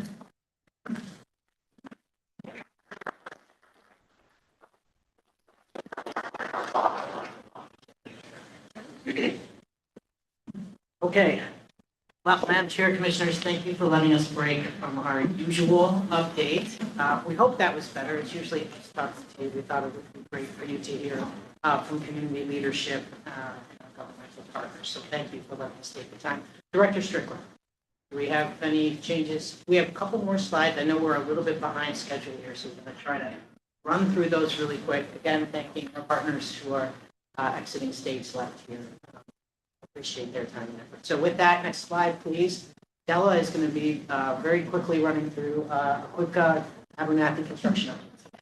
Over to you. Great. Good afternoon, Madam Chair and Commissioners. For the record, my name is Della Mosier. I'm the Deputy Director of ODOT's Urban Mobility Office. It's my pleasure this afternoon to give you a quick update on the I-205 Abernathy Bridge construction project. As we talked about at our last meeting, we have a roundabout that was recently constructed just in time to beat Labor Day and the opening of school on the Westland side of the bridge. And just want to point out that we've gotten a lot of really positive feedback from the local community being able to use that roundabout and access 205 northbound in that area, as well as folks experiencing reduced travel time. We've also, much to the probably happiness of our neighbors in the project area, have concluded pile driving. So folks in residences around the bridge won't be hearing our contractor driving pile in the water. That has been going on since early July through the end of October. And that also is allowing us to be able to finish, and this is a pretty exciting milestone, and I'll knock on some wood here, just to say that we are anticipating being able to complete our in-water drilled shaft foundations by the end of this year in this work season. So we're very excited to get those first shafts of that depth, of that size, constructed anywhere in the country, completed in the first 2 in-water work seasons. As we complete those shafts, we're going to start building the columns on top of those shafts. And to do that, we need to pour some concrete. We'll be needing to close down the outside lanes of the 205 overnight as we park a concrete truck up there, put a chute over the side and pump that concrete into those columns that are coming up out of the water. And of course, all of that is so that we can complete the work on the Abernathy Bridge in the winter of 25-26. Also note that later today, at some point on the agenda, but not right after this, I'll be presenting to you on some of the unanticipated changes we encountered out at the site during those first two in-water work windows. But before I move on here, just want to take a pause. I know a few of you were able to get out at the Abernathy project site earlier this week and want to provide an opportunity for any comments or anything you want to add based on the observations of the project at this point. But we can move on. It was fascinating, and thank you for the opportunity. Good deal. All right, next slide, please. So I'll also give a quick update on the Oregon toll program. Want to let folks know that ODOT is studying 4 types of tolling. We'll be studying a point toll on the I-205 Abernathy Bridge to collect funds to be able to pay for a portion of the construction costs of the project I've just described. We'll also be looking at priced express lanes or managed lanes between Oregon 213 and Stafford Road for a 7-mile stretch along I-205. And then for the regional mobility pricing project or the regional toll program that's shown there in the dark blue, we will be looking at 2 types of toll options that I'll show on a future slide. And then in all of these scenarios, we are also studying a no-toll scenario. What happens if we do not toll these corridors as well, for folks to be able to see those impacts. The next slide, please.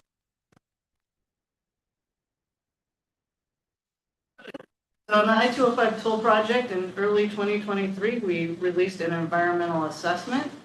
That assessment received several comments, and we have been able to put our responses together to the comments on that assessment. That particular document contemplated tolling for 7 miles between Oregon 213 and Stafford Road. And since then, we have the project has evolved to include just a point toll at the Abernathy Bridge. To acknowledge and document that, we're preparing a supplemental environmental assessment, and we'll be working with the public and our partners to get input and feedback on that report that will eventually be published in June of 24 for additional comment and input, and looking for a decision from our federal partners later this fall of 24. The comments and responses report from the initial environmental assessment, again for that 7-mile project, is forthcoming, and we expect those results to be available to the public in the next week or 2. Next slide. And as I promised, we would talk about for a minute some of the options that we're looking at for the regional toll program. So the option on the left is what we're calling a system-wide based toll. So in all of these scenarios, we are not contemplating overnight tolls, but the toll option on the left would create an environment where if you entered a ramp, you would pay a base fee. If, as you got on the facility, you entered a highly congested area, you would pay a congestion fee as well. And then the options on the right contemplate you could come onto the interstate in an area that's not congested, not pay a fee, and exit in those areas that aren't as congested. And that during times of day when there wasn't as much congestion, you might pay $0. However, should you enter some of the zones where we do experience high levels of congestion, you would be paying a toll in those zoned areas.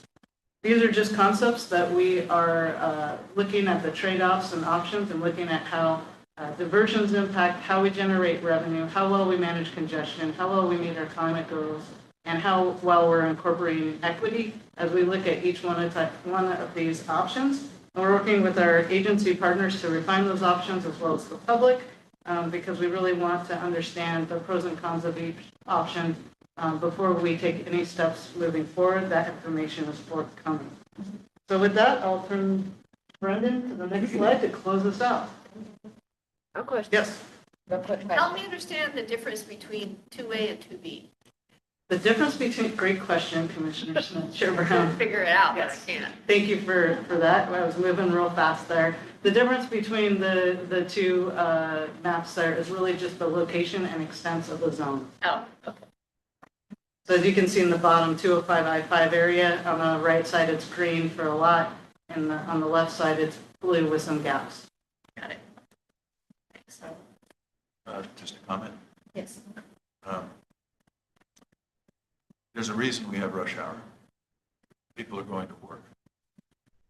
And we're talking about polling people that are going to work. And as we talk about how much those tolls are, what the discounts are, you know, this can get really expensive. If you think about that person that is making $20 an hour, it may be right at the top of poverty level times 2. And if they're paying as little as $2.50 a day in tolls, that's still $600 a year of money that they don't have. So I want you to really think about people that are on the roads and the working people of our Portland metropolitan area as we develop these scenarios, because we're talking about real money here for a whole lot of people. I think about, you know, that person that is commuting up from Hubbard or Aurora that has a job at Brett Meyer in Tualatin, or has a landscaping job, or is a teacher, or is working at a hospital, and the kind of effect that a tolling program has on them. We really need to think about these people as we're developing these scenarios. We really need to think about it because, you know, we're going to be asking a group of people here in our urban mobility envelope to be paying considerably more for using our highways than those that are outside of it. So, you know, again, that scenario where somebody's paying $600 a year in tolls, which would be really easy to envision how they would be, but they're paying 3 times what they would be paying today in the gas tax. So I know this is important work that you're doing, but let's not forget about the people that are going to be paying these tolls and what's going to happen with these families, please. Chair Brown, Commissioner Baker, point very well taken. And these are all the sorts of constraints that we're looking at as we look at the trade-offs of how to provide a reliable trip and how to provide it in a way that works for Oregonians and the communities that we work with. We'll take that under consideration, your comments, and make sure that your feedback is incorporated with the team, and hopefully come back soon with some thoughts and ideas on how we can improve the system that we're learning and understanding every day. Thank you. Thank you. With that, I'll turn to Brendan. Yeah, Madam Chair, that concludes next slide. That concludes our update. Thank you. We know we went a little bit over. Thank you for accommodating our guests as well, and having the time that you spent to really dig deep in another mobility strategy and something guide process on moving forward. So happy to answer any questions or any comments, Madam Chair, that commissioners may have regarding any portion of the presentation. Thank you, and I'm so glad that you invited our partners to be here today. And it seems to me that in the future, we ought to make sure that we take the opportunity to go visit with them rather than have them come to us. We will look for every opportunity to do that, Commissioner, because I do think that is very beneficial for the partnership. Thank you. So is UH or an I now H, or do we H? Okay, operational update.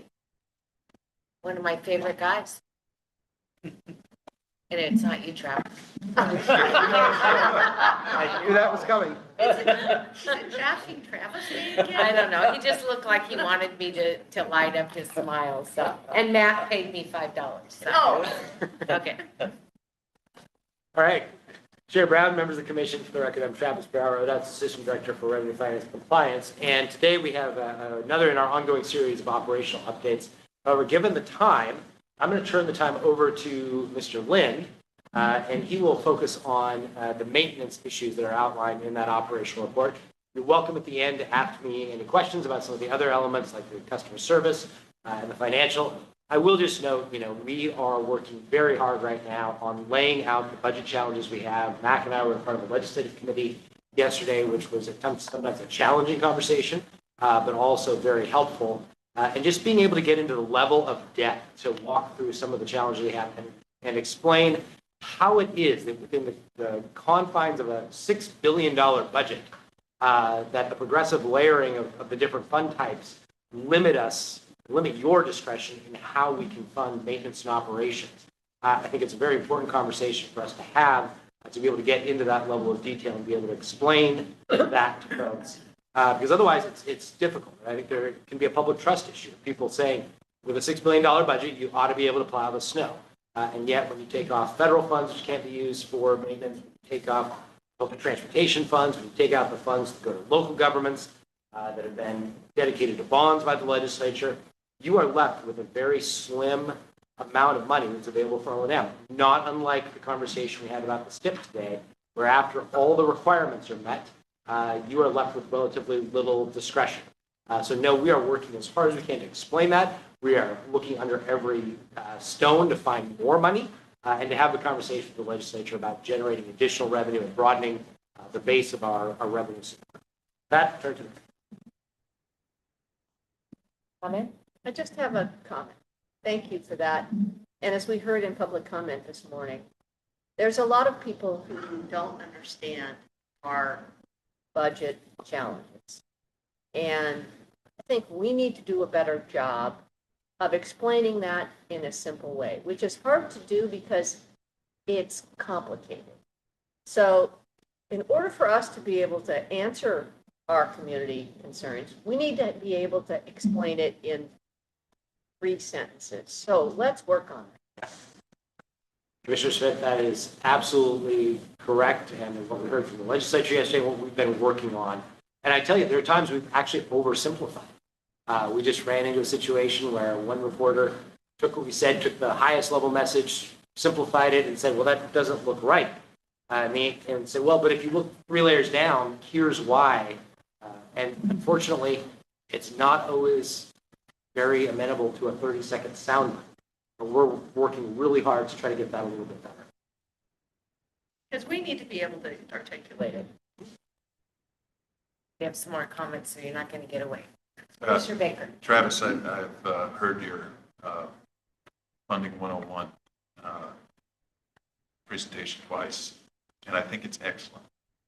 And it maybe, I'm not telling you what to do, but a suggestion. If you could put together 15 minutes of video and just walk through how you describe it. I think you describe it in a wonderful way. And, by the time, we're done with 15 or 20 minutes of your description, it's really clear.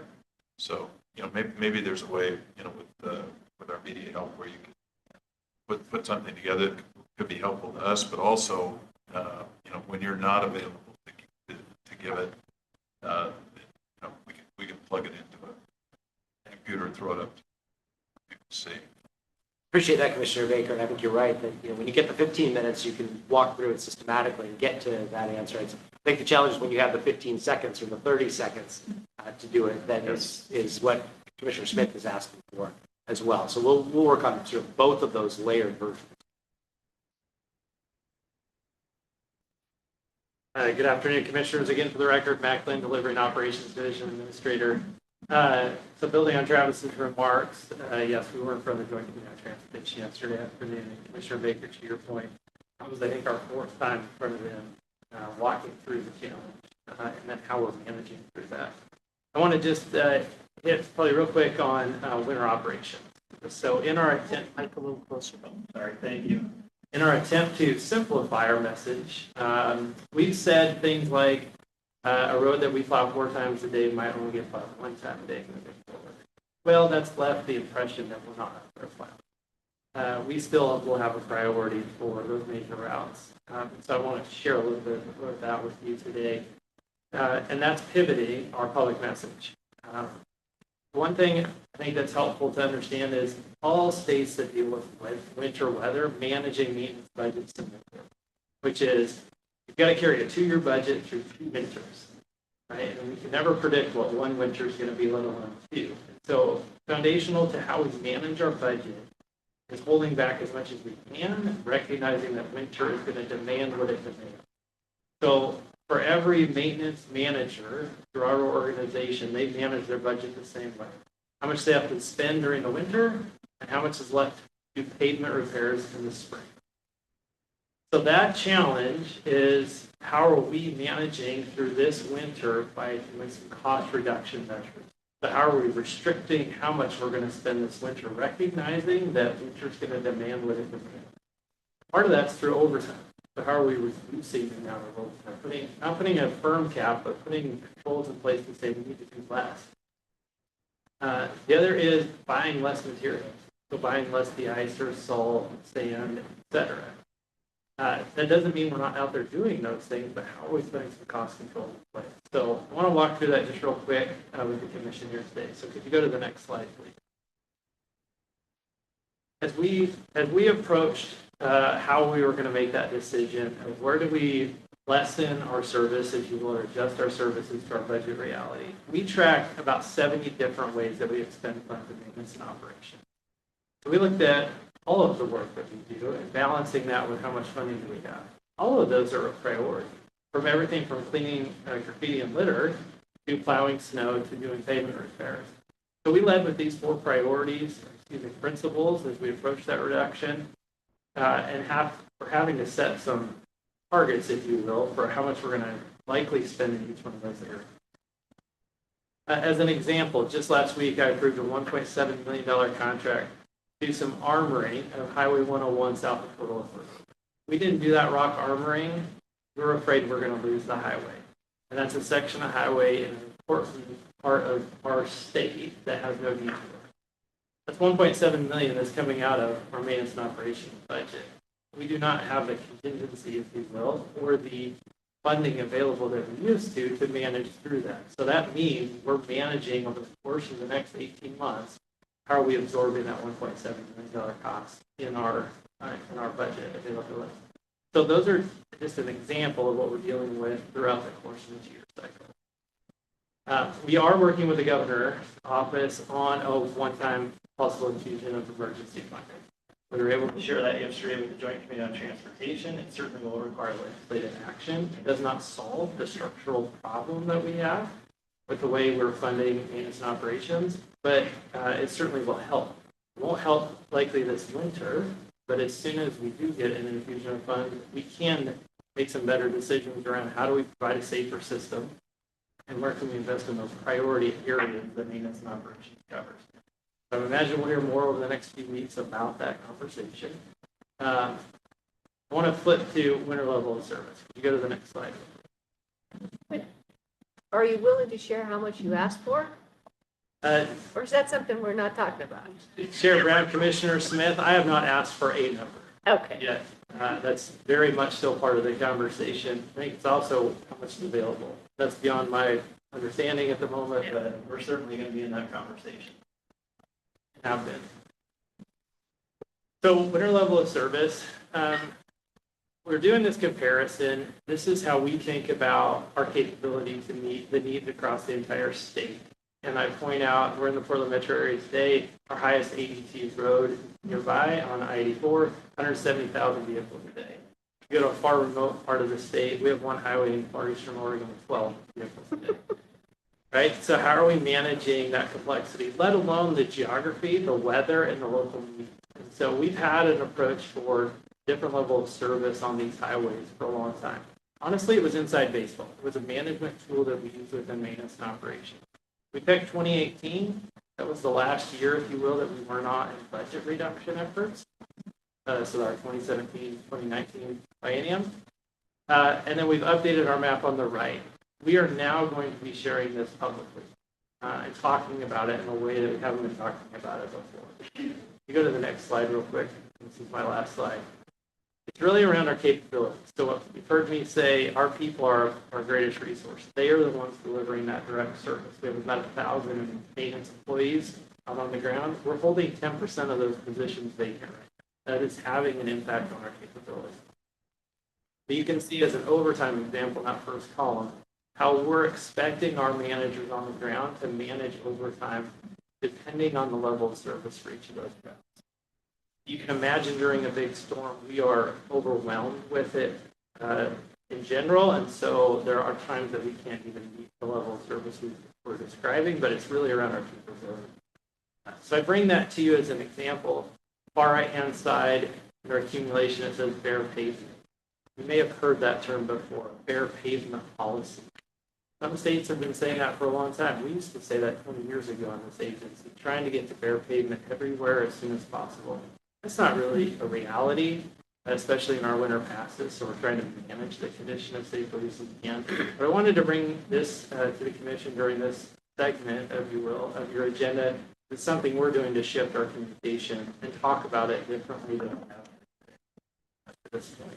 So with that, that's what I plan to cover with the operational update. I wanted to make sure the commission was aware of our conversation yesterday in front of the joint committee, as well as our public messaging.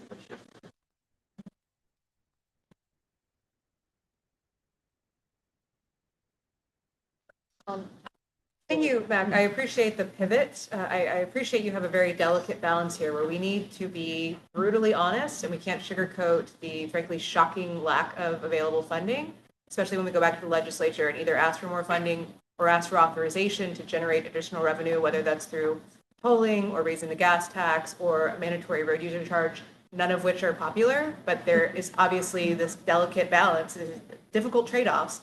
Either we cut services or we raise funds.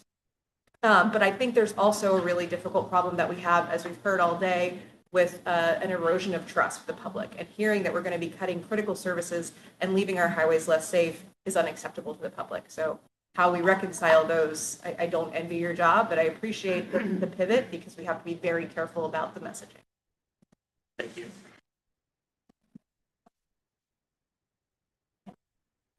That was what we were planning to cover today, Chair.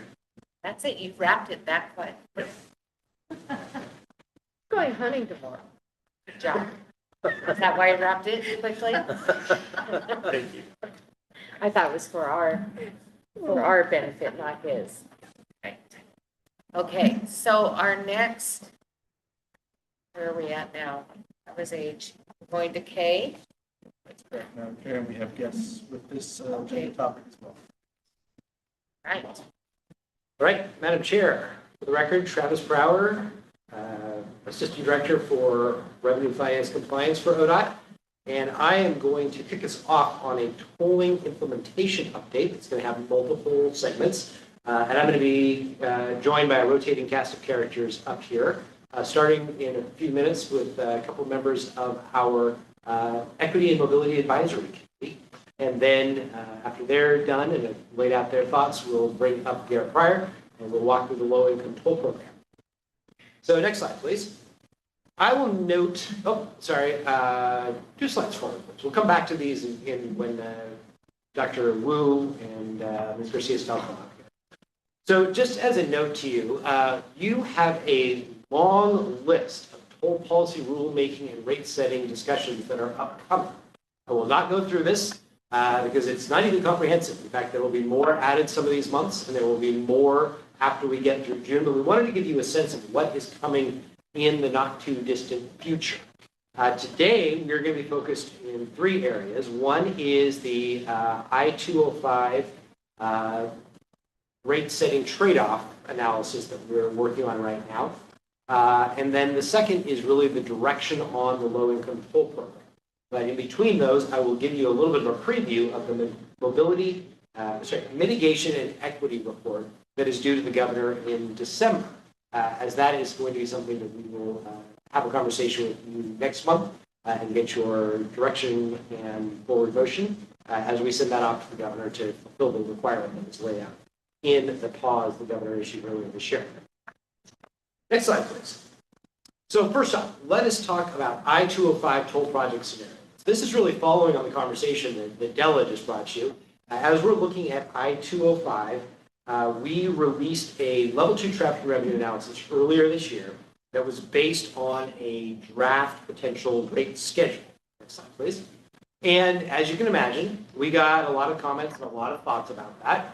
We heard from some folks that we needed to set the rates low enough to avoid significant diversion on the local routes, particularly peak hour. We heard about a desire to have $0 overnight tolls.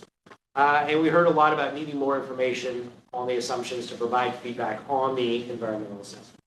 So the reality now is that we need to do a new traffic and revenue analysis for the supplemental EA for I-205 because we're only tolling the Abernathy Bridge because we pushed out the third lane addition between Stafford Road and the Abernathy Bridge so that tolling on the 12 River Bridges has fallen away right now.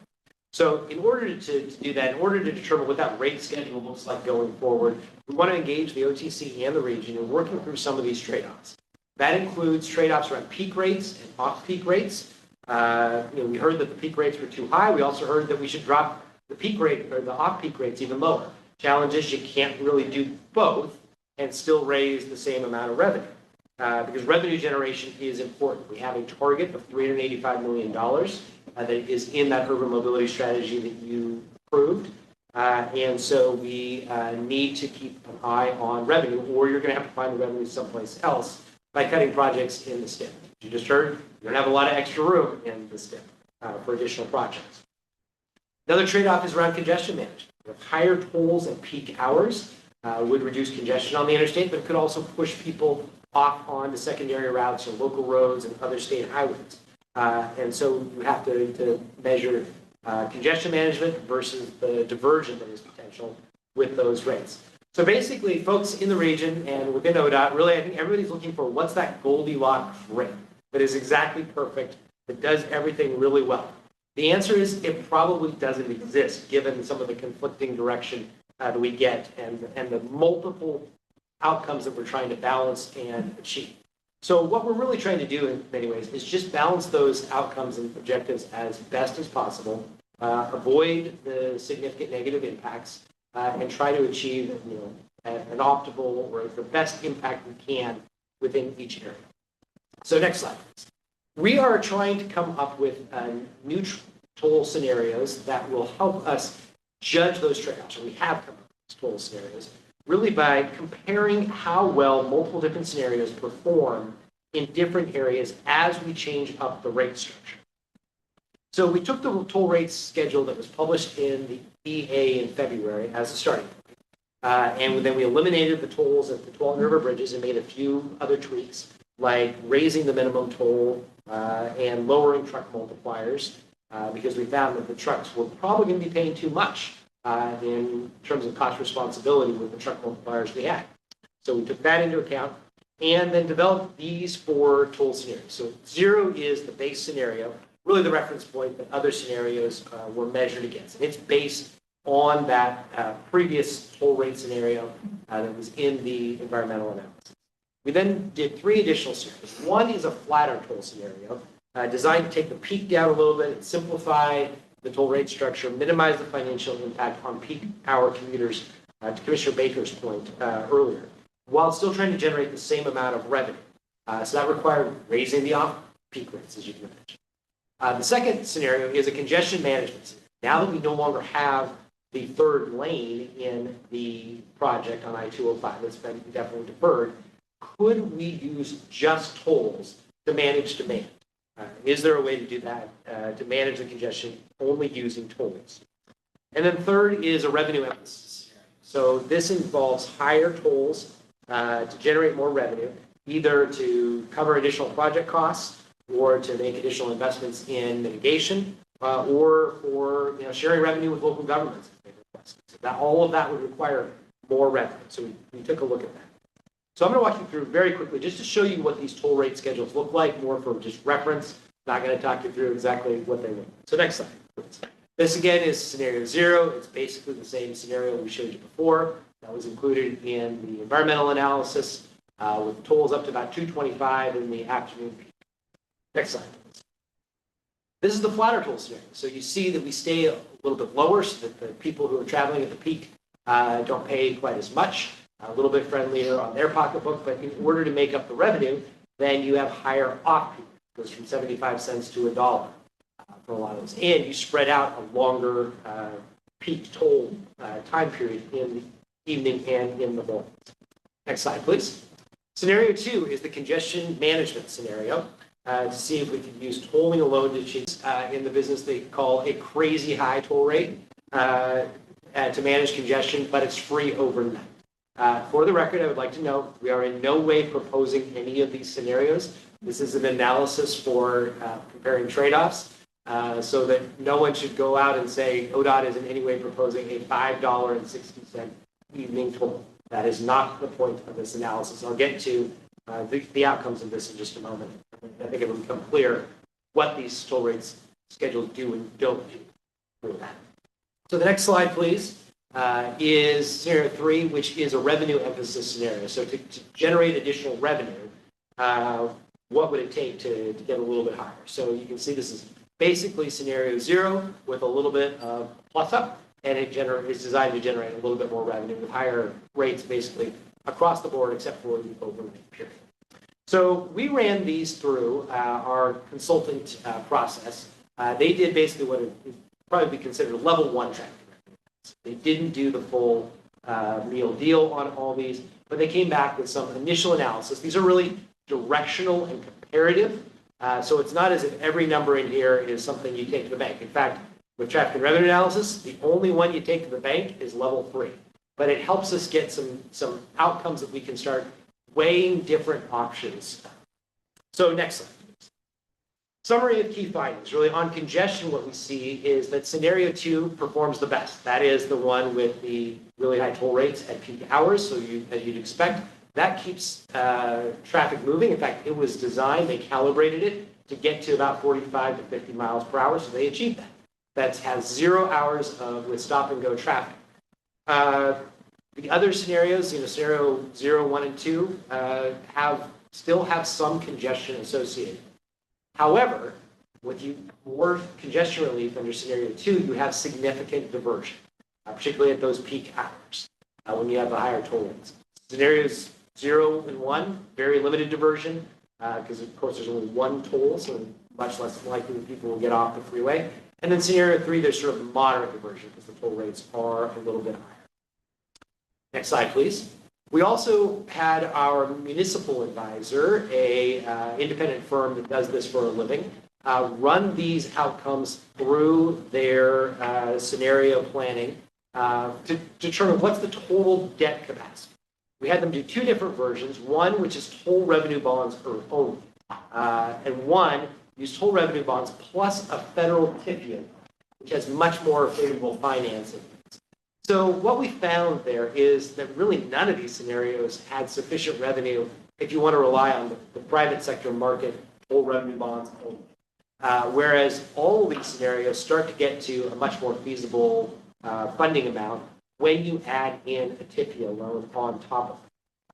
So, we think that scenarios 2 and 3 would easily get to the $400 million target to meet the $385 million that's in the urban mobility strategy finance. 0 and 1 are getting close, might need some additional tweaks to the rate schedules in order to get there, but they're close enough that they're at least within the ballpark of getting to that $385 to $400 million number. So, next slide, please. Takeaways overall. There is no perfect toll rate structure that accomplishes all things without having some negative impacts. You have to take into account those trade-offs between congestion relief, diversion, and revenue, and balance them as best you can. We did find, though, importantly, that similar revenue levels can be achieved with different rate structures. So when we got criticism that the original rate structure was pretty peaky with high peak rates, we found you can accomplish the same level of revenue with just modifying that structure. We did find that we can achieve the revenue target of about $400 million with some adjustments. However, I think one of the key takeaways here really is that a toll at the Abernathy Bridge as our only tool to manage congestion is just not a very good idea. It's just a blunt force instrument to manage congestion without either the additional demand management of a regional mobility pricing project layered on top, or with adding that third lane and providing more supply to meet the demand for traffic. So with that, really, next slide, please. We are going to have a regional conversation about these trade-offs. So we're going to be at the next RTAC meeting in a couple of weeks, and then bring any of that input back to the OTC. And then really in early 2024, we're going to need your concurrence with the scenario or scenarios that we move forward with in the I-205 level 2 traffic and revenue analysis. That will then, when that's complete, allow us to launch into the level 3 TNR analysis. That is the one you take to the bank and the one you actually sell bonds based off of and get ultimately set the toll rates based on. So with that, I will stop, and we'd appreciate any feedback you might have about how to evaluate these trade-offs. Thank you, Travis. I have a question, and I think I'm going to be speaking on behalf of Commissioner Savas and Councilor Lewis when I really reiterate how much they want to see the third lane, but they also don't want to see diversion. So have you considered another scenario where you take the surplus from, I believe it was scenario 2, that creates a lot of extra cash over the original projection, 400 million, but creates the highest level of diversion, add a third lane and see how that counteracts the diversion? Commissioner Chapman, we have not done that specifically, and part of the reason is if you look at the approximate cost for the third lane is 500 to 600 million dollars.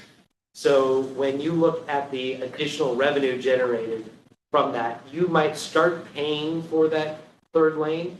You will not pay for the totality of that third lane. So we are still in a funding and financing challenge there. We do believe that adding the tolls at the 12th River Bridge in the future could make up some further amount of that gap. And there may be additional funding sources that need to be brought to bear, whether state funds, federal grants, et cetera. So that is where we're going to be looking in the long term. In the short term, this environmental assessment is going to be assessing only tolling at the outlet bridge because of that endowment. Yeah. Travis, are you using the same consulting firm that we're using on the IBR?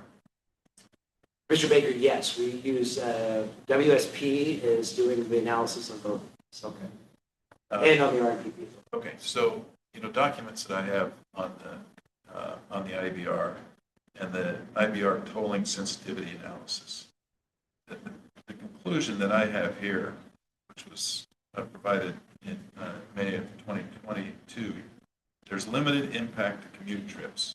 Example, home to work or work to home during peak travel periods. So again, these are people that are going to work. So they're either going to go to work on the interstate, or they're going to divert, one or the other. So if we see congestion pricing to reduce congestion on our interstates, if I'm reading this correctly, that simply takes the congestion problem, moves it off of I-205, for instance, and moves it onto the surface streets in the surrounding communities. Am I wrong? So Commissioner am Baker, I reading this improperly? Commissioner Baker, I think that probably refers to commute trips. Commute trips are sticky. They're more likely to stay on the desired route. You would be very surprised to see the portion of traffic, particularly in the afternoon and evening peak, that are more discretionary trips that could choose a different time. I do not have those numbers in front of me, but typically we see that at the evening and afternoon peak, you're talking more about half commuters and another half that are some other type of trip. Now, they may not be purely discretionary, but they might be able to change their time. They may be able to change their destination in a way that it's really difficult to change the time or destination of a commute trip. But those hours are now quite compressed, right? I mean, because we're talking about some fairly wide bands in the morning and the afternoon relative to congestion pricing. Commissioner Baker, yeah, if you look at particularly scenarios 0 and 3, I believe, have a narrower band in peak. Scenario 1, the flatter toll rate structure, actually has a much longer afternoon and morning peak in order to make up the lost revenue from having a lower peak. So yes, you do have relatively long peaks now in the region, and they're frankly only going to expand if we do nothing. Yeah. So I think, the point I'm trying to make here is that people are going to travel if they're going to work. And that's the majority of the rush hour. Now, I'm very anxious to see the discretionary traffic, if we've got any during those peak hours, and what might go up. But we might declare victory on our system that just causes a huge amount of problem in terms of the diversion of traffic. And when we're thinking about multimodal, and I'm thinking about, where I travel, where I've got a lot of experience, we're talking about moving commuting cars onto streets that have kids walking to school, have bike traffic, where we really might create ourselves some problems with it. So we need to be really careful. The diversion pricing to move it off of our system and simply relocate it onto another system is not a victory. Agreed. In my view. Agreed. Yeah. Travis, question, going back to the slide where you were showing the different scenarios and thank you, revenue generated. This will not take into consideration anything we do on the equity piece of this, right? On so on the low income, when we look at the revenue generated. Chair Brown, it actually does. Does We it? have Okay, priced thank you. in a very, very rough estimate of foregone revenue from the loan control program at this sketch level of analysis. In the decisions you will hopefully make today and in December will allow us to hone in on that much more appropriately. But this does take a discount for the loan control program. I just didn't want to take another cut in revenue and go, now what do we do? Yeah. Thank you. Yeah, we have already taken the cuts for low-income toll program, and we also took that cut, as I noted, for taking the truck multipliers down to take into account cost responsibility. Thank you.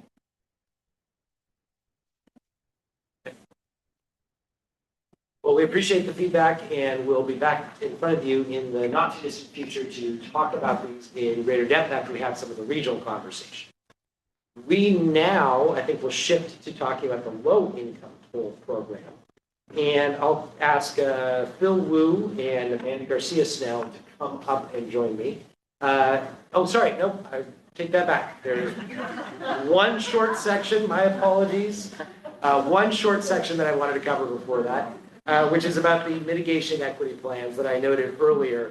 We're required to provide at Governor Kotek's request by next month in order to explain how we're going to deal with both mitigation equity. So next slide, please. This is due to the governor's office on December 15th, and we'll be coming to you at your special meeting on December 11th. We're working on the outline and draft of this, and we'll be sharing that with EMAC and the Regional Toll Advisory Committee at their November meetings. It will be really one plan, even though it has two topics. And it will cover both decisions that you are making about the low-income toll program, so whatever decisions you have made by December will be included, and then upcoming efforts and decision-making processes, including some of the points of input that will still allow the public and regional partners to continue to shape tolling. So much of this will be designed to show what we have heard from the public, where we have adapted, how we have listened to the public input, and how we will continue to do so as we go forward. This is really what is pushing us in many ways to have this conversation about the low-income toll program. From the standpoint of being able to lay out some of the decisions you have made by next month, and also to begin that work on our traffic and revenue analysis. We will be asking you very shortly to weigh in and give us some essentially direction on where to go with this low-income. So before we move on to that, any questions about this mitigation and equity?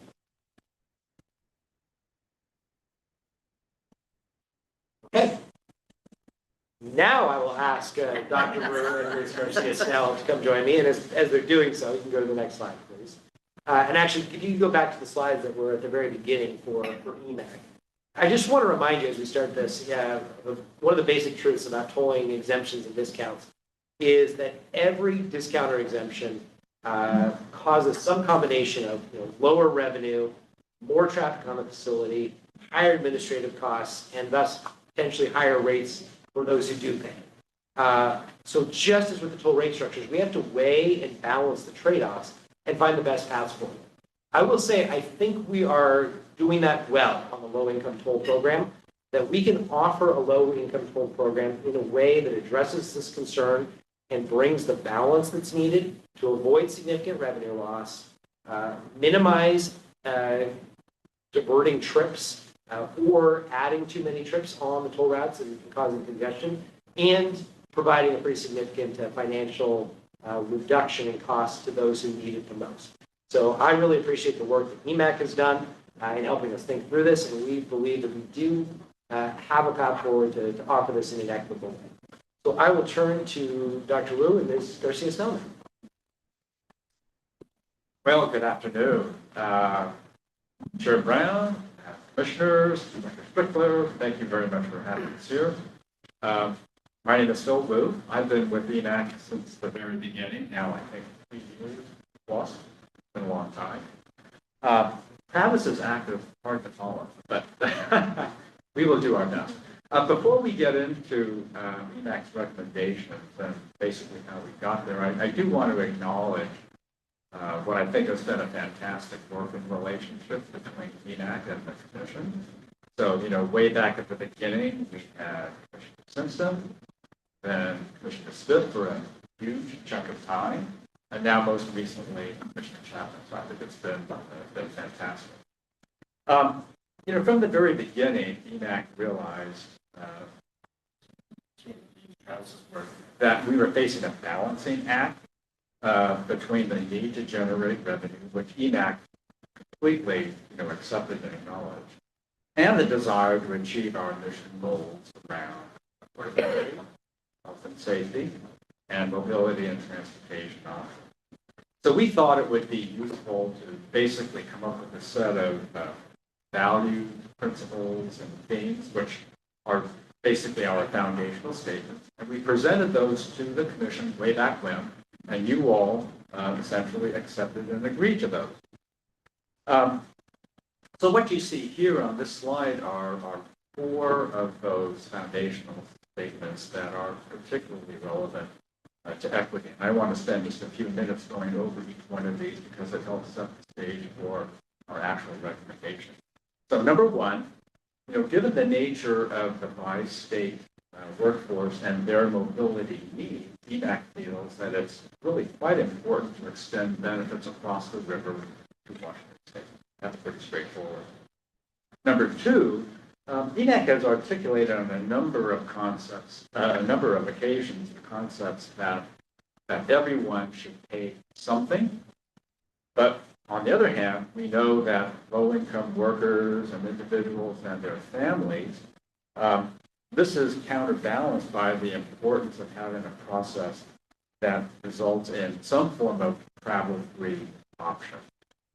So these 2 concepts, everyone pays something, but we want to have some form of travel-free option, may seem to be at odds with each other, but the committee does feel that creative solutions are possible that will satisfy both. So on the next slide, Amanda will actually go over some of the details about how we think that can actually happen. Number 3, for communities that have lost trust in ODOT and other governmental entities based on historical policies and decisions, the concept of promises made, promises kept requires that investments in equity, to at least to the extent possible, be present on day 1 of the whole. And then number 4, it's important to reaffirm that congestion management will help achieve Oregon's climate goals. And making progress on climate goals is an equity issue. But it's also a balancing act between revenue generation and affordability.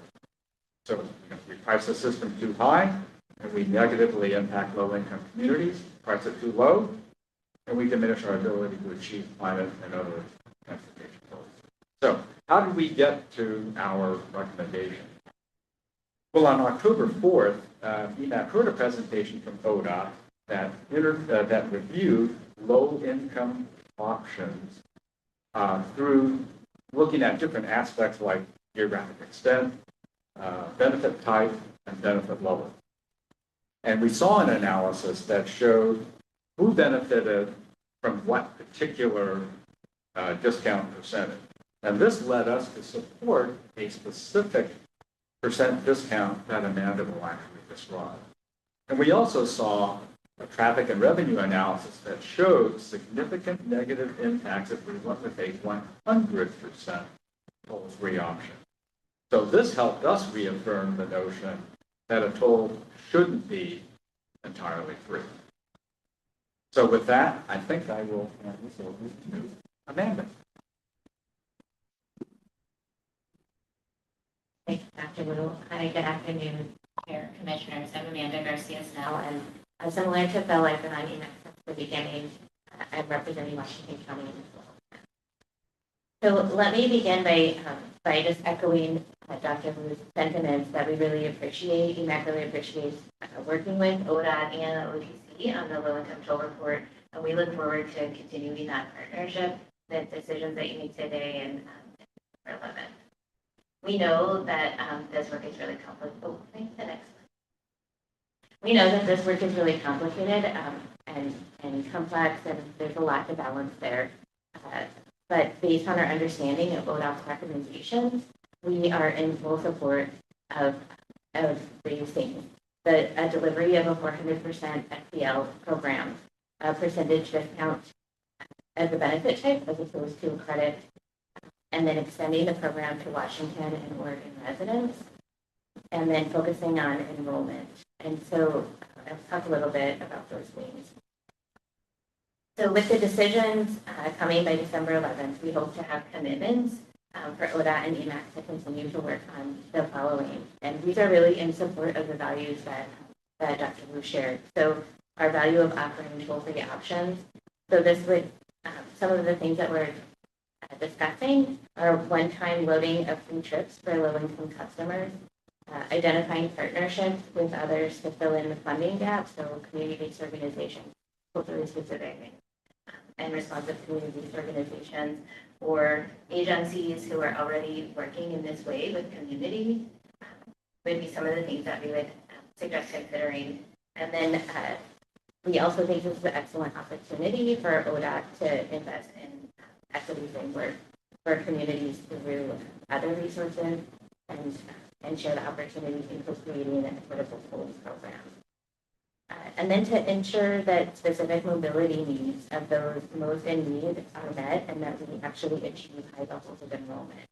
So we looked at a variety of documents and analysis to highlight the challenges of enrollment. And so really we think that education and development of communication materials tailored to specific equity needs could really support enrollment. So things like examples like traveling to Veterans Affairs, OHSU, Oregon Health and Science University, and working with community-based and culturally specific organizations. And then to meet the equity needs of low-wage and essential workers, that would be the commitment to delivery of a 100% FPL program. So we know that's not a day one option, but we know it's not very complicated, but we do hope that we would see this in place for a larger regional scale tolling effort. And I could provide a little more detail if you have questions. Next question.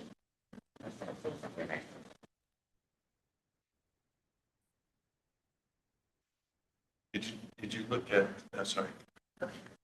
did you look at anything between 200 and 400? I mean, is there a 250, 300? No, it's all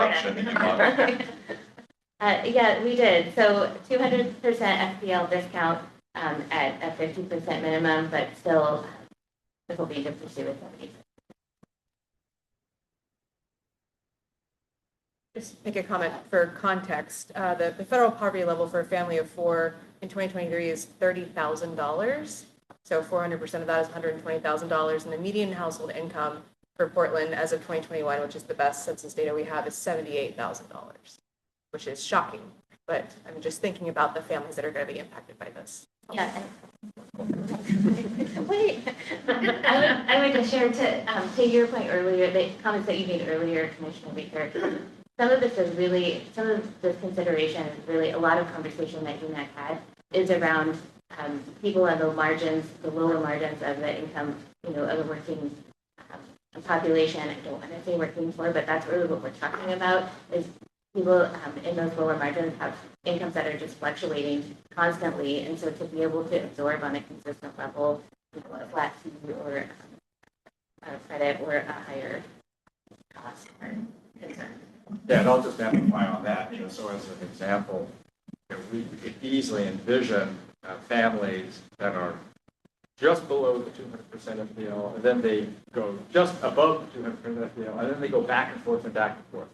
And so that process, I think, has to be something that's out and which is much more consistent for their benefit.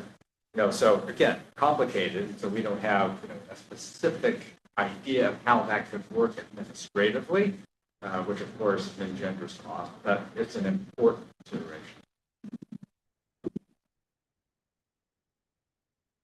The only other comment I have is there is a joint commission meeting on this low-income tolling with Commissioner Chapman and Commissioner Byer to work with Washington. It'll be interesting what they come up with because there's pushback a little bit from their commission. So, but we see the importance of this. And I think that, as we're moving ahead, the more options we have, the better. And the reason I asked if that was in consideration in those numbers that were being shown is that I certainly don't want to have to keep going back and try to hammer this out when we know this is how much money we need to get.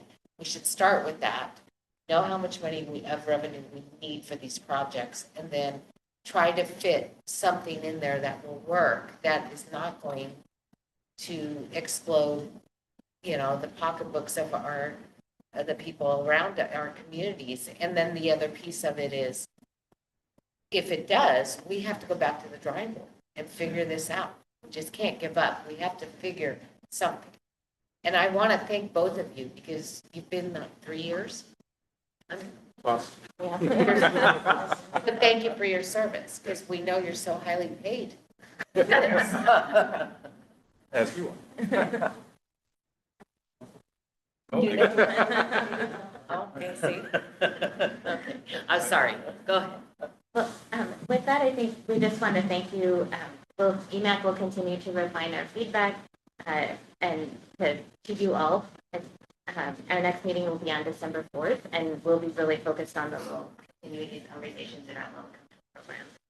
And then we'll work with Commissioner Chapman to share our messages for the December. Great. Thank you. Thanks for having him. Nice to see you too. Thank you for your work.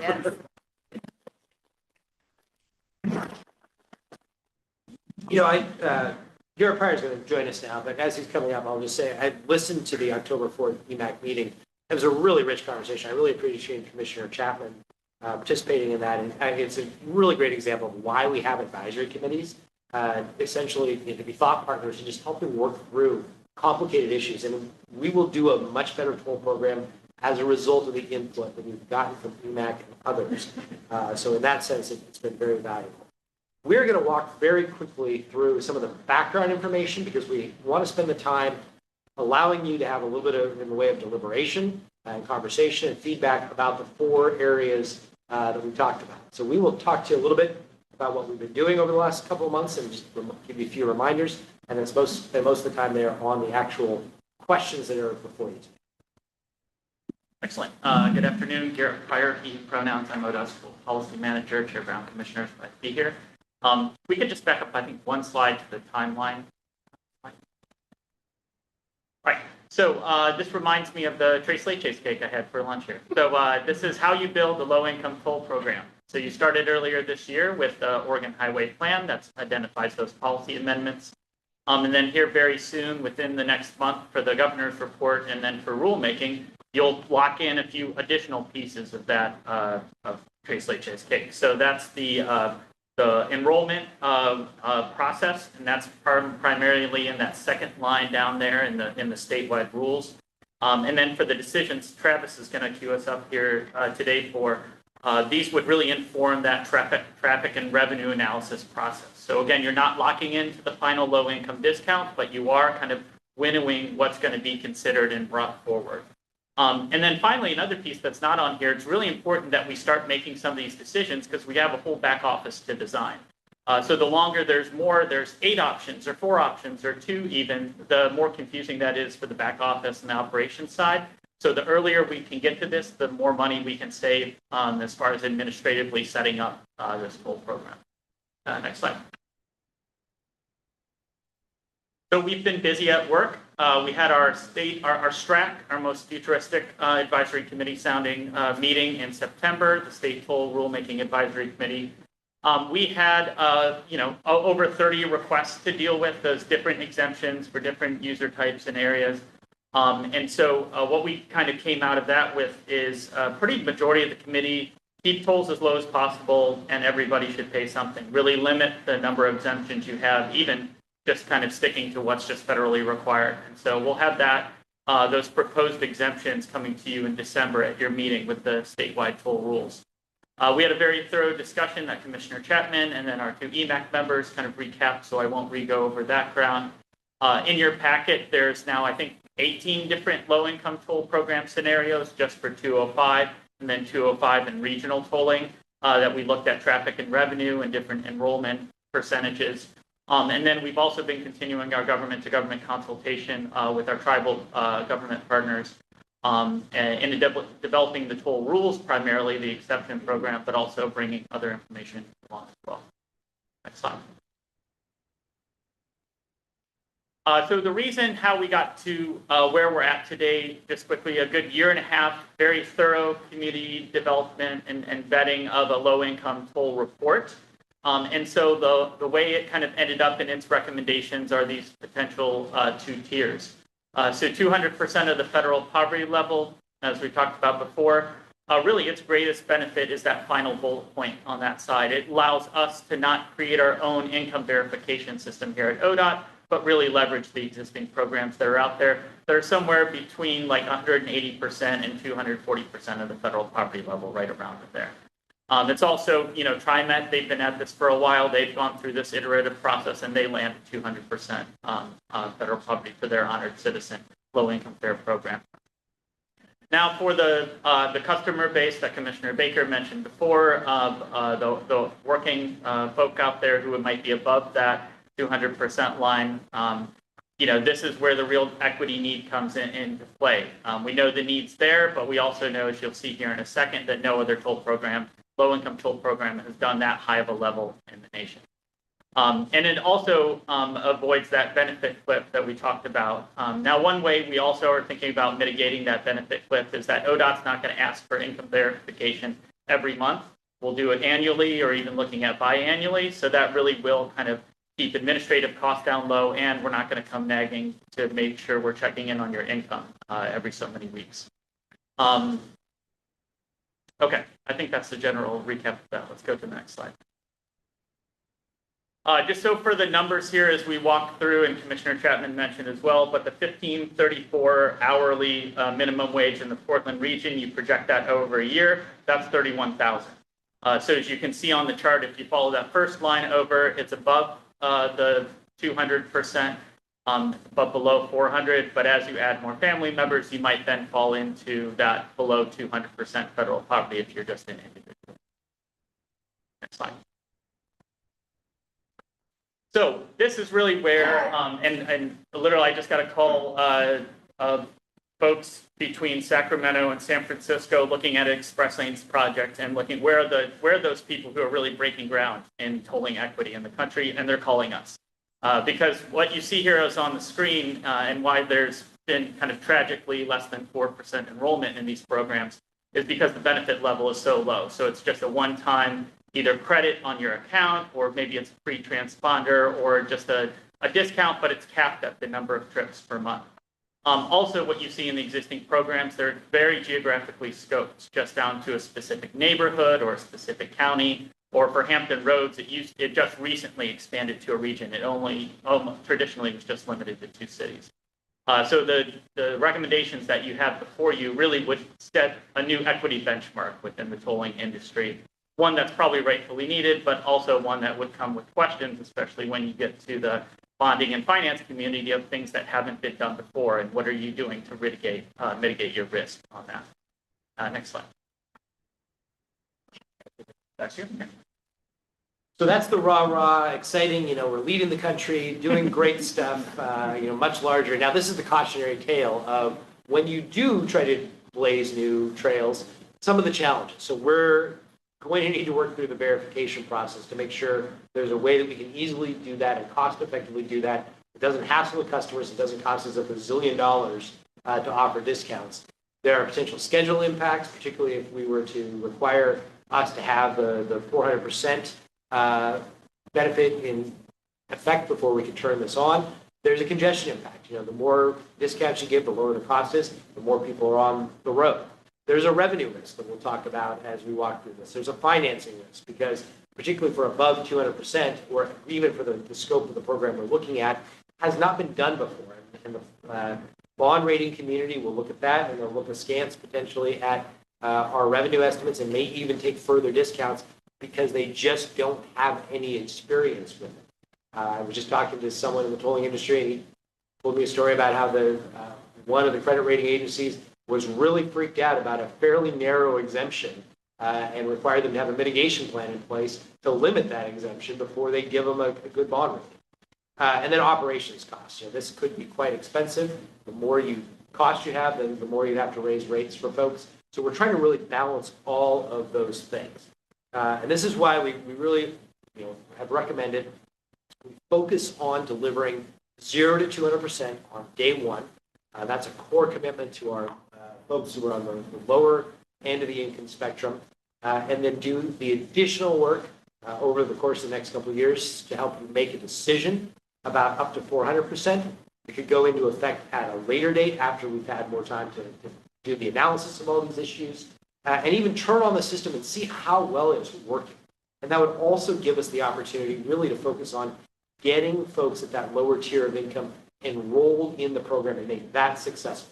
There is going to be a trade-off between breadth and depth. We think it's more important to go as deep as possible and get as many people in who are on the lower end of the income spectrum initially. Let's focus on being successful there. All right, so next slide, please. With that background, let's turn to the decisions that are before you today and next month. So it's not as if we need a final firm answer today, although we would dearly love as much feedback as possible. So we're going to ask you to set the geographic scope. That should be a fairly easy one given some of the conversations today. Also to select the benefit type, credit versus a monthly credit versus a percentage discount. And then there are the 2 benefit levels. So first, there seemed to be consensus last month with the OTC, in September, that the OTC generally agreed with having a benefit up to 200% of the federal poverty. So we want to get basically your commitment that we're going there, and then set the actual benefit level to analyze and implement. Or if you're not comfortable with our recommendation on that or getting to an answer today, narrow it down to 2 options for a little bit of further study so we can get an answer in about 6 months. And then finally is to set the benefit levels that we would analyze for up to 400% of federal poverty level. So we can do that work, come back to you in about 1.5 years with the results of the level 3 traffic and revenue analysis, and then you can make a decision, go, no go, go differently, whatever the case may be. So that's what we're going to walk you through today. After each of these decision topics, we're going to pause, get feedback, and hopefully you'll reach some sort of consensus or at least give us enough direction that we'll be able to bring back, final direction and recommendation at your next meeting. So with that, I'll turn to Garrett to talk about geographic scope. Righty. So next slide, recommendation number 1.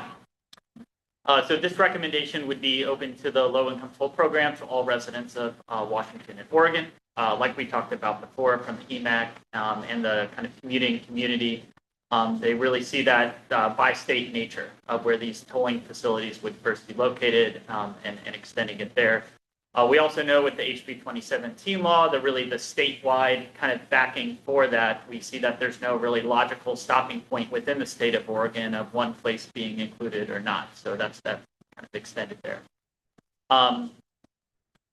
We do see just kind of from a scant kind of knowledge of where those drivers are coming from the further extent into Washington or into Oregon, the numbers are pretty low. So we really don't see a revenue or operational impact there.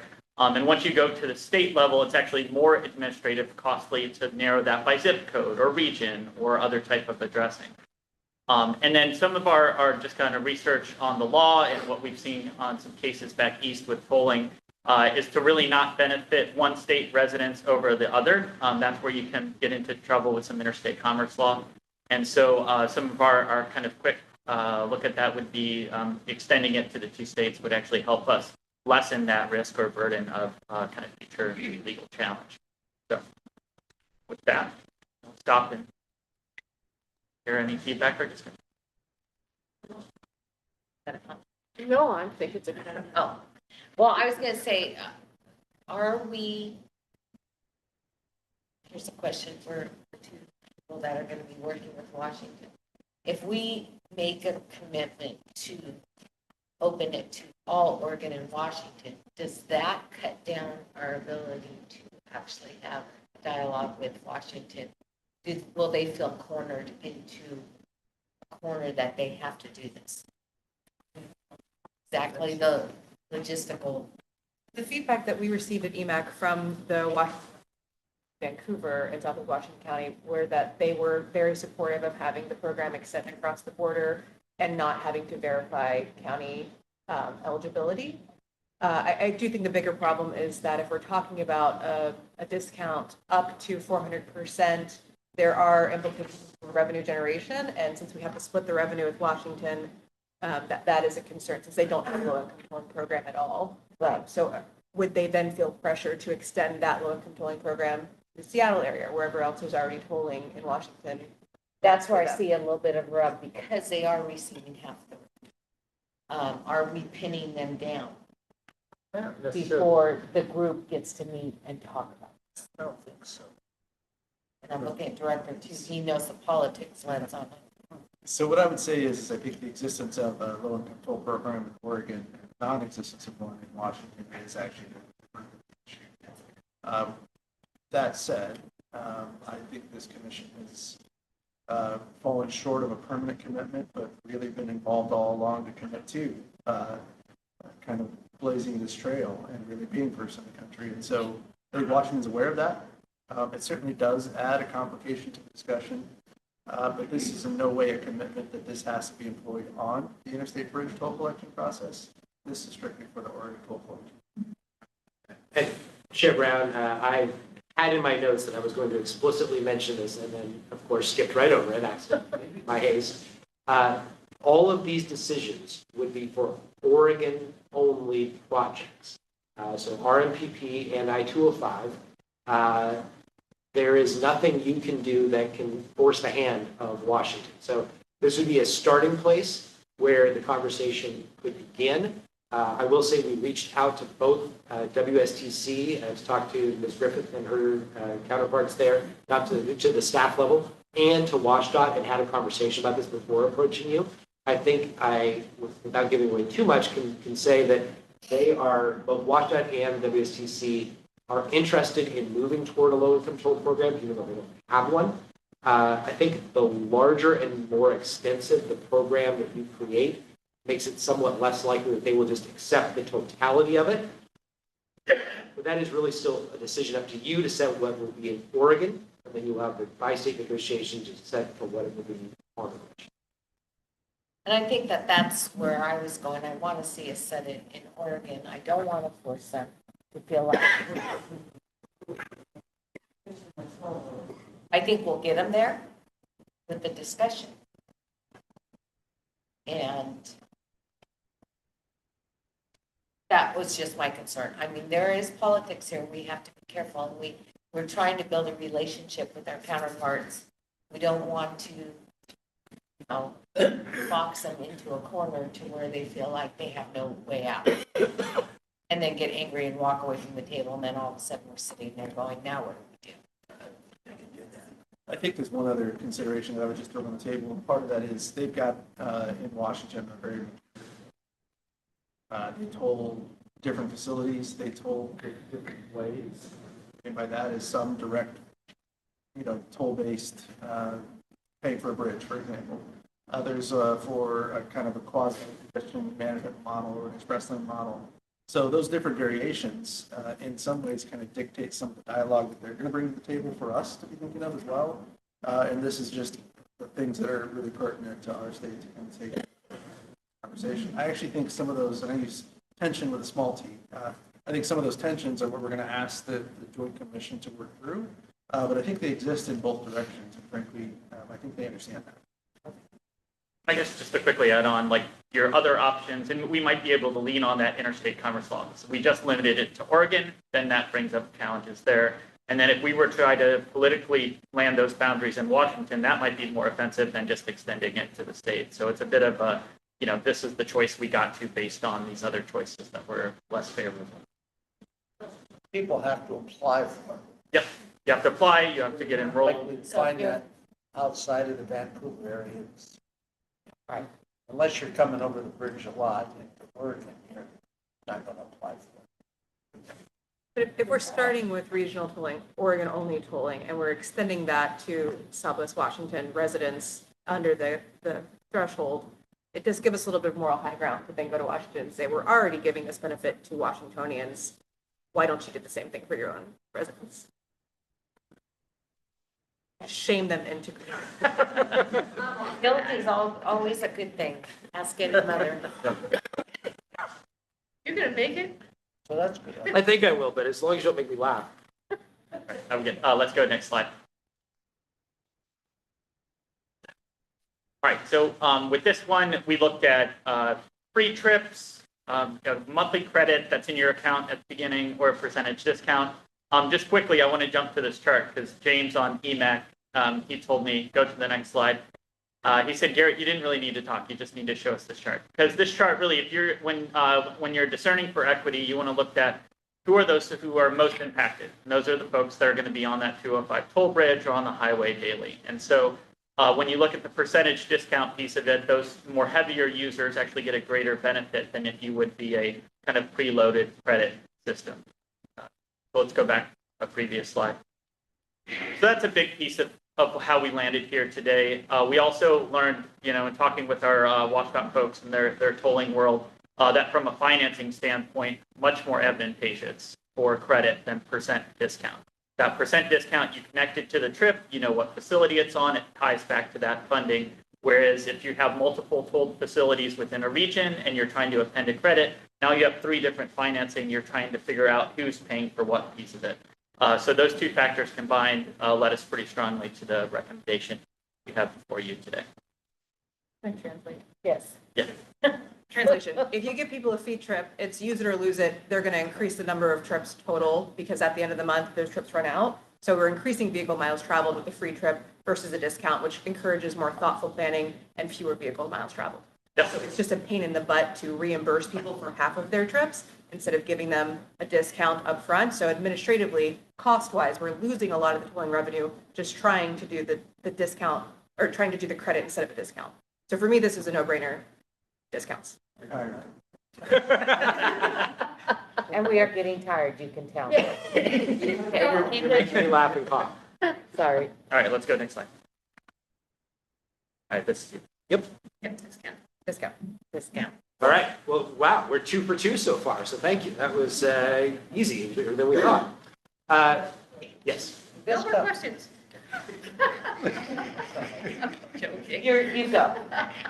Vice Chair. Listen, the discount, to me, if you're just looking at the 50% of the 200% poverty level, that makes sense. But if we were trying to get at that next step that I think Jeff was talking about a little bit,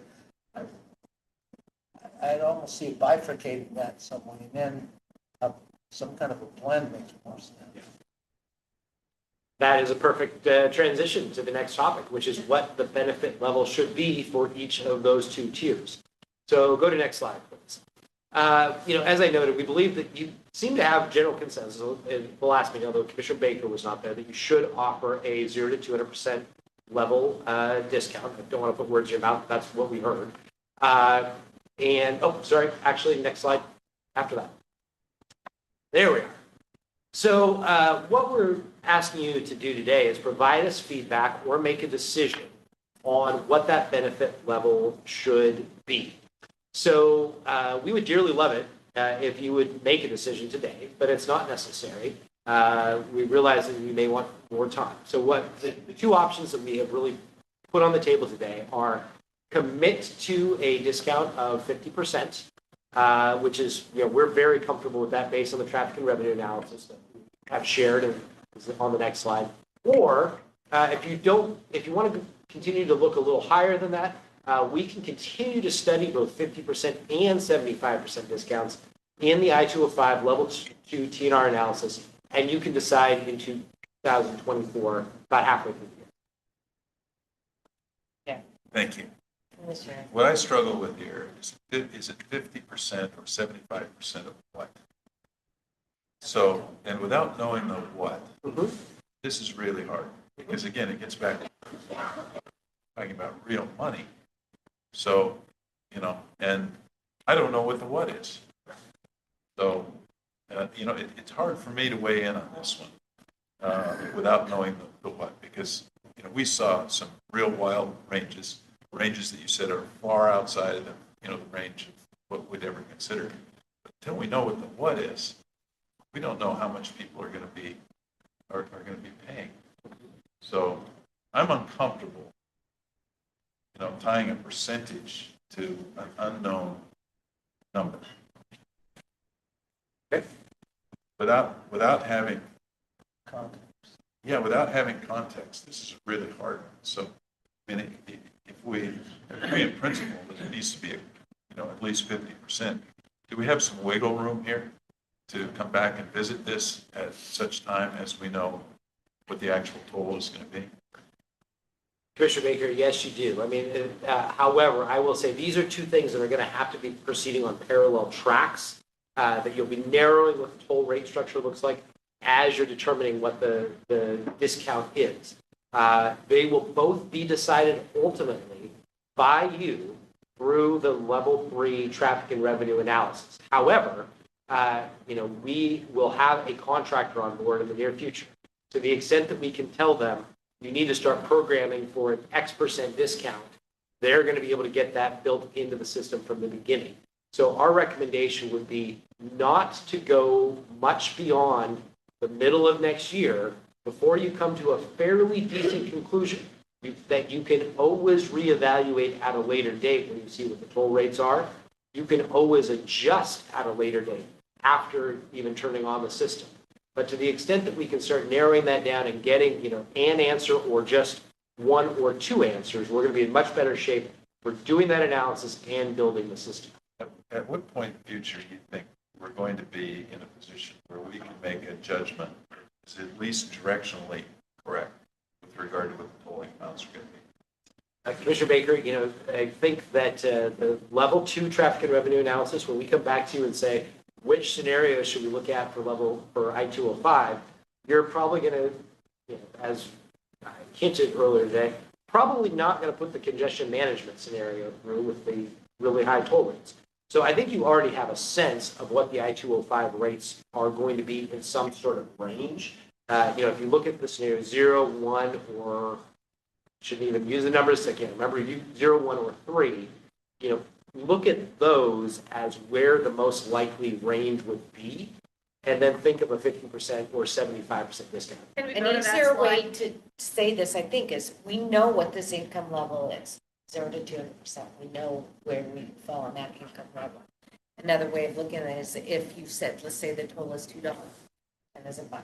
Yep. That's less than a cost of riding on the bus, one way. So if you take the 75, then again, 75 cents. So I think we have kind of that in our head. I mean, the toll could be over $2, but it's somewhere. And you could go back to that slide. Back. Keep going. I would go to scenario 0 if I were the base. Can I also just clarify, Travis, I think we're talking about max 5% users that are going to be participating in the program based on national data. So it's kind of a chicken and egg problem where we need to know the discount before we can project what the toll needs to be to reach that 400 million revenue, not the other way around, because it's a relatively minor part of the whole generation. Yes. Commissioner Chapman, generally, yes. I mean, it will vary over time. If we do succeed in tolling I-205, the IVR, and RMPP, you're going to, as the total costs for a household go up, you're going to greatly increase the enrollment over time. And so then it will be, an adjustment. So this slide probably gives you the best sense of what the toll rates would be. So for someone traveling at peak, $4.20 a day. So with a 50% discount would be $2.20.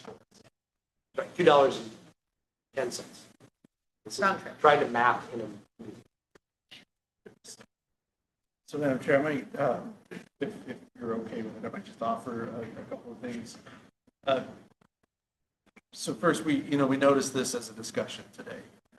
Really, the decision that we're targeting is by the December 11th timeframe, in hopes to be able to capture something that is relatively definitive, to not just commit to the governor, but to commit to our friends that have been working on this for 3.5 years to show what enforcement might be there.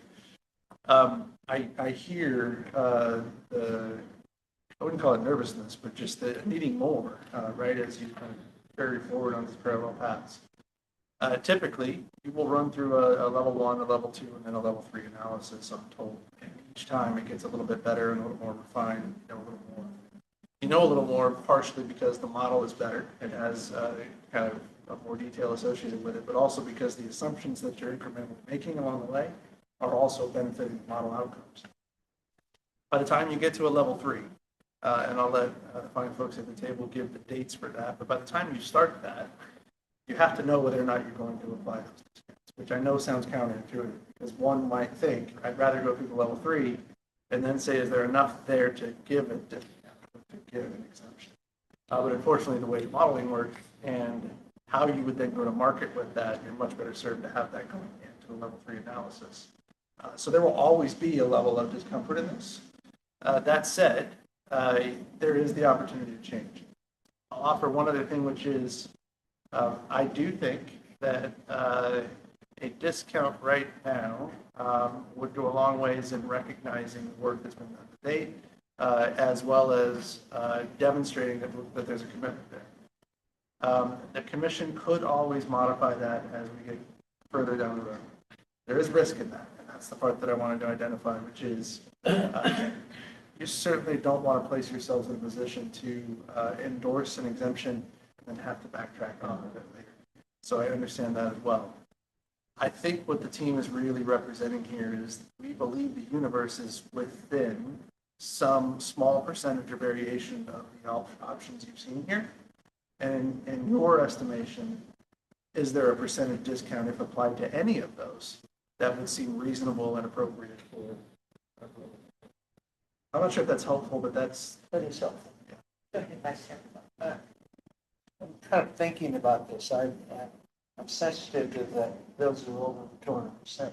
And I'm wondering, I'm not inclined to want to go beyond a 50% discount. I like the idea of a discount. I think it's simpler to implement. 50% for the 200 other subs. But I wonder, is there a second tier that you could have? I don't know if it's 400 or 300 FPL, that you could do like 25% discount, and how that works out. That is exactly the next conversation we plan to have. So I'm kind of leaning towards that kind of approach. And is it my understanding EMAP is going to meet December 4th? And is this part of their conversation? I would like their feedback before our December 11th meeting to kind of hear what that committee has said too. Chair Brown, that's very reasonable. I will say that, I think to Chris's point, we are comfortable recommending a 50% discount based on the analysis we have seen to date. And if you could actually go back to the slides on this topic, we do not want to have to backtrack. And if we were to, I'm not comfortable committing to a 75% discount today. If you look, keep going a few more. The traffic and revenue analysis, we have only done gross revenue. The impact to net revenue, because you would still have the costs, give you a one more 2 points, is actually potentially much more significant. In fact, at 75% discount, our gross revenue for any low-income toll program transaction could be close to zero. So that would be a deeper analysis. So my recommendation for today, I don't hear a consensus that we should just say, yep, that's 50%, go do that. I'm, yeah, 50%. Oh, okay. That's where I am. Yeah. Okay. All right. Like I said, I see a consensus that we had 50%. Wasn't that easy? You just needed an emoji. Apparently. Apparently, because you can say the wrong thing, so you can correct me. I'm going to use that from now on, and I will just be able to disavow my previous comment. Can I just clarify?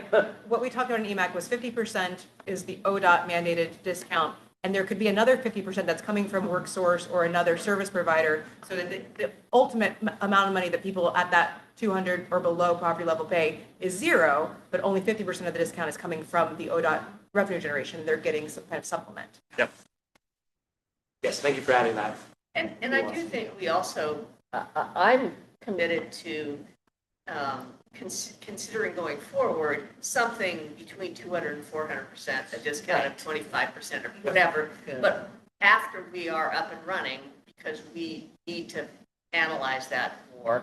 And I'm really reluctant to have you keep analyzing a million different scenarios. It's just a lot of time and effort and money. And I think we've got enough information to move forward with the 50% discount at the 200 level through Washington. That's my personal. Excellent. Do you need a vote, or just the consensus is fine to move them forward, and then we'll vote at the December 11th? Yeah, Madam Chair, frankly, because this is noticed as discussion and not as decision, I do want to give the public the opportunity to get on December 11th, if you're comfortable with that. But we can certainly take this as direction to get down this path, knowing that that decision will be before. Yep. There's one, the last decision is, and you already have discussed this, if you go to the next slide, for above 200%. You know, we think we need to do more analysis on this before we can commit to it. There's a lot of complex implementation work that needs to be done here and never been done anywhere else, so we need to understand the traffic and revenue analysis. So we would recommend looking at this tier and analyzing up to 300%, because really, as we heard, the main impact is going to be on those folks who are just over 200%, who could fall off that benefits cliff. So what we'd like to look at is both going up to 300% and to 400%. Going just to 300% may allow you to have a richer benefit, richer discount for those folks. And so we would recommend analyzing both a 10% and 25% discount for 300% and 400%. And that will then allow you to come back in 2025 and make a decision for implementation, probably more like 2027 and 2028. That would, though, allow us to really focus on maximizing enrollment in the under 200%.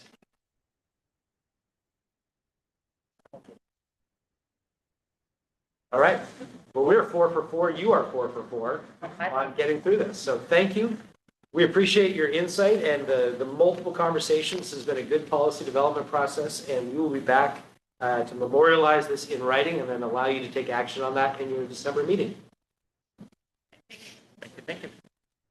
We will be having some further conversations in the region, which can then further inform some of these discussions, and we'll bring that back to you as well for your final decision in December. Thank you both. Perfect. Thank you. Okay, One thing as they're exiting that I would just add, and I think this is well known amongst the commission, but it's probably worth dialogue before you go into break, and I think the break is next, so I don't want to be long. Oh, I forgot. We have one more thing before break. We need a break. I would say this, as we move forward, depending upon how bonds are backed, right, if they're toll-back bonds or other considerations of bonding opportunities, there will be commitments that you have to make that revolve around which you can meet to ensure revenues are coming in as predicted, those kinds of things. Those commitments will be embedded within the documents. commitments. And so again, those commitments will be yours to make and ours collectively, obviously, to make. But they're important because they're guarantees that you will meet certain revenue targets associated with those tool programs. So it's another thing to consider as you're moving this forward. Okay. So we do have a decision to make, but I've heard from the commission they need 5 minutes. 5 minutes break real quick, and then we'll, last two. The last two issues, yes. Third day. Yeah.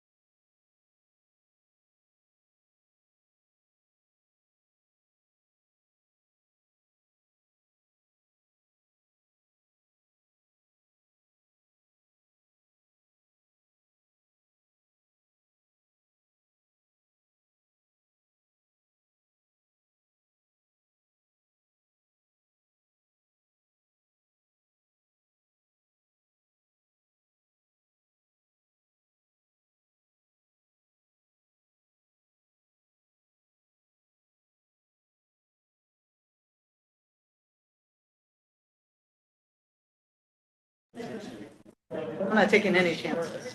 No liquid. All right, we lost, oh, there's. Nope. Here. All right. It's getting dark. Not awake, but I'm here. It's getting dark. So, we're gonna have another agenda adjustment. Oops. And I apologize. This is a good lesson for me not to load an agenda with so much on it. But we're gonna take item number L, which is the SAP implementation and development update. We're going to do it at another time. So Della, that means you are our last agenda item of the day. And so we want to give you the floor. Oh, yes. May I say something first? Sure. I just want to apologize to Erica for having her be here all day and bumping both of her topics. It's not because we think it's unimportant. We think it's critically important, and we want to make sure that we give you the opportunity when we are fresh and awake to listen to all the great work that you're doing. And so if we're going to have her come at the next meeting, I would like to have her be first. Well, Unless and you'd rather not be first. we talked about this, and one of the things I think Eric and I just talked about, one of the things I think is important is that SAP is very important to all of us. Our strategic action plan is absolutely, what we do. It's our direction. And so I would rather see this in a topic on its own, in a workshop with the commission so that we can give good feedback to it and make sure it is our action plan. Embedded into what we do. So that is to come. Thank you. All right. Della, it's all yours. All right, good afternoon again, Chair Brown, Commissioners. For the record, my name is Della Mosier. I'm the Deputy Director of ODOT's Urban Mobility Office, and I'm here to present Agenda Item J, which is a request and construction authorization, an increase in construction authorization for the I-205 Abernathy Bridge project. So just a quick refreshment on what the scope is for this project. It includes the seismic upgrading and widening of the Abernathy Bridge, as well as improvements to the adjacent interchanges, most notably on the West Lynn side. You can see a new roundabout affecting the interchange over there. We have some multi-use paths for improvements for those that are biking, walking, and rolling, as well as a sound wall on the Oregon City side that was approved by voters. So next slide, please. So some history here, since I think about 3/5 of this commission was not here in April of 2022, if I have that correct. But in the spring of 2022, we put this project out for bid. It was put out for bid as an alternative delivery contract, which was called Best Value or A+C+D procurement. And we received 4 bids. They were all over $490 million and actually ranged between $490 to $600 million for this project. The apparent best value contractor was selected based on 60% technical score, so a contractor who had the experience and ability to deliver and upgrade an earthquake-ready Abernathy Bridge, which is a complex structure, as well as 40% weighted to the cost. Hewitt Infrastructure West Company had the top technical score and met all the other disadvantaged business enterprise requirements, which includes on this project on the base bid around $60 million that go to disadvantaged business enterprises, as well as the rest of our contract requirements. And when they submitted their bid initially came in at $512 million. Next slide, please. So because we had an alternative delivery procurement method, we were able to enter into negotiations with the contractor. What we wanted to do at that time was understand why the bids were as high as they were. They were higher than we had anticipated when we put the project out to bid, if you'll recall. And so we were able to engage in conversations with the contractor to better understand, what were the unknowns, what were the risks, what were some of the things we could adjust or change to be able to reduce the risk and reduce the scope on the contract. So some of the things that we did were, again, reallocating risk. We adjusted some of the specification language to allow some of the work to be done more efficiently. And then we also deferred some of the work that we felt were unknowns to future contracts. So things like large sign structures, we decided to defer until we could better understand where the towing gantry for the Abernathy Bridge would go so that we wouldn't build sign structures that then would be in conflict with the towing gantries and then have to rebuild those sign structures. We also deferred the deep soil mixing work, which had a lot of unknowns. It's work that's not done typically or routinely on a lot of projects. And we wanted to have a better understanding of what was in the ground, and we'll talk more about what we found in the ground in this request, to be able to reduce the risk and hopefully construct that deep soil mixing more efficiently from an economic standpoint, as well as make sure that it really did provide the benefit that we're looking for to support the earthquake-ready Abernathy Bridge. So I think, so we were able to reduce that price through those conversations from $512 to $447 million. And then from that point, we added on some contingency, a small amount of contingency, as well as engineering that we need to administer the contract for a total construction authorization of $495 million. Next slide, please. So we are now asking for a construction authorization increase to that $495 million to pay for some unanticipated project changes that we encountered. So things that we found in the soil that we didn't anticipate. There was investigations done during the design phase, but as we start digging up the earth, there were items in there that we didn't anticipate. So an example would be an underground storage tank was found out there in associated contaminated soil that we see in underground storage tanks that are covered up. We also found piers where we were driving piles to support those temporary work trestles. We've been driving a lot of piles to support what we call the reaction frames for the oscillator to be able to dig those deep foundations. There are piles that have been left behind from what we anticipate or expect were the original bridge construction temporary piles that were used to support probably temporary structures for that work. And so having time to remove those obstructions, we also found some logs in places in the way of some of our piles as well. So taking the time to figure out how to remove some of those obstructions, some even in the foundation locations were found as deep as 180, 190 feet down as we're advancing the drilled shaft foundations. Complex innovative work to be able to send divers down to be able to remove some of those obstructions and keep those new pier locations in the same location. We also found, as we were looking at bringing the columns up out of the water and connecting those to the existing bridge columns, that the steel in the existing columns maybe not right exactly where we anticipated it would be from the as-builds. So needing to design some additional reinforcement to connect those new bridge columns to the existing bridge columns. We also were here in April of 2022, kind of in a hurry to get notice to proceed out to the contractor, which we were able to do by the end of May, so that they could meet that first in-water work period that started in July of 2022. We had hoped that the oscillator, which you've heard named affectionately Oscar the Oscillator, he was born in Germany and was being built and fabricated in Germany as soon as we provided that notice to proceed. But due to a lot of things that were going on in the world at that time, there was a delay in the supply chain and being able to get Oscar out to the project site and be able to start digging those only the first in the country, those deep foundations of that width, using that strong oscillator that's helped us to be able to complete our in-water work for those foundations in 2 water seasons. He was also late to arrive by a few months. Which caused some delay in the project as well. We also had some issues reconciling design bridge surveys with contractor level bridge surveys. And again, as they're building those 200 deep foundations, we want to make sure that they're built in the exact right location. Took some time to reconcile some of the surveys and make sure that we have those foundations in the right place. And then finally, additional engineering that's required to help update the plans and specifications and give that contractor the direction that they need to proceed with construction when we encounter these unanticipated project conditions.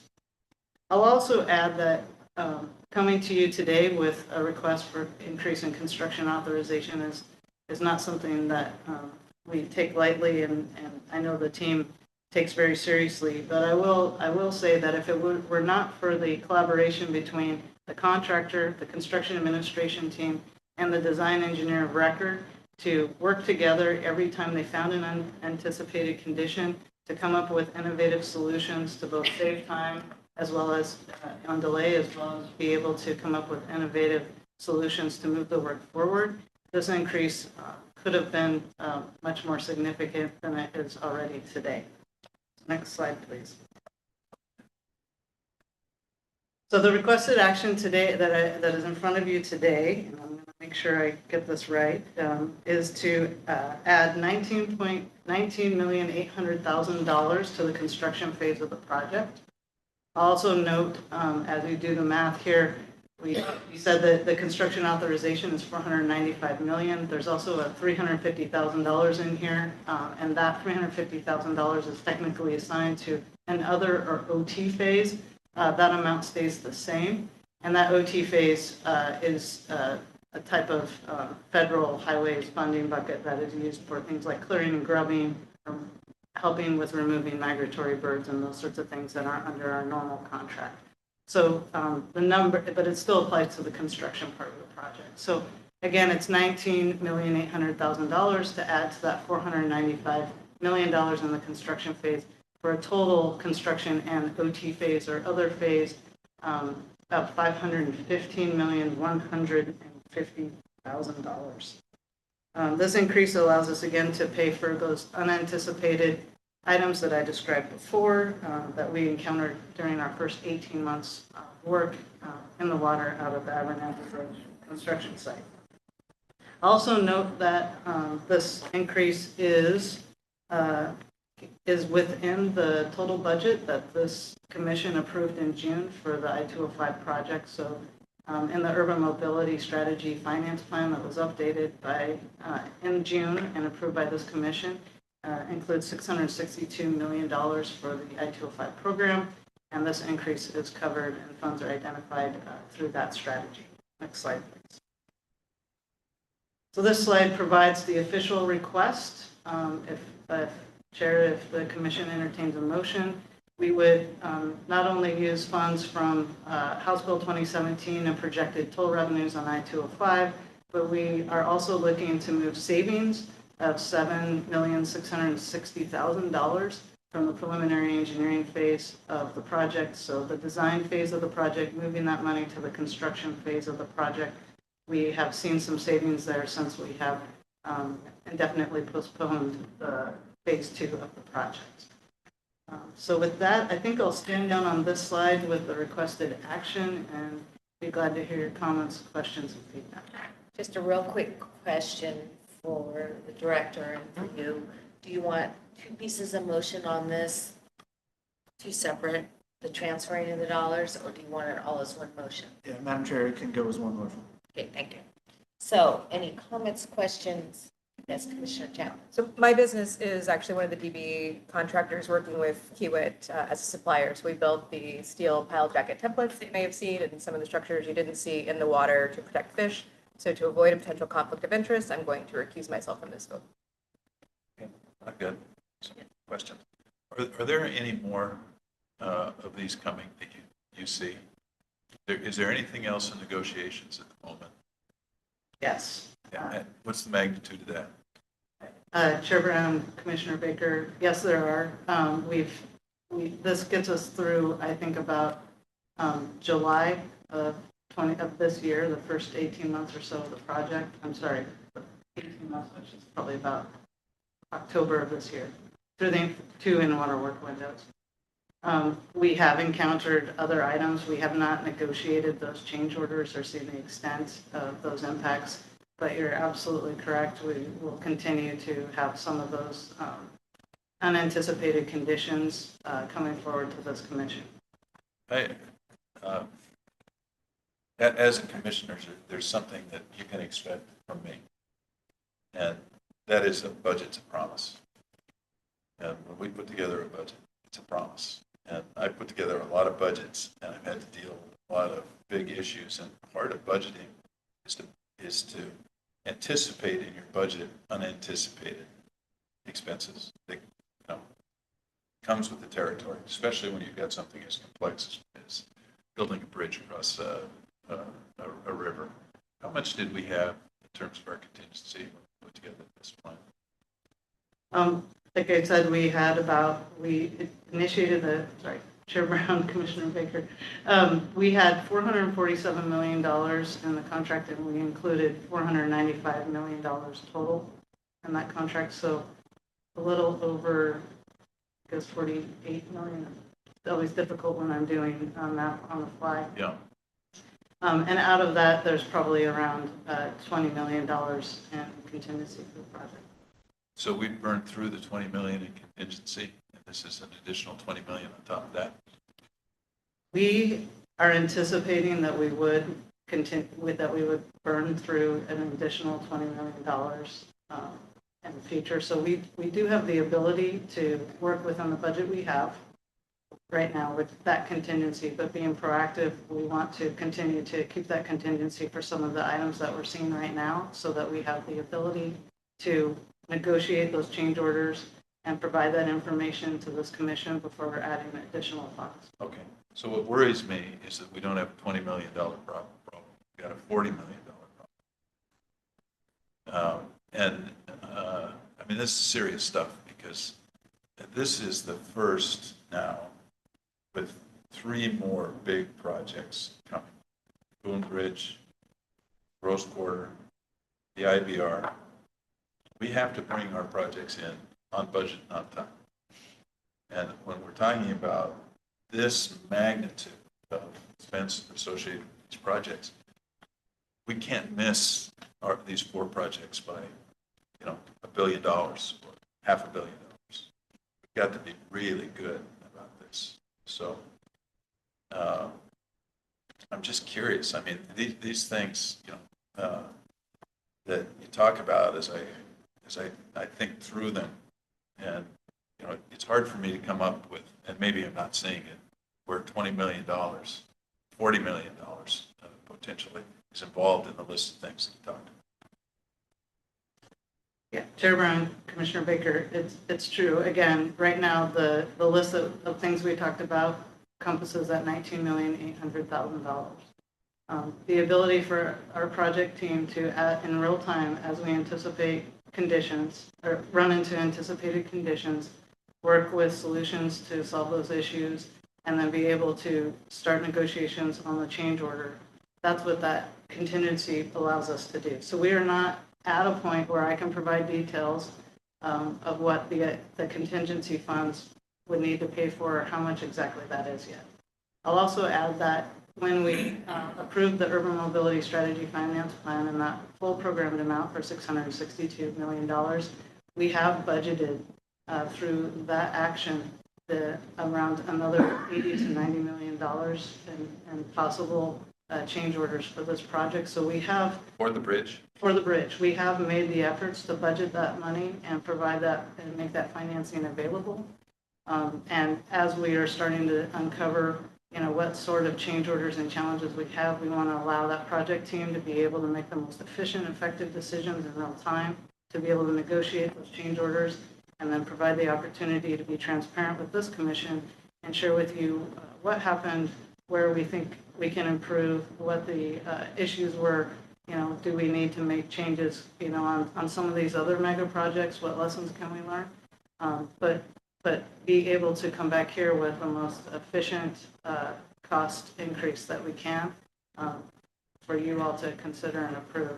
So is that 90 million in budget on the other 205 projects? Does that limit us? Are we spending money that we would be spending on the lane widening or the 12 River Bridge? Yeah, Chair Brown, Commissioner Baker, when the decision was made by the commission in June of this year to approve the Urban Mobility Finance Plan, the funds were reallocated to be able to pay for the construction of Abernathy Bridge and to indefinitely postpone phase 2 of 205. I think one of the things that, it's been a frustration of mine too, Commissioner Baker, over the years, and I'll give you an example, Rose Quarter. When we first did our estimated cost on the Rose Quarter, it was, what was it, 750 million? 400, 400, and then it went to 7, then it went on and on as things happened. But that increase was due to the changing of the entire project. You know, we put a cap on it, we did all these different things. This kind of situation where it's unforeseen, and I know they did the geotechnical surveys to see what was below the surface. And it didn't show any of these problems, but of course, where you drilled, it showed up. And I think that this is what not only ODOT, but government agencies are encountering in construction. I just had one change over $300,000 that wasn't anticipated in rock removal on our site. I'm not sure how we budget for these changes, because when you start putting it into a budget and you put it in your estimation of what that project's going to cost, your bids are going to come in at that level. And then there's going to always be change orders on top. I think that trying to negotiate is the only upper hand you have in this situation, to be able to mitigate some of this cost. And I don't know how to do it any differently. Yeah, thank you, Madam Chair. And yeah, truly, once we've gone into construction, again, as I mentioned, we have budgeted the funds. We have not programmed the funds. The conversation here is to be able to be transparent, to get your feedback and input before we program funds as we're finding issues out in the field. And there are certainly opportunities to learn and improve as we look to deliver future mega projects, to make sure those lessons are learned, take them to the Continuous Improvement Advisory Committee, and get feedback there, as well as we're learning more and more about some of these challenges.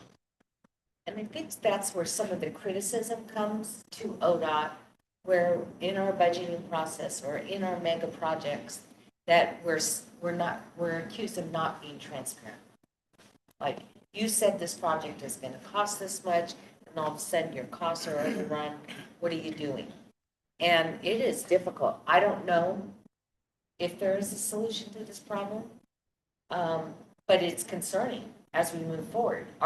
When we're sitting here talking about tolling, sorry, I'm kind of going off here, but when we're sitting there talking about tolling, trying to figure out how to pay for a project, are we considering that project might, the cost of the inflationary cost of that project outpace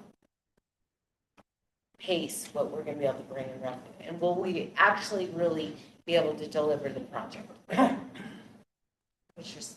Yeah, just, I am always mindful and concerned about project overruns. I think there's a couple things. One is there's sometimes where you just cannot anticipate something happening.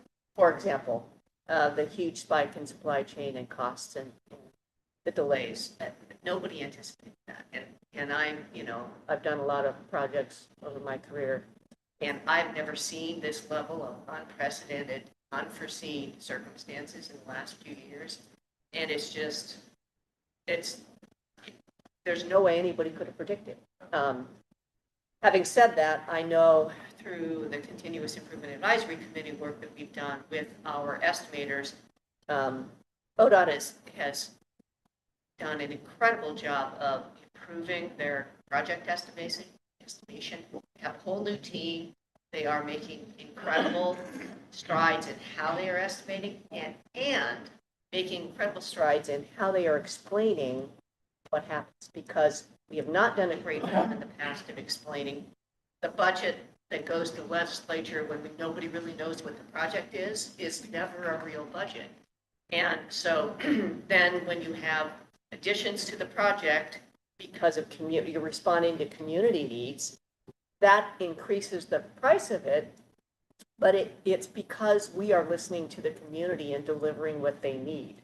And so we need to be able to explain how we got from the initial project budget to the current project budget and the costs and why. And so I think making sure that we are transparent in explaining all of that is really important, and we just need to keep getting better. Vice Chair. I mean, we need to keep in mind, most of the projects, over time, at least in my experience, have come in on time, on budget. Many have been under budget. But there's always been the outlier that we hear about, particularly, I think, in this business, because you don't know what's 200 feet down there. The geotech may be off. I remember we had a Central Oregon project, the overpass that hit a lake that no one, that studies didn't show was down there, and you just couldn't stabilize it. No, that was bad. Or the Pioneer Mountain project a few years ago, where we had one of the best contractors out of California that didn't understand the geotech of Oregon, and we had to go in and completely take out all the work that they did and redo it. And some of those things unfortunately happen. And I think Gross Quarter is a good example, as I think IBR is. When you originally scoped the project, the preliminary scopes, when you started bringing in what the community wanted, it expanded the project greatly. You know, I've said on the Gross Quarter that that's not the project that was approved. I don't have an argument, as we talked about today, the project, but that's not what was originally approved. That's where the cost came. But This one, I don't think we could have foreseen it, no matter what, unless we had a crystal ball. you hope when you get to the contracting phase, you'll be closer. And I know, Chris, you changed the methodology. I know Greg has on the IBR quite a bit. Yeah, I might offer a couple of things that are Speak up. aimed. Sorry, I might offer a few things that are aimed to help, I think, a little bit of the dialogue, and then others that Della may throw something at me. But we have dramatically changed the way we estimate our projects in ODOT. The last 3 to 4 years, we have gone from a cost buildup that was bid item based into something that's more contractor-led, contractor-based, as well as something that is focused on risk and pricing it, because risk is actually where you end up in overruns that we would normally categorize as things we didn't see, except the real answer is you see them, you just don't know how to quantify them. That's actually the truth. There's a level of risk that's in any of these projects. We've seen significant improvements on our projects at $50 million and under. In fact, a pretty stellar record at delivering our budgets in that regard. I'm struck, though, by this tension point that I feel sitting in this chair, which is I often say to our teams, if we can't get it right, then who can? Because we're the ones responsible, right? And so at the end of the day, I agree that we are making promises. And that is stuck right in the middle between your desire to make that so and trying to get it right with all of the best intentions, as well as sometimes reality of things that you don't see, especially those things that are underground. And so we're caught in that middle space, and I think that's where we are on some of the big bridge projects. I will say that it's not lost on me that we have to continue to improve even in the mega project space, because we have the public trust and confidence, and we're the only ones delivering projects this big in the state right now. And we have more in front of us, and we have to get it right. And so and it's why we've shifted to a risk-based estimating process. And in addition to that, we also have to be able to communicate things that are cost increases versus things that were intentional scope additions that we thought were a good idea. And we haven't always been great at that. So a prime example, just in this case that I'll use as an example, is we deferred the soil mixing to a future phase. We did that on purpose because we expected to be building that future phase. And then in the interim, we intended to get more information about the soil mixing so that we could then essentially analyze the risk out of it, right? Well, once we reached that point to where we couldn't defer that the soil mixing into that future phase and we had to bring it forward, we're in a different place now where we have to price it. And so we're in that dynamic right now. That said, I completely agree that we are going to continue to be improving on how we estimate and follow through on those estimates for mega projects, because it's vitally important, especially as we look to the future ones that we have in front of us. Well, we've got a $20 million contingency that we're going to burn through. We're asking for another 20 million, so that's a $40 million miss, which is rapidly coming up to 10% of the project. I think with that kind of a miss, that we need a postmortem on this. We need to really understand what went wrong, where the accountability lies, and some of it may just be bad luck. We dug a hole and we found, material that had been there for 50 years that nobody knew about since the bridge was built the first time. But I think 40 million, the amount of time that we spent agonizing over the 70 million earlier today, to have 40 million disappear here, although it may be, completely justified, we need to understand it. We really need to, at least I need to understand it. We do have some very close things. Supposedly, looks at every major project. Anything over 50 million. Yeah. Yeah. And, That does exactly that. Okay. yeah. Understood. So the question I guess I have is, if we have 20 million to kick the can a little bit further, use the contingency and then come back to the commission?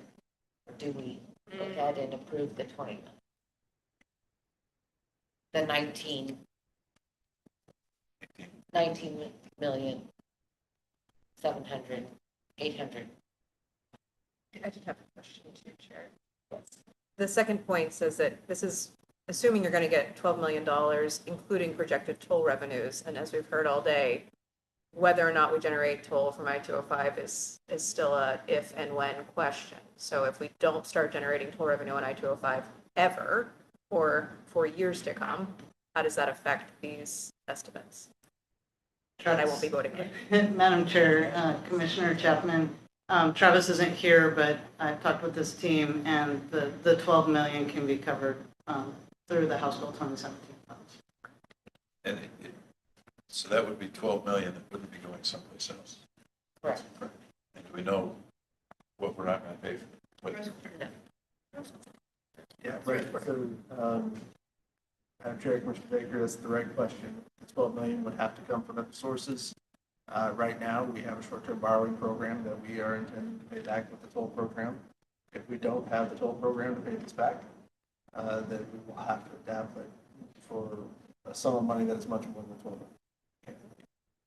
We're relying on $385 million in this finance bank. Yes. There's still projects in 2017 bill that don't have the funding. All of the 2017, House Bill 2017 projects that were dedicated have either been constructed or are in process right now through the design phase of the So it had to come out of future funding somewhere. program funds. Correct. Right, and we have, it looks like, flexible funding out of HB 2017. 585 million. And I'll just say, I mean, that this was the topic of conversation, talking about that short-term borrowing program. I don't have the month in mind, but can certainly get that. In that we knew we were moving forward at risk, and the risk of waiting and the cost of delay, adding that to Abernathy. That risk, at the time, the decision was that was probably more risky than the implementation of the toll program. But in raw numbers, I want to be clear, there's $385 million roughly expected to come from the toll program. One more reason why the toll program is so important. Some of the assumptions in the three mega projects were put together in 2017. We funded in a different order. Correct. Because the funding assumptions did not work out, frankly, for political reasons. Well, and frankly, the other piece is mega projects, just by their own definition, require their own finance plan, and their finance plan typically dictates. And so that's the reality that we find ourselves in here as well. This was more ready for construction than the other projects. Right. Commissioner Smith.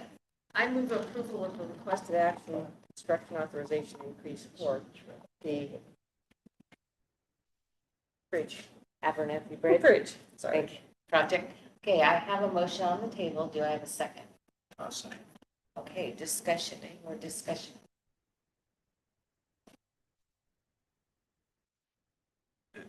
The effect of a no vote with what? What? A no vote, at this point, I have no idea. At the individual or the commission level? Project level. So the effect of a no vote, I'll let Della answer this if I get this wrong. The effect of a no vote could impact on a project. Affirmative. Chair Brown, Commissioner Baker. A no vote would likely suspend work. We wouldn't be able to address anticipated conditions that we encounter on the project and lead to delays without the contingency to be able to negotiate those changes. Del, could you remind us what it costs us on a delay? I think there was a number that was thrown out. Sure, Chair Brown, I'd have to check it, but it's between $2 to $3 million per month. Thank you. So with that said, I have a motion on the table. We'll go to a vote. We have one commissioner abstaining, so there's 4. Do you want to do a voice vote? Okay. All those in favor to fund this project, say aye. Aye. Opposed? We made you work hard for this. As you should. And I think that, this is something that we really need to dig deep and look at, because it's not going to be the last time you're in front of us, I don't think, especially from your office with the mega projects we have going on. So, The other thing I would say, too, just as some advice, these things they all didn't happen last week. They've been mounting. They've been going on for a period of time. And it would be nice to be aware that we have an impending issue. Because, here we sit, we really without options. I mean, if we say no to this, we're not fulfilling our responsibilities. Honestly, that's a bad decision. So the decision that we need to make is not a very comfortable decision. And just again, stylistically, the more lead time we can get, the faster bad news bubbles to the commission. I think, Chair Brown, the better position we are to be of counsel, advice, in the process. I agree. And I think when we're in these projects and they're already running, when you come with a change order, you're right, we are cornered. It's not like we have a lot of options, but what it does is it triggers us to have those questions come forward in budgeting for future projects. So as we're letting bids or contracts, it'll give us the idea to ask that pointed question. How much contingency have we stuck into this? Where's our wiggle room? Are we being realistic in our budgeting? That's part of my point when I was talking about what kind of reports I think the commission needs to get. Part of that is we've got a bunch of projects going on. It would be good to know whether there's something that's happening. Absolutely. What's changing on it. Not that it's good or bad, it's just we should know that. Well put. Quite frankly, a small change on a big project is actually a bigger financial impact than a big change on a small project. So you need to scale those and bring them all. The other piece of that, I think, is all of our acts have come to us and said, we want to help. We want to be part of the process. We want you to tell us what it is you need, correct? And what happens if we get pinned into a corner where we have to start taking away from this? Or that $70 million has to disappear out of the STIP in order to pay for this? That's the conversation we should be having with them. And I think it would amaze us, actually, to see them embrace what is needed to finish these things. I think that's part of that conversation. And then they feel that they're part of one Oregon also, that we, because Abernathy Bridge impacts them too, no matter what region they live in, if they have freight coming through. I want to thank everyone for sticking with us. It's 4:30. It's been a long day. I want to thank the staff for all your hard work. I know you were here a lot earlier than we were. Is there any statements from any of the commissioners before we adjourn? And if not, I'd love a motion to adjourn. Let's adjourn. Second. We are adjourned. Thank you. All right. That's a long 3 days. Yes, it is. Thank you. You got to sleep in your own bed. That's true.